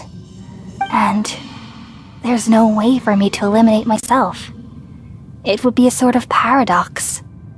So, I took the purest branch of Irminsul as my incarnation in the next samsara and left a trail of clues, all in hopes that you would come here and remove me and my pollution from Irminsul forever. Wait, no, I can't. So you realize what that implies. You are very smart indeed. Irminsul has all the knowledge and memories of this world. And as you've realized just now, removing me from Irminsul means I essentially will never have existed in this world. But this is the only way to save Irminsul. People love you so much and they've missed you so much over the past 500 years. I am exactly the same. So how can we just forget you like this? Is there really no other way? There must be something else I can do. You're the god of wisdom, Booer. You should know that there is no other way. But this is so cruel. I don't want to forget you. No need to feel so sad, Booer. As someone who delights in wisdom, you should feel joy at finally finding the answer. These are the words in their entirety, the answer you've been seeking all along. Let the world completely forget me.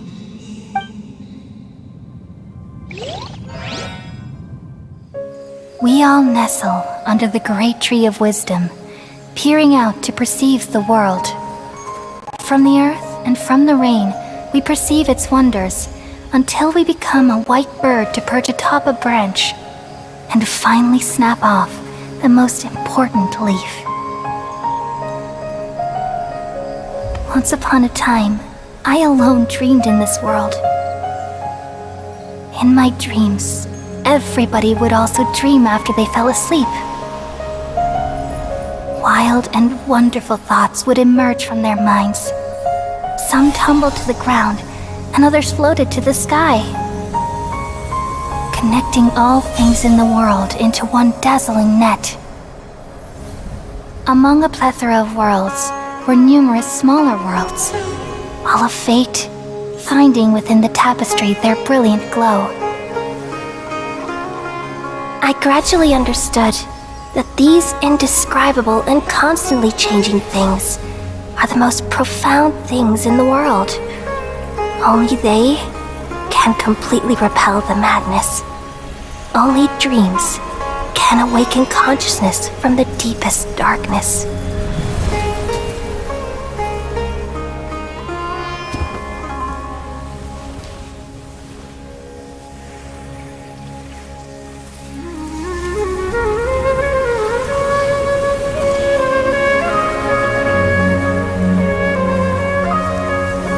I'm the one who posed this question, yet also the one who sought a solution. Saving the world with the dreams of the people used to be my answer. And now, you've also found your own answer, and I shall return all the dreams to the people.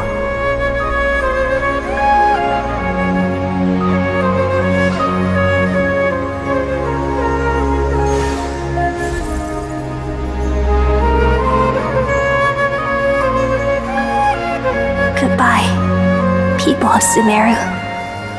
May you be blessed tonight with the sweetest of dreams.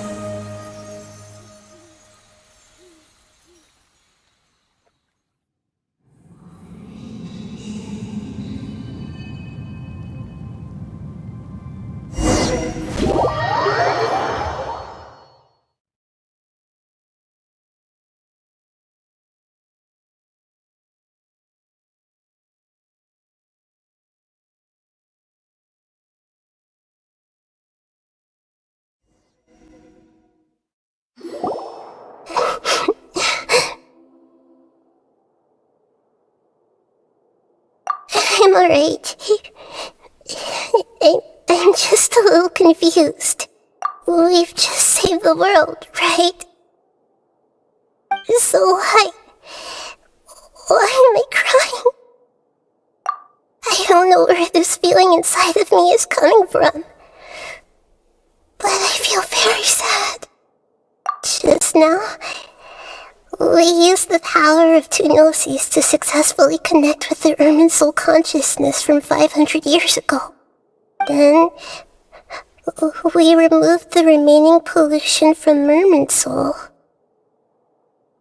Yeah, what's wrong? Weren't you there just now?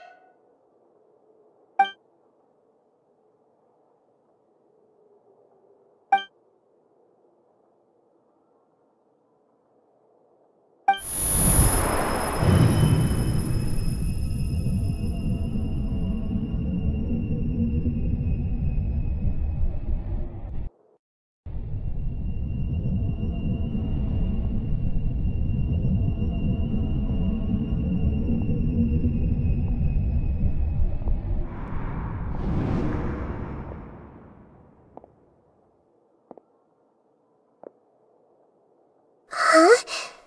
That sound. Traveler! Paimon! I've been waiting here far too long. But finally I have the chance to be alone with you. All the precious time I wasted has finally paid off. The doctor! What have you done? Just a type of sound wave that can quickly put defenseless people into a dream. As I expected, it doesn't have any effect on gods. This is the only thing of interest I found among the sage's research. I thought I'd take it for a little spin. Don't worry. I know you would never forgive me if I actually killed them. I'm here to negotiate with you. Naturally, I won't do anything dangerous that could potentially damage our relationship. Negotiate with me? I heard you had already left Sumeru. Why are you here again now? I left Sumeru, but I also stayed in Sumeru. Even the God of Wisdom is restricted by the habits of cognition. How disappointing. You mean there are many different versions of you in this world? An astute guess. Even the same individual will have different cognitions at different ages. A long time ago, I made a major decision in hopes of preserving all my perspectives of how I observed the world. Observation is the first step of any experiment, but observing the current world doesn't satisfy me. It lacks an important dimension, that of time. So I saved segments of all my ages and made them into independent individuals. That's all there is to it. Indulge me. How does the God of Wisdom find my method of seeking knowledge? It's an insult to the very concept of life. Life inherently has many rules and restrictions, each with its own significance and reason to exist. They can't be broken on a whim. Good. Amazing, even. Indeed, it's difficult for humans to make peace with themselves, not to mention oneself from a different period. Since you're in the academia, why wait until now to show up? You could very well have stopped us and helped that fake god. Simple. Let me ask you this. Would any staff member ever help the subject in the middle of an experiment? It was my experiment. So why should I interfere with the results? The academia saw the plan to create a god as their ultimate goal, yet you only saw it as an ordinary experiment. You really are crazy. If the experiment succeeded, you would have had a new god on your hands. How would you have faced your own god then? Would you still take the same stance? Would you still hold the same view of yourself? I'm first and foremost a scholar. These results should be left to the judgment of the hypothetical me confronted with that outcome. But you're right. And that's exactly why I'm disappointed with the conclusion of this experiment. As an individual, you don't have any sense of belonging. You seem to have even fewer convictions than a typical scholar. Oh no, I certainly have my own convictions. They just don't fit your standards, that's all. All right, that's enough conversation for today. The experiment is over, and it's time to tidy up the equipment and reclaim any useful materials. For example, the Gnosis. Lesser Lord Kusanali, you're an intelligent Archon. I'm sure you understand the disparity in our combat abilities at this time. Besides, you have no way to use that Electro-Gnosis in battle. Didn't you say you were here to negotiate with me? Somehow, it's starting to seem like you intend to take it by force now.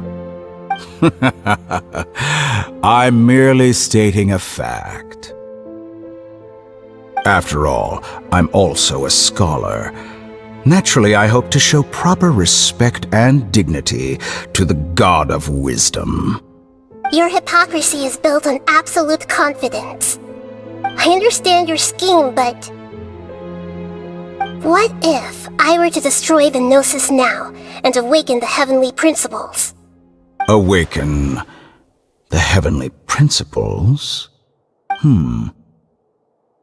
Do you think that's really possible? The heavenly principles have been silent for many years, but the Gnosis are symbols of their control over Tevat and all the laws. Will the destruction of a Gnosis attract the attention of the heavenly principles? And if so, how do the Fatui plan to deal with the consequences? Do you dare to gamble such a possibility with me? Gamble? How surprising. I thought you would show evidence or use rigorous reasoning to prove your point. The word gamble is the last thing I expected to hear from the God of Wisdom. But this is a clever move. You must have seen through me when I first captured your consciousness. As a scholar, I respect all possibilities. This has always been my principle and is an essential trait as an experimenter. Indeed, I can't ignore this possibility. So tell me then, what are your conditions? This foreign gnosis will only lead to disaster if it stays in Sumeru. But this electro-gnosis is the prize I obtained after defeating one of your fellow harbingers. Now, as the one who initiated this cascade of events, shouldn't you pay the corresponding price? Price? Interesting. What price would you have me pay? How about erasing all your other segments? So this is how you wish to restrict me, the most threatening opponent of the Nation of Wisdom. What you request of me is like plucking out the eyes I have placed in the dimension of time. Segments are extraordinarily difficult to make. They require extremely rare resources and enormous amounts of time and effort, requiring me to destroy them all here and now. Bravo. A suitably wise decision on your part. Yes, how very interesting. Can I assume that you have long been wary of me? Among all the versions of me, this segment you see now is the most selfish. If it weren't me, your idea wouldn't have worked. What did you see when you were imprisoned? You were observing me, and that's how you know I've long grown tired of their doubts and endless arguments. Like you said, it's difficult to make peace with yourself. Being as smart as you are, have you managed to do that? I see. If you think all those versions of me are worth a gnosis, then deal. You sure didn't hesitate much.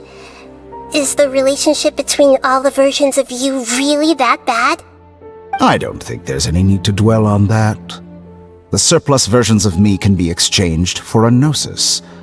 Do you think anyone can offer themselves at a higher price? Besides, with my abilities, it's only a matter of time until I find better perspectives. Perhaps it's best to say, you're just temporarily ahead. But what I'd like to know is, how can you be sure that I've really erased them? I can see your remaining honesty.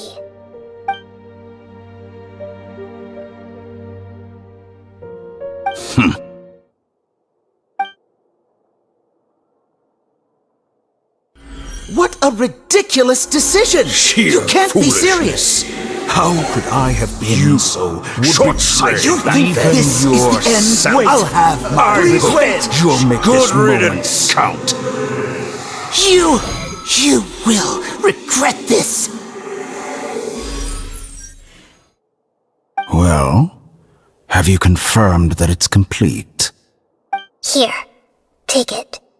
The future of Sumeru City will be in my hands alone. I will shut down the Akasha and let curiosity and the thirst for knowledge drive the realm of academics once again. There won't be any further gaps for you to exploit. It truly pains me that my academic achievements have never been appreciated in my homeland. Of course, I have no interest in being rejected by this city for a third time. Another chess piece. And where is your dendrognosis? Don't be greedy, Harbinger of Snezhnaya. No, this is a different transaction. If you intend to turn off the Akasha anyway, then there's no further use for the Gnosis of Sumeru, is there? Besides, isn't it the Archon's duty to deliver what's desired of the Seeker? Oh, judging from your expression, you don't seem to find the idea very agreeable. Then let's think of it this way. Since you're the god of wisdom, how about I exchange some knowledge with you? People exchanging knowledge with the god of wisdom is the stuff of legends. Yet here you wish to exchange knowledge for the god of wisdom's property. Arrogant as that is, it has piqued my interest. Let me ask you, have you in all your mighty knowledge ever heard the rumor that the skies of Tevat are fake? Huh? That's the secret hidden by Irminsul concerning the truth of this world.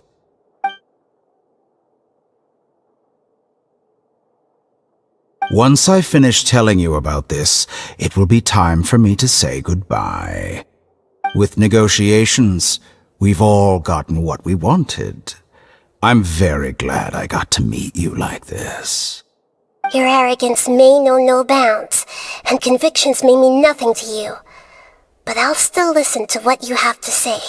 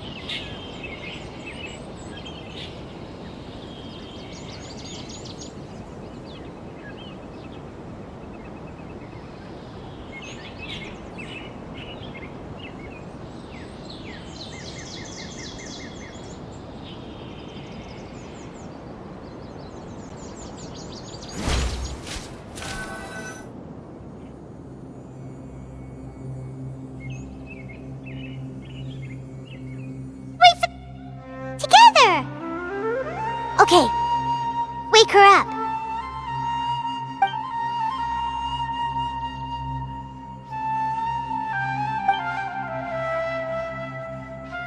Are you awake? Kali says it's time for breakfast. Come on, get up!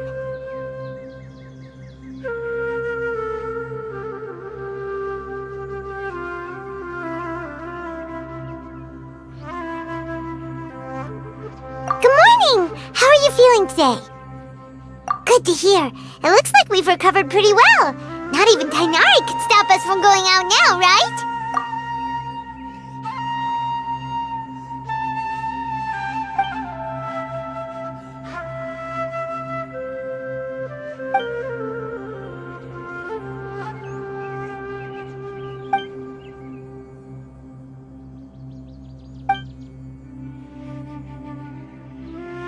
Come on, Traveler, let's go!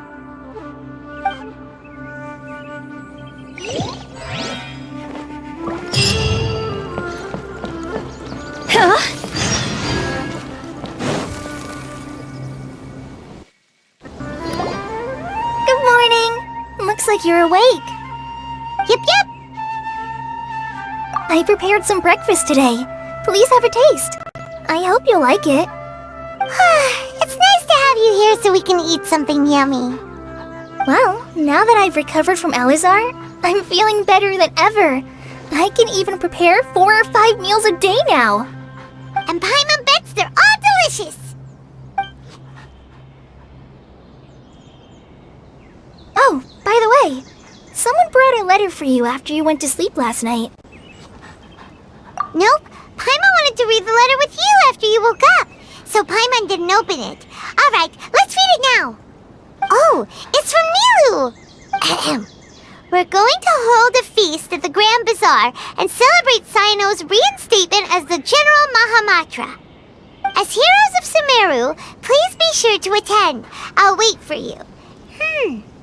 The date of the banquet is written on the back. It's in 2 days. Oh, I've also heard that you've become heroes here as well.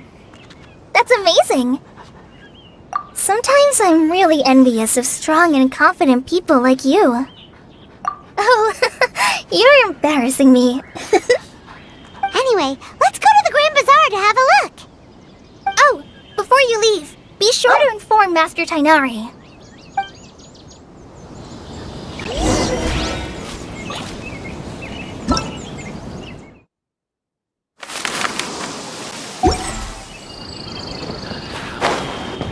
Phew!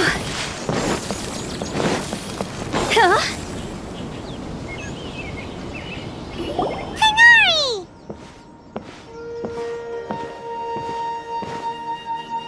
Good morning. How do you feel today? We feel much better. How about you? I'm recovering well. Thanks for asking. But from the looks of it, you seem to be already busy with work again. It's fine. I'm not that busy, really. The Elazar patients have recovered, as well as Hypatia. For now, I only need to tend to my Forest Watcher duties. It seems once Irminsul started getting better, everything else started to recover too. Yes, but there are still some residual effects. The withering is one example. Though it won't spread anymore, the existing zones won't just disappear. We forest rangers will still need to do the work. By the way, we have some good news. Sino got his position back. This news is hardly new. He had already mentioned it to me before. Huh? You mean he was already here? Why didn't he come to say hi to us? He visited once, but he was afraid of disturbing you while you were resting. He just asked me a few questions and left. Then you probably already know all about the celebration feast. Celebration feast? No, I haven't heard anything about that. Huh? But didn't Nilu say in her letter that they would celebrate Sino? He didn't tell you? Perhaps, or alternatively, he doesn't know about it either. Come to think of it, Sino doesn't seem like the type who'd enjoy a celebration feast. You and Kale are both Sino's close friends. Why don't you come to the feast with us? Kale has taken over some of my tasks these days. I don't think she'll have time for it. Not to mention me.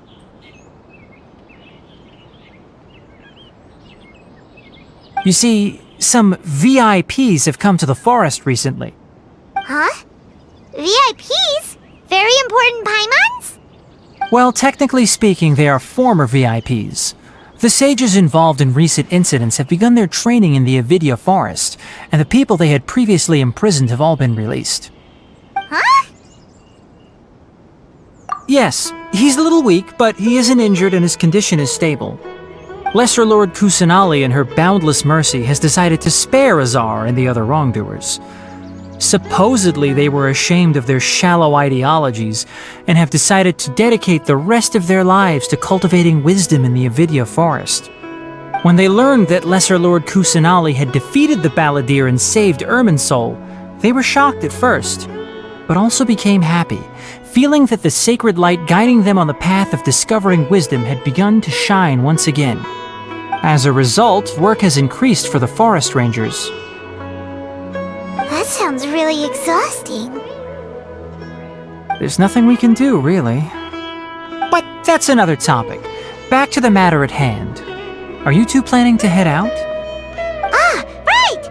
We're here to request permission to head out. Would that be okay? You've recovered well. You may go, but be careful. Yay! Will do! The rainforest is the best place to live. I think I'll start with...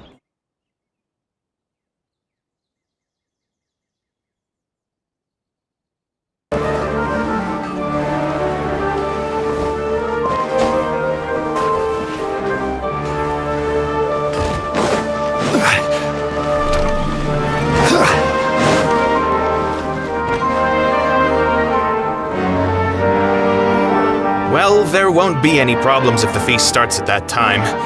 Everything has already been prepared. Mr. Zubair, I finished telling things up here.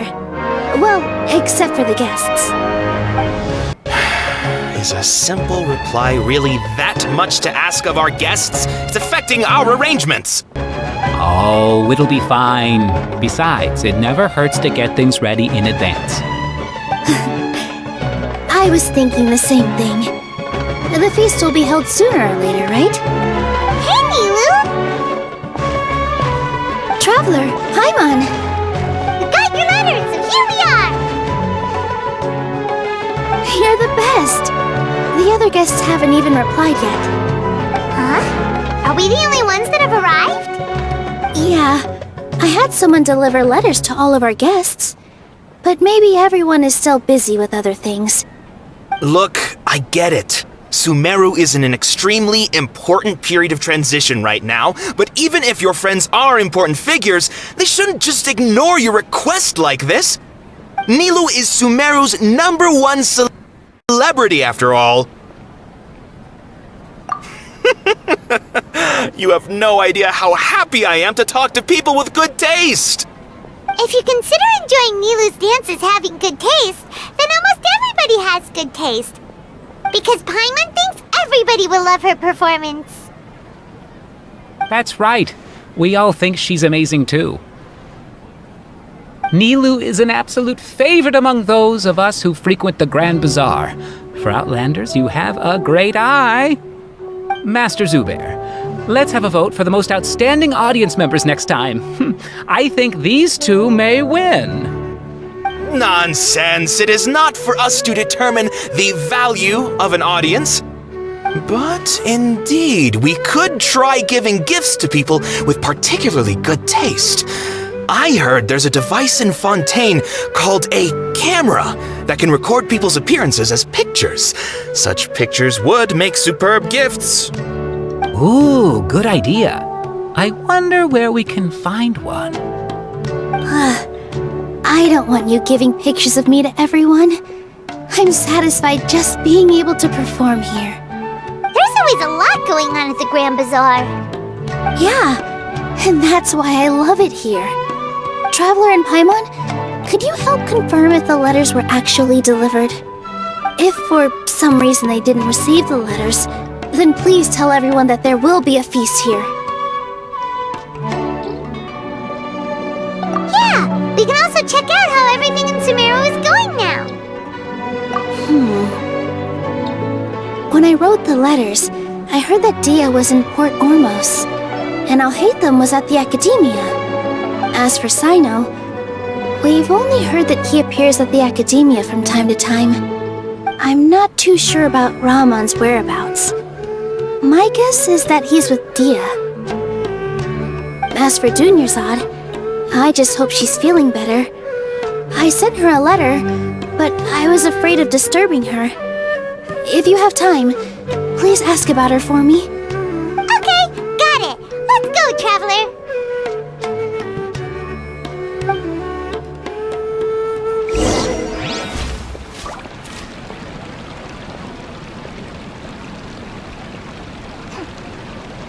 Dad, let me learn to dance.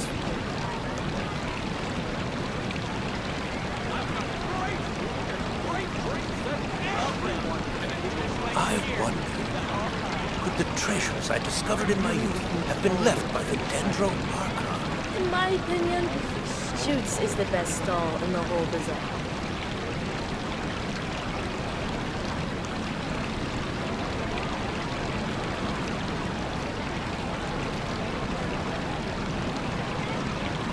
Every journey has its final day. Don't rush. I wonder, could the treasures I discovered in my youth have been left by the Dendro Archon? Osmanthus wine tastes the same as I remember. Shoots is the best. But where are those who share the memory?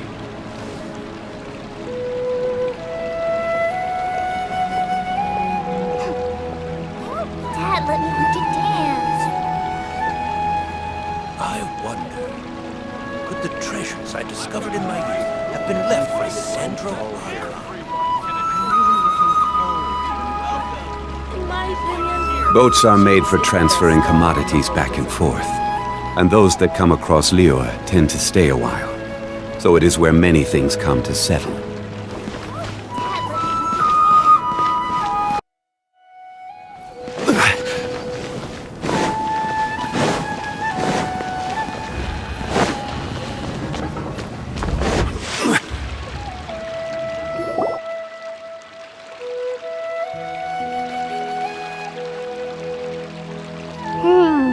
We haven't seen Alhaitham anywhere. Let's ask that person over there.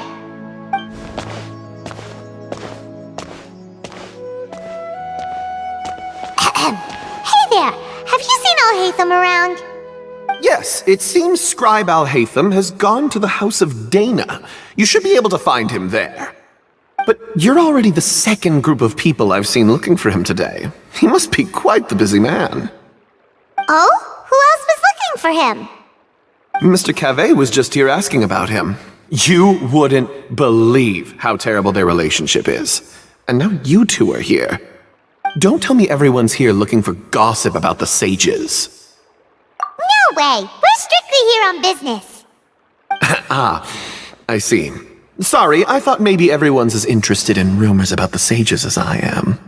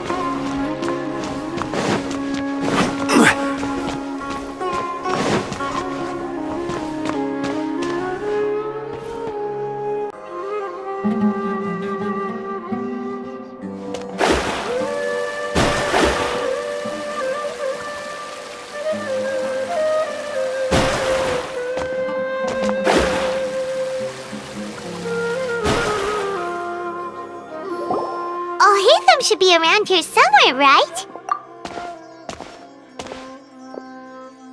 Oh, he's over there!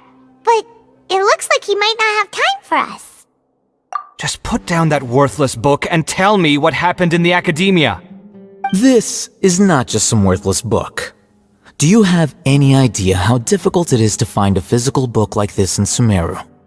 It doesn't matter. It's probably just another thing that you used your authority to get your hands on anyway. Just put it aside. Listen, I came back today only to hear that the sages have disappeared. Oh? You sound surprised. I thought you would already know the inside story. Would I be here asking you if I knew? You're the scribe, not me. So just tell me what you know already. Well, I almost became a sage. Huh? Oh, don't sound too surprised now. You're the renowned Kaveh, light of the Ksharawar. Besides, as a master builder and craftsman, chances are you'll be appointed as a sage too. Why do I feel like you don't really mean it? Huh. What makes you say that? Why would you question my heartfelt sincerity? Maybe it's because you've never said anything good about me before. Yeah, well, I share a similar sentiment, and anyone who knows you as well as I do would surely do the same. Oh, you... See? This is why I hate discussing anything with you. Your ridiculous and arrogant attitude always gets in the way. It seems that you really can't stand my personality. Ha! What was your first clue? Well, then you might as well move out of my house. Are you threatening me? Stooping to a new low, I see. Ugh, and don't change the subject. You, a sage? What a joke. The academia might as well just close tomorrow. Are they having a fight? Forget what's going on with the academia. Haven't you been busy with your construction project? Tell me, when are you going to build yourself a mansion? Don't get me started. I get angry just thinking about it.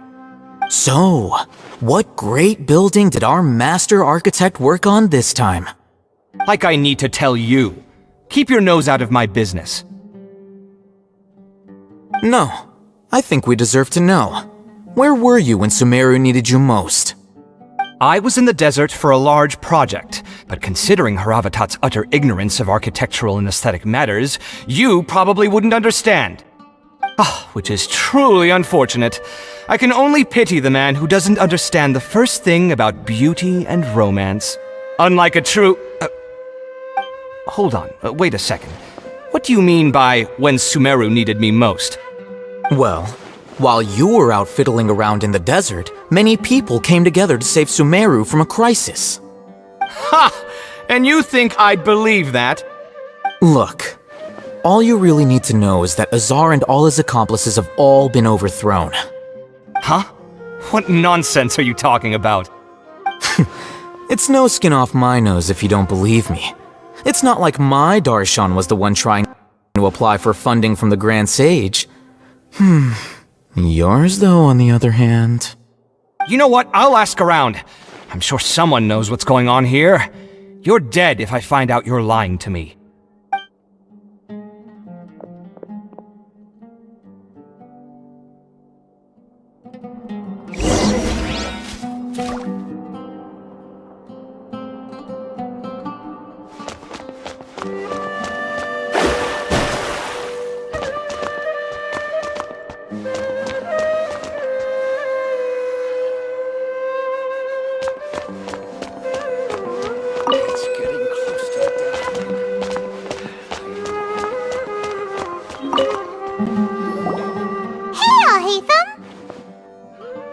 Oh, it's you two.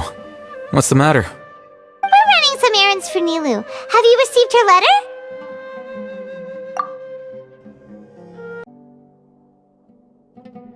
Letter? Nilu said she sent out a letter inviting everyone to a celebration feast in 2 days at the Grand Bazaar. We'll also be celebrating Sino's reinstatement as General Mahamatra. If she addressed the letter to all Hatham of the Academia, then the letter should have gone to my office. I've been busy these days, so I haven't had time to check for any new mail at my office. I only now have some free time to attend to personal matters. Have you always been so busy with your work? Of course not. I'm only busy these days because several sages have been dismissed recently and the whole Academia was practically turned upside down. Kainari told us they all went to train in the Avidia Forest. Apparently they will spend the rest of their lives there. That is already the best possible ending for the likes of them. 4 of the 6 great sages were possessed by their desire for power and attempted to create a new god. In order to pull it off, they even imprisoned the other 2 rational sages.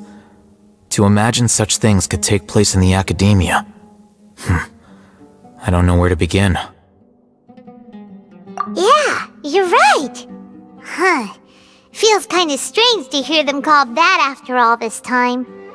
But then again, the 6 great schools sounded pretty impressive too. Yes, at least that's how they're supposed to sound.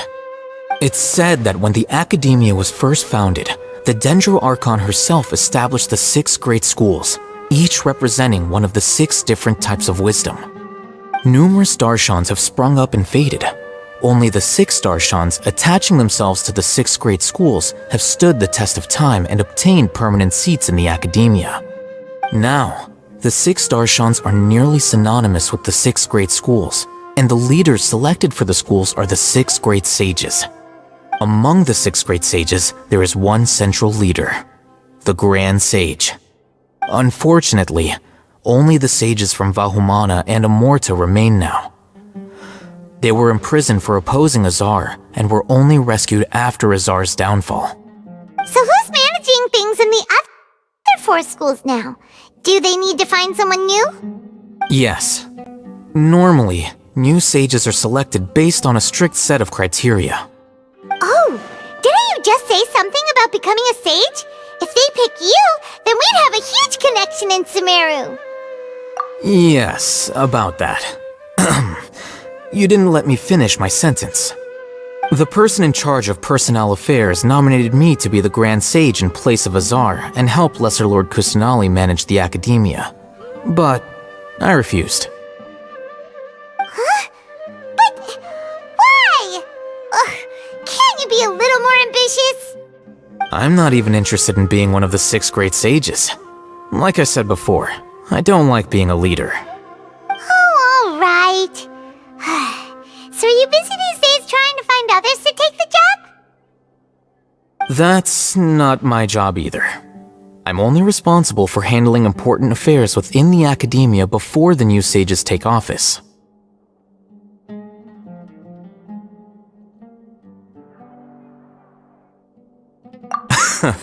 And the first thing I'll do is reject Kasharawar's application for funding. By the way, who was that other person just now? Is he your friend? Do we look like friends? Paimon doesn't know. That's why Paimon's asking. His name is Kaveh, my roommate. You could say he's the representative for Ksharawar scholars.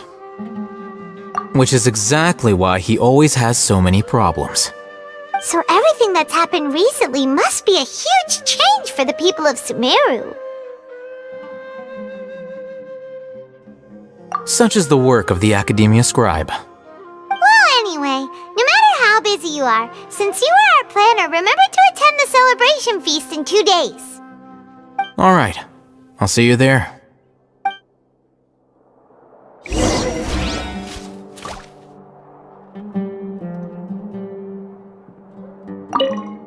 The House of Dana is the last quiet place in the whole academia now.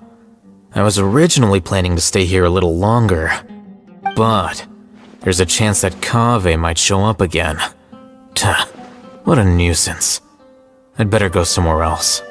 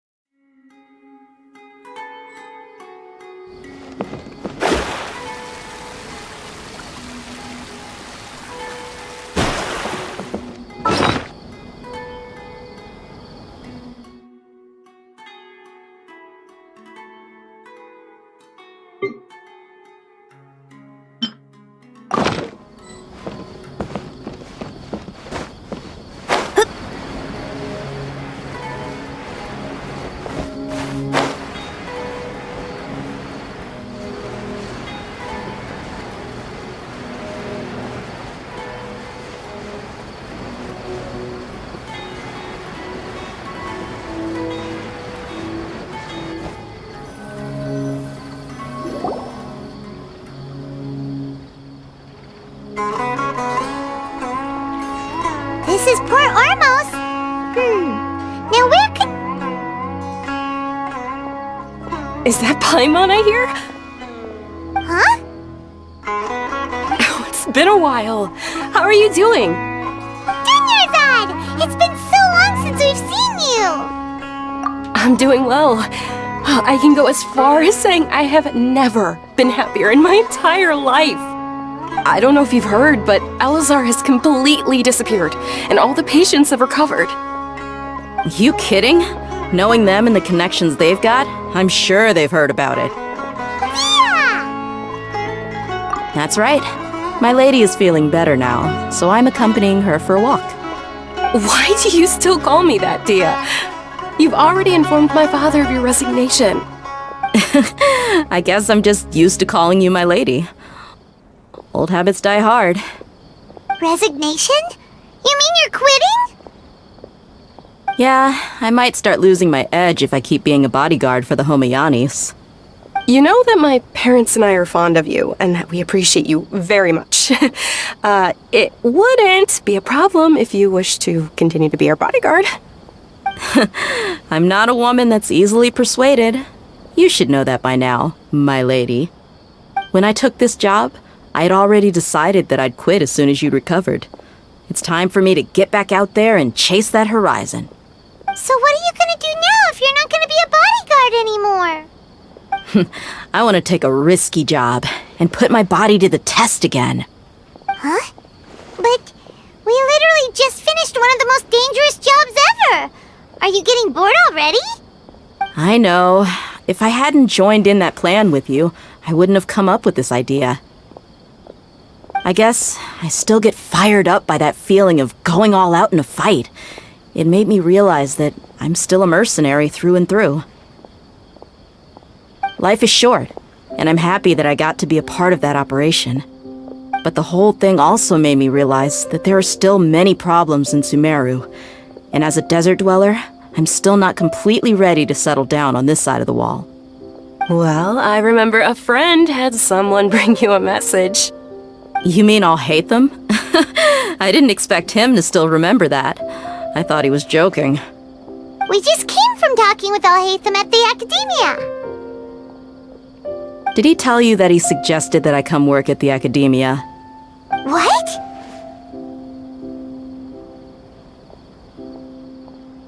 I heard that Azar and his cronies fell from power, and Al-Haytham told me that now was a good time to find a job in the Academia, but only if I wanted to. Whoa. Paimon can't see you being anything other than a mercenary. Me neither. But I think Dia would look great dressed up as a scholar. Ugh, forget about it. I wouldn't last 10 seconds in there. Al-Haytham probably just liked the way I worked and knew I'm good in a fight, so he suggested I find some work in the Academia. But you know, if you take him up on the offer, Sino might actually agree and let you become a Matra. Because you're super amazing! The Matra have all the talent they need as long as they have Sino. I prefer to be free to live however I choose. In fact, I chose this job from the very start because I knew it'd be right up my alley. Even if being a mercenary means facing all kinds of danger. A lion has to return to the wild sooner or later. If anything, being your bodyguard has been unfamiliar territory for me. I don't want to see you go, but I'll respect your decision. I'm glad to hear you say that. Come on, no need for the sad face. It's not like we'll never meet again. Once the whole Dendro Archon thing is settled, everything in Sumeru will take a turn for the better. That makes me happy too. But a peaceful society will probably mean less demand for mercenaries like me. Before long, we'll be a dying breed. So I'd better get to work while I still can. Huh? But wait a second! You make it sound like you're leaving now! Well, no, not yet at least. I promised my lady I'd stick around until next week. So, have you been in Port Ormos this entire time? We were wondering if you had received a letter from Nilu. Oh, did Nilu write to us? She heard that you were seen in Port Ormos, so she sent the letter here. Huh. It was probably sent to the inn that we're staying at. My lady has been very energetic lately, and keeps taking me on hikes, staying out even into the night. By the time we get back, the receptionist is usually off napping on the job. Right, and we tend to leave quite early in the morning, so the old man on duty is also usually dozing off. So what it really sounds like is that the person on duty is always asleep. I bet the letter's at the reception desk. I'll go check later. No wonder there wasn't a reply. You never received the letter. Good thing Nilu asked us to come and check on that. Sorry to make you two come all the way out here. It must be something important for Nilu to specifically write to us like that.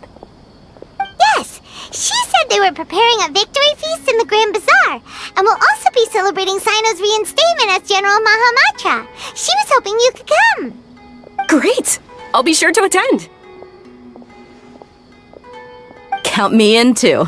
But is there some sort of dress code or anything for the feast? Can I just show up looking like this?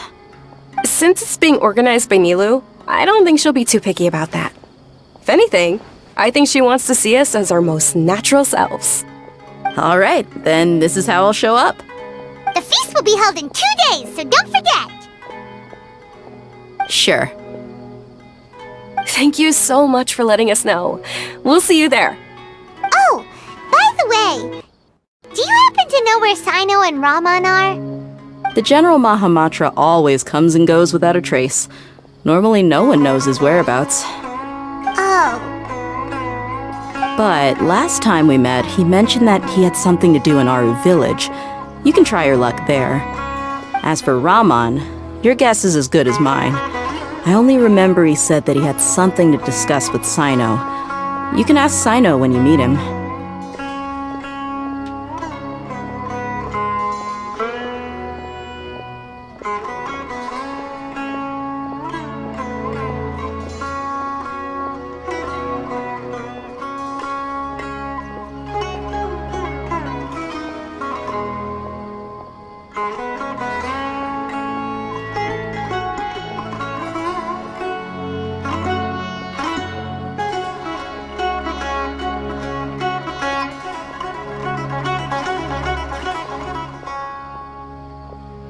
Don't mention it.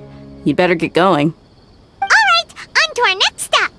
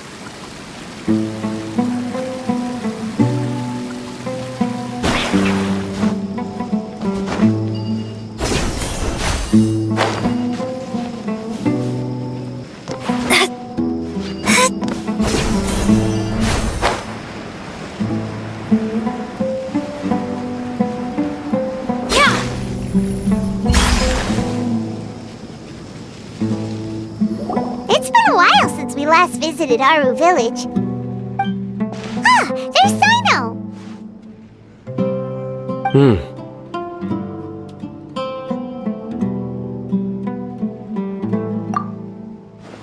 What brings you here? We recovered well, and Tanari agreed to let us leave, so now we're out and about again. It seems Gandharvaville's medical treatment is still as good as ever. And Tanari is recovering well, too! That's good to hear.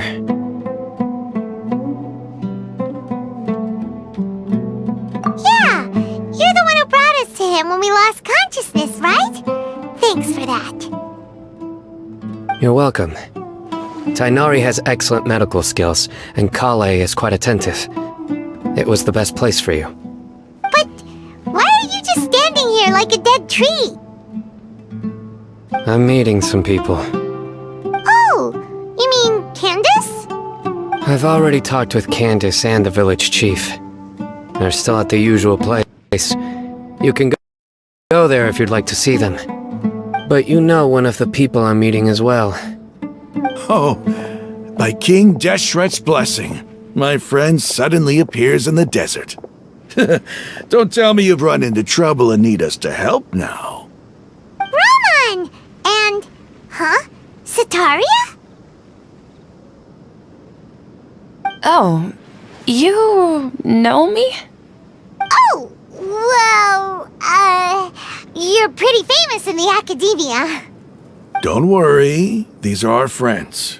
No need to be so guarded. I see. I'm doing well. Many good things have happened recently. Same here. Really, I feel that my whole life has started to shine after suddenly finding a new direction. Oh, tell us everything. Yeah, you go ahead. Alright, well, I suppose I should start by saying I've decided to leave the academia. What? It's not that I've given up on being a scholar. Instead, you could say I've found a new identity. I will no longer pursue research like a typical scholar, but I have not completely given up on my relationship to knowledge either. I can see what you're saying now. What do you mean? I plan to leave the academia and return to teach here in the desert. Wow, so you want to become a teacher? Sataria will return to support education here and teach people from the desert. She can't teach everyone on her own, but there are many of us Eremites all over Sumeru. She came to discuss a collaboration with me and hoped that I could bring her ideas to the Eremites. Yes, it's my hope that the Eremites can help me select a group of smart people with the best aptitude for teaching. I'll teach them, and after they've finished learning from me, they can go educate more people. That is the true meaning of education and the spreading of knowledge. The people of King Deshret suffer from sandstorms, exile, and ignorance. Miss Sataria is more than welcome to come teach here. Her arrival is like a star shining in the desert night. The stars have always guided caravans, thieves, soldiers, and travelers who get lost in the night. They lead those in the dark out of trouble and back to safety. Oh, please, where's all of this coming from? I'm starting to feel a little embarrassed. You deserve these compliments. Mercenaries are accustomed to danger and don't fear death, which is why we recognize extraordinary actions that common people would easily overlook. Sataria's idea will bring much good to many people. At first, I feared it was destined to fail. Everyone knows that the academia doesn't allow scholars to teach in the desert without permission. As you know, all knowledge is under their surveillance and control, and very few desert dwellers are as lucky as me. But what I heard at that time has been haunting my heart, as if there were lightning bolts constantly bombarding my soul. Sataria, you tread a treacherous path, and the longer you ignore it, the tighter the academia's grasp on you will become. Sataria, why haven't you gone home? Never forget that the desert that belongs to you lies elsewhere. Miss. These words sparked something in me, and I knew that I had to bring something back to my people after going home. I gathered up the courage to approach the Grand Sage, only to find that he was no longer at the academia. Lord Sino told me that Azar didn't belong there anymore. Azar has received much-needed punishment. Though, if you ask me, it may have been too light. You probably have already heard. Lord Sino helped me obtain permission to leave the academia for the desert, and accompanied me here to discuss collaboration with members of the Eremites. My plan was able to go smoothly thanks to him and Rahman. You're all doing so much for the desert. Aside from that, I also have some other business to discuss with Sino. Lesser Lord Kusanali has allocated many resources to support and develop the desert. I've done some business for her, and part of it required the assistance of the Eremites. I applied for a few batches of educational materials from the academia, and sent them to several groups in the desert, as instructed by Lesser Lord Kusanali. I believe the people will make good use of them. That's exactly what the people here need. Physical books and other related items. If it weren't for Sino and Lesser Lord Kusanali, I'm afraid we'd never be able to get our hands on them. Apart from this, the academia is also recruiting scholars that are willing to teach in the desert. I'll let you and Sataria know as soon as I have any more news. We must be persistent about this, and maintain these resources to ensure long-term effectiveness. This is the first time in hundreds of years we've had a glimmer of hope. I think this may be the turning point for the desert. Remember these words. Here lies our faithful priest, Kasala. His wisdom is a miracle among the people, deserving of high praise and admiration. I hope people with wisdom like that priest will rise again among the desert dwellers. Then we'll once again see the wisdom and glory that once shook the world. Enough about us. Are you here to discuss some business too? No, not at all. We're actually here on behalf of Nilu. Nilu wanted to write to everyone, but she wasn't sure where the letters should be sent, so she asked us to come find everyone personally. A celebration feast will be held in 2 days at the Grand Bazaar. She hopes that all of you will be able to attend. At the feast, we'll also be celebrating Sino's reinstatement as General Mahamatra. Although, judging from your appearance, it seems you've already been reinstated. Paimon thought you would only start working for the Academia after the feast. Celebration? Feast? It's the first I've heard of it.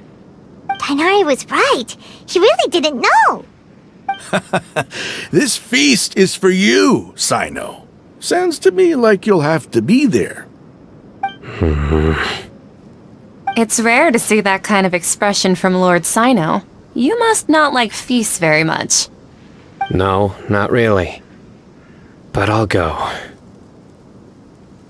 Well, I still have a lot to handle here.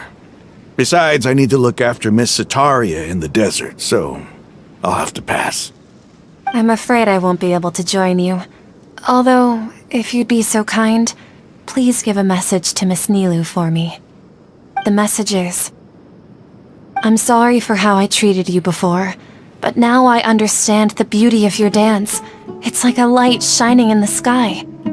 You and the art you symbolize are not only beautiful, but also lively and powerful, so much so that it was prohibited. Please keep dancing, and someday I'll be able to appreciate your art in person. Okay, we've got all that down. Our job here is complete as well. Oh, Sino, remember, party's in 2 days. Make sure you're there. Got it.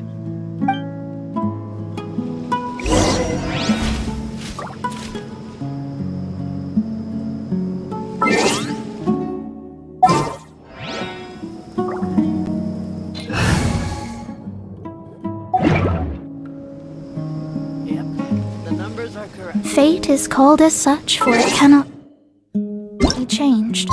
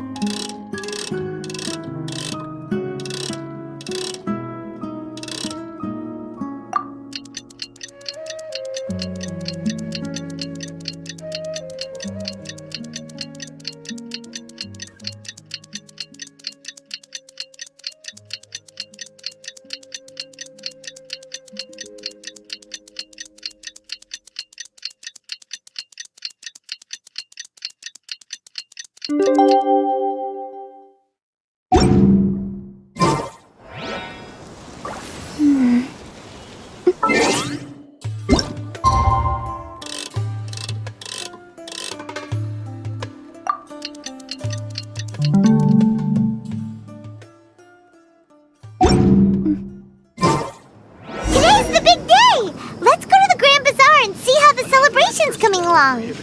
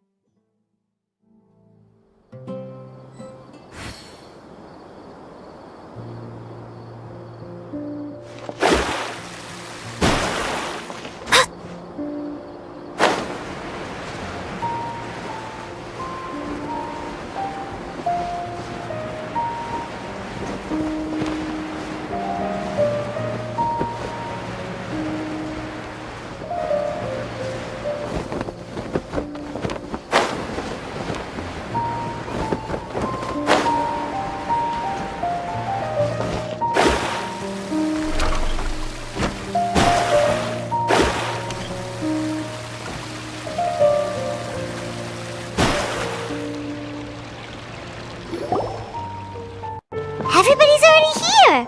Looks like we're the last ones to arrive. I'm here. Ah, there you are. Well, look who finally decided to show up. You look like you came here immediately after finishing up some work. I'm very happy to see you here. But we're not late, are we? It's just that everyone else arrived ahead of time. I propose that the last one who arrived be put in charge of today's speeches. Nah, there won't be any speeches today. Oh, really? Well, even better. Come join us over here. Let's share some great food and drinks, and chat about all sorts of fun things. Everything looks quite good. Wow! Paimon can't wait! Traveler, just look at all the delicious food here!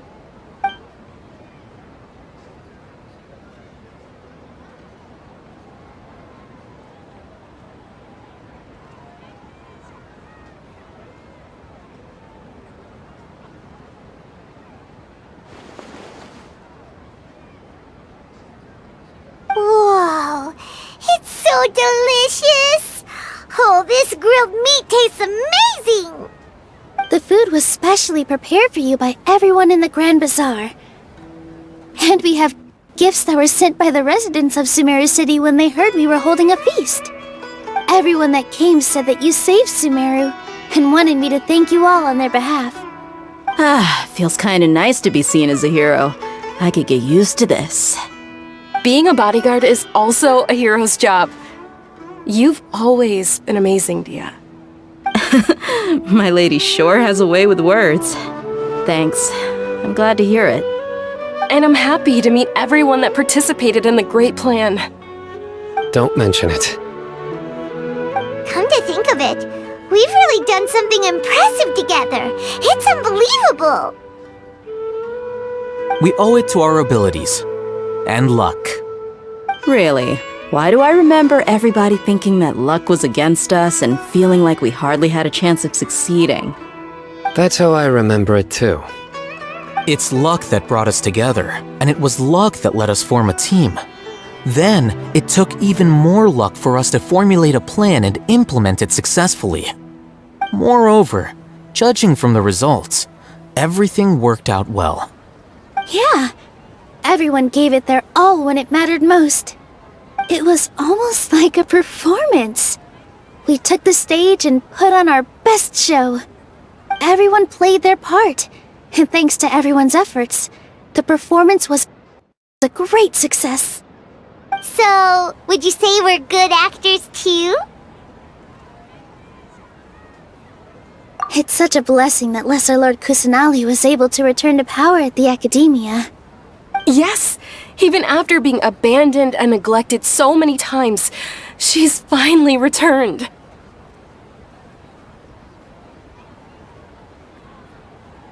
Uh-huh. Lesser Lord Kusanali once used all her power in a great disaster, which resulted in her losing all her wisdom and memories of the past.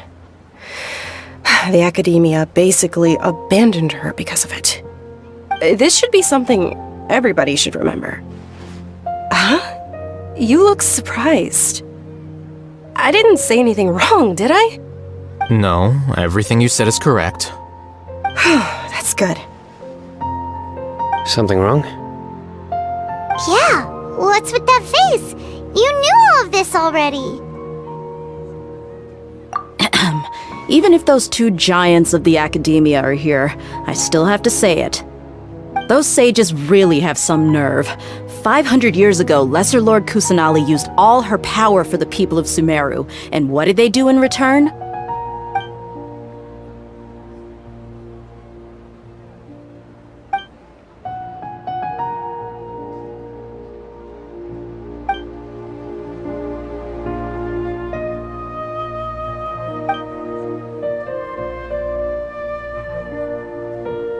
If you bite the hand that feeds you, don't act surprised when it turns into a knuckle sandwich, right, Sino?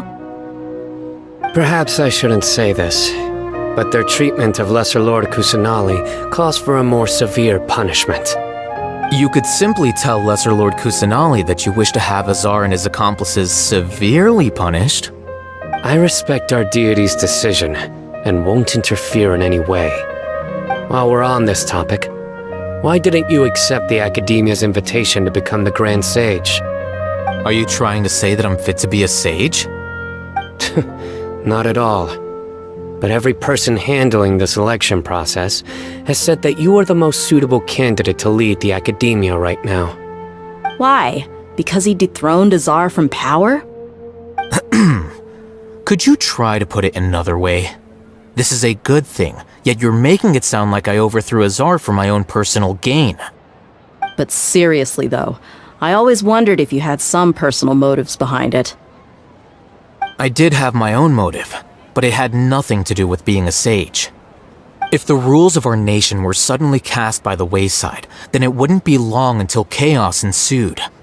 I had no intention of letting their dreams disrupt my life. By that, you mean your life working as the Academia's scribe? Precisely. Wait, is that all? So, that's the only reason why you joined us and came up with all those plans? It's reason enough. You've certainly got quite the personality. You flatter me. All right then. How about you? You've already resumed work as the General Mahamatra, right? That's right. Will you be happy with that life? It's not about being happy. There are merely a lot of things that I must do. Even so, keep your spirits up and try to be happy, okay? And try to smile more every day, just like I'm doing now. Thank you. I'll keep that in mind.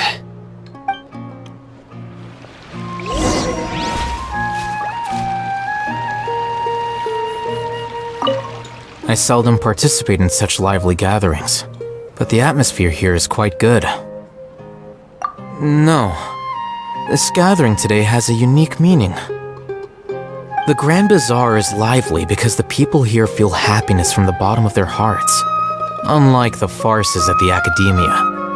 That happiness is an emotion that'll be forever alien to those bookworms who have driven themselves insane by studying. I seem to have taken both keys when I left the house. Oh well.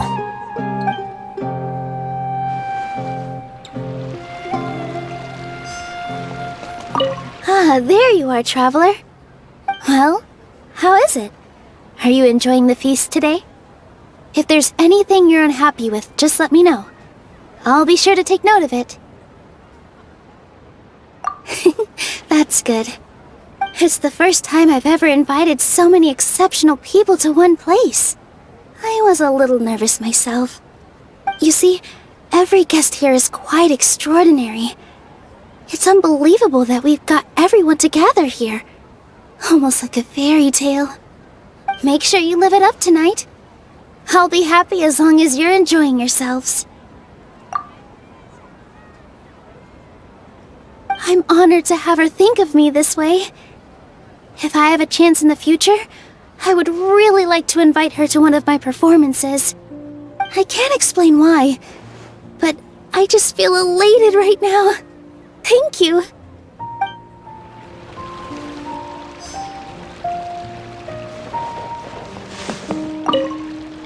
The atmosphere here is good, and everything is delicious. Yeah.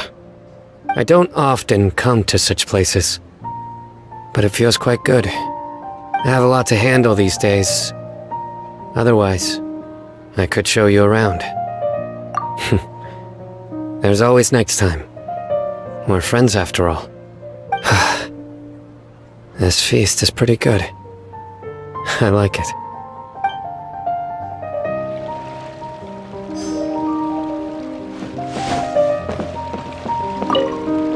My lady, the grilled meat over there is delicious. Have you tried it? Yes, I also tried some fruit just now. Oh, they're very sweet. What an amazing place to relax. No wonder everybody likes to rest at the Grand Bazaar. You said it. Oh, look who else is here. Hello! Oh, I'm so happy Nilu invited everybody. Oh, now I have the chance to meet all the heroes.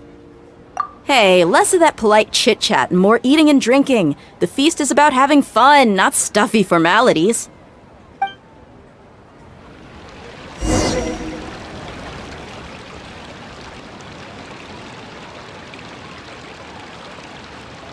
Hey, what's wrong? Your head is starting to droop.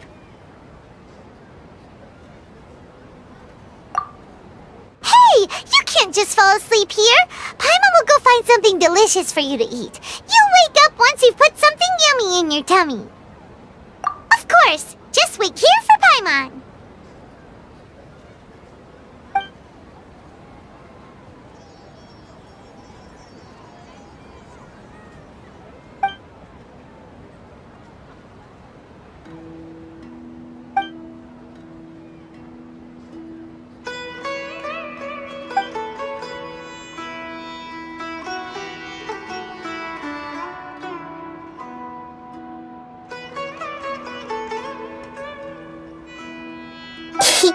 It's me.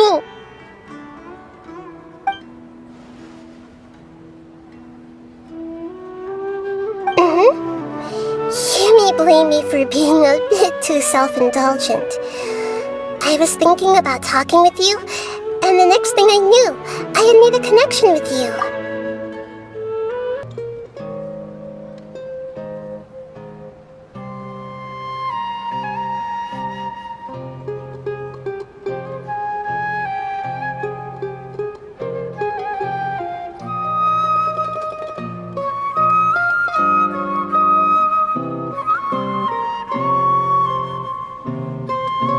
The connection between us is amazing.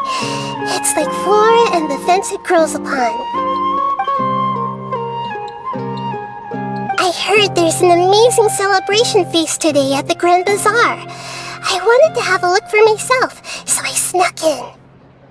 Lately, I've been so busy dealing with all the fallout from recent events, so I really haven't had any free time. Although you've already helped me with a lot, there's still one more thing I hope you can help me with.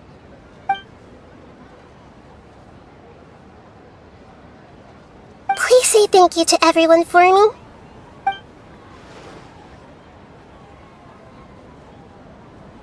Oh, is it not convenient for you to do that for me?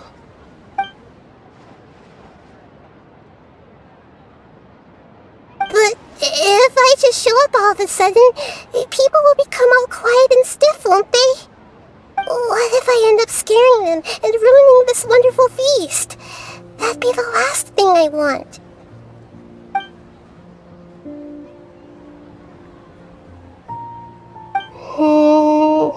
Let me think about it. Okay.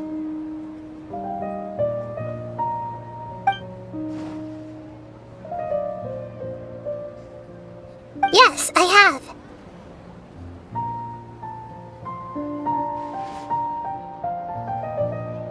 You said I should go thank everyone as myself, right? So... I've decided to borrow your body for the time being. Please don't blame me. The flora also climbs up to the fence to get closer to the sky.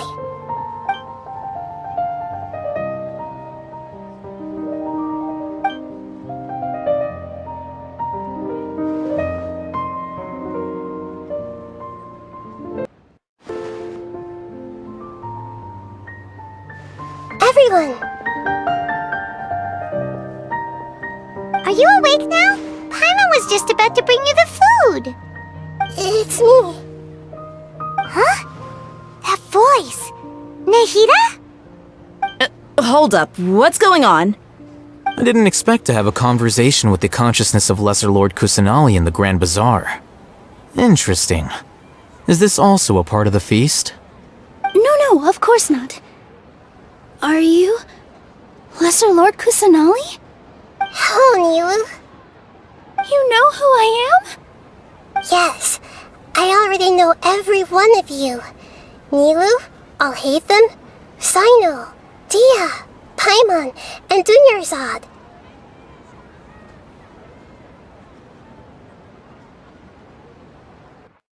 Lesser Lord Kusanali? I took the liberty of occupying the traveler's body so that I could thank all of you in person. Thank you so much for rescuing me, even if that meant placing your own safety in peril and taking the risk of becoming enemies with the Academia, the sages, the doctor, the balladeer, and even the entirety of Sumeru. Without you, without any of you, I would have been in a much more difficult situation. Had you not helped me to resolve the crisis, not only I, but Sumeru and even the entirety of Tevat would have suffered great misfortune. People refer to you as the heroes who managed to rescue a god. I'm quite fond of this name. It not only explains your identities, but also bears witness to your relationship with me.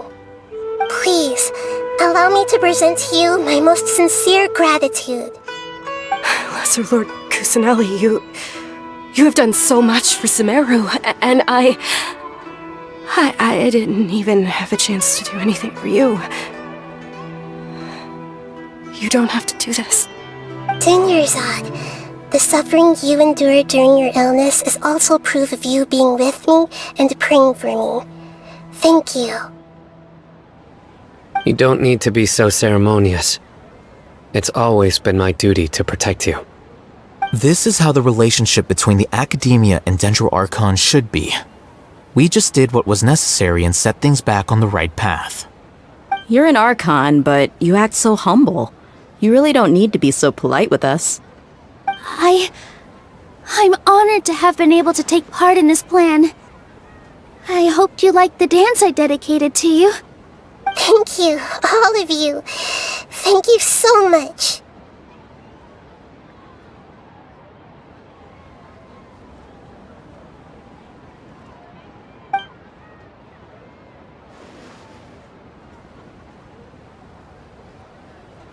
Yeah.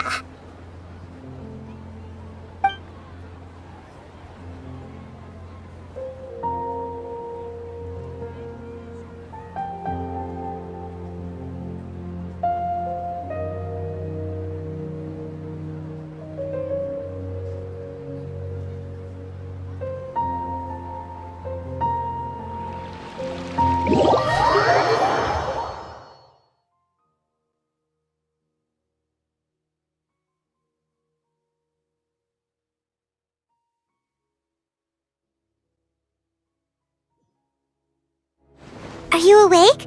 Did you rest well? After Nahida left, you ate a lot of food. You've become a glutton.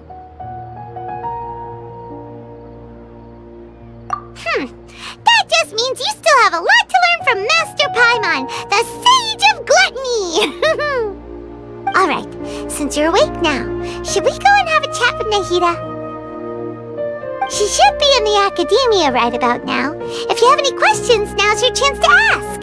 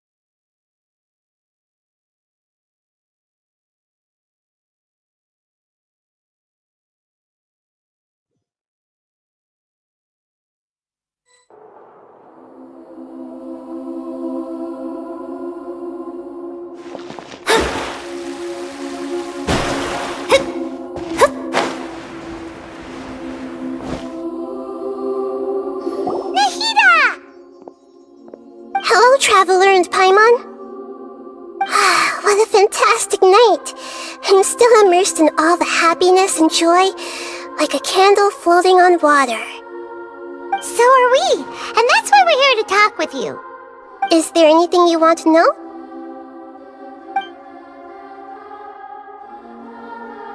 After recent events, the Akasha can no longer function as it used to. I've given it some thought, and have decided to shut it down permanently. But this is definitely not a bad thing. Even from the beginning, I've been planning to shut it down. The Akasha's centralized administration of knowledge has always restrained people's curiosity and curtailed the number of paths available to them. I don't think this is good for Sumeru. Although people may initially feel a little uncomfortable with the loss of the Akasha, they will soon understand that this life is more suitable for them. And as for the future of Sumeru, I'm preparing to regain control of the academia. The former sages have received their punishment, but the new sages have yet to be selected. I will oversee the process personally. I hope that the new 6 great sages will be more focused on academics. Sumeru needs such leaders more than ever. The other big issue is the people of King Deshret. All the residents of the desert, in fact. They have been mistreated for far too long. I've already taken some measures to address this. It will take some time to rebuild everything, but no matter if it's culture, friendship, or trust, we will rebuild it.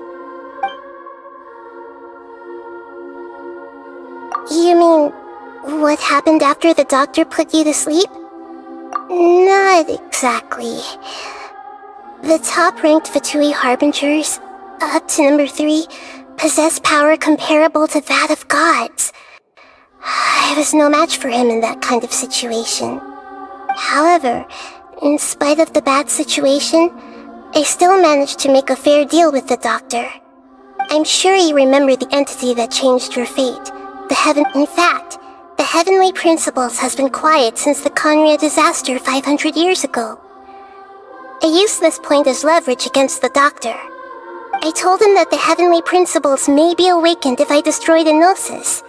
Although it's just a bluff, he still fell for it. I assumed that the Heavenly Principles wouldn't just stand by and let such extensive damage to its laws take place. And as for what I exchanged for the Gnosis, the exchange served as both punishment for the doctor as well as a boon of new knowledge that I couldn't refuse as the God of Wisdom. He's still in a coma. I've hidden him like how one would hide a feather. I know you have many misgivings about him, but as someone who had become a god, he has retained a number of very useful features. Don't worry, I'll keep an eye on him and make sure he doesn't do any evil. In addition, there are still some mysteries left in him. Some things may be very clear from my perspective, but he is still yet to understand them himself. His future will be determined by fate. Is that where you're headed next? Fontaine, the Nation of Justice? As far as I know, that nation operates in a judicial system. Does their Archon personally judge people? No, there's a Chief Justice in Fontaine. Generally speaking, the Hydra Archon, Focalor, won't preside over individual trials. However, even then, Focalor will still make herself present at just about every trial. It seems that she just likes to immerse herself in that sort of atmosphere. As Archon, she still reserves the right to influence the final verdict.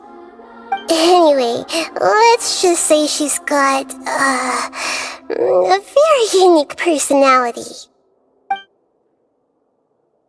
Are you sure? Isn't there something else you haven't asked about yet? Huh? You mean... About your brother. While you were resting at Gandharvaville, I took some time to perform an Irminsul search for information on your brother. Yeah! Isn't Irminsul a repository for all the information and memories of Tevat? So there shouldn't be anything on her or her brother.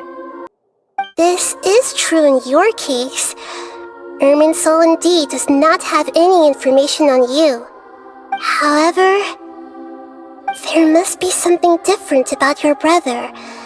Because as it turns out, the world has recorded information on him after all. What? There's only one possible explanation. He belongs to this world.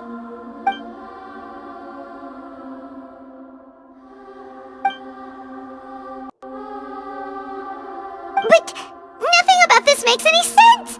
Wasn't this your first trip to Teyvat? According to the records I was able to access, your sibling suddenly appeared in Conria. After the Conria disaster, he began his journey through the 7 nations of Teyvat. But just as his journey was about to reach its conclusion, the Irminsul records on him suddenly become fuzzy. What do you mean, fuzzy? Did something happen to him? All I know for sure is that somebody, for reasons only they can know, is deliberately obfuscating his fate. And whoever it is, if they can do that, who knows what else they're capable of. But even that wouldn't explain how he somehow comes from this world. Something else I noticed was that according to these records, the Fatui have not classified your sibling as one of the Descenders. What's a Descender? Paimon's never heard of it. Look, I'm sure you must be curious about the information I received from the Fatui in return for my gnosis, right? A very important part of the intel was about this world's Descenders. External beings, ones that don't belong to this world. Traveler, you are Teyvat's 4th Descender. Huh? So the Fatui count 3 other Descenders before the Traveler, and her brother isn't even one of them? That's right. My current hypothesis is that the first Descender was likely what we now call the Heavenly Principles. As for the other Descenders, I still need to verify their existence. It could take me some time. Paimon's head's about to burst from all this crazy new information. And yet, even knowing all this, I'm sure you must still have a lot of unanswered questions. I must say, I truly regret that I can't help you more as the God of Wisdom. There are many questions in my heart as well. I will need some time to go through each one of them. And soon, you'll also begin your journey anew and depart from Sumeru. I'm very interested in your future. It's a journey that can't be observed or recorded by this world. If fate is the ultimate knowledge, then your future will be the ultimate fate. Paimon's sure glad we got to meet you, Nahida. The pleasure is all mine. I can't thank you enough. Alright, that's enough talk for today. If you ever miss me, just close your eyes, and maybe I'll appear in your dreams.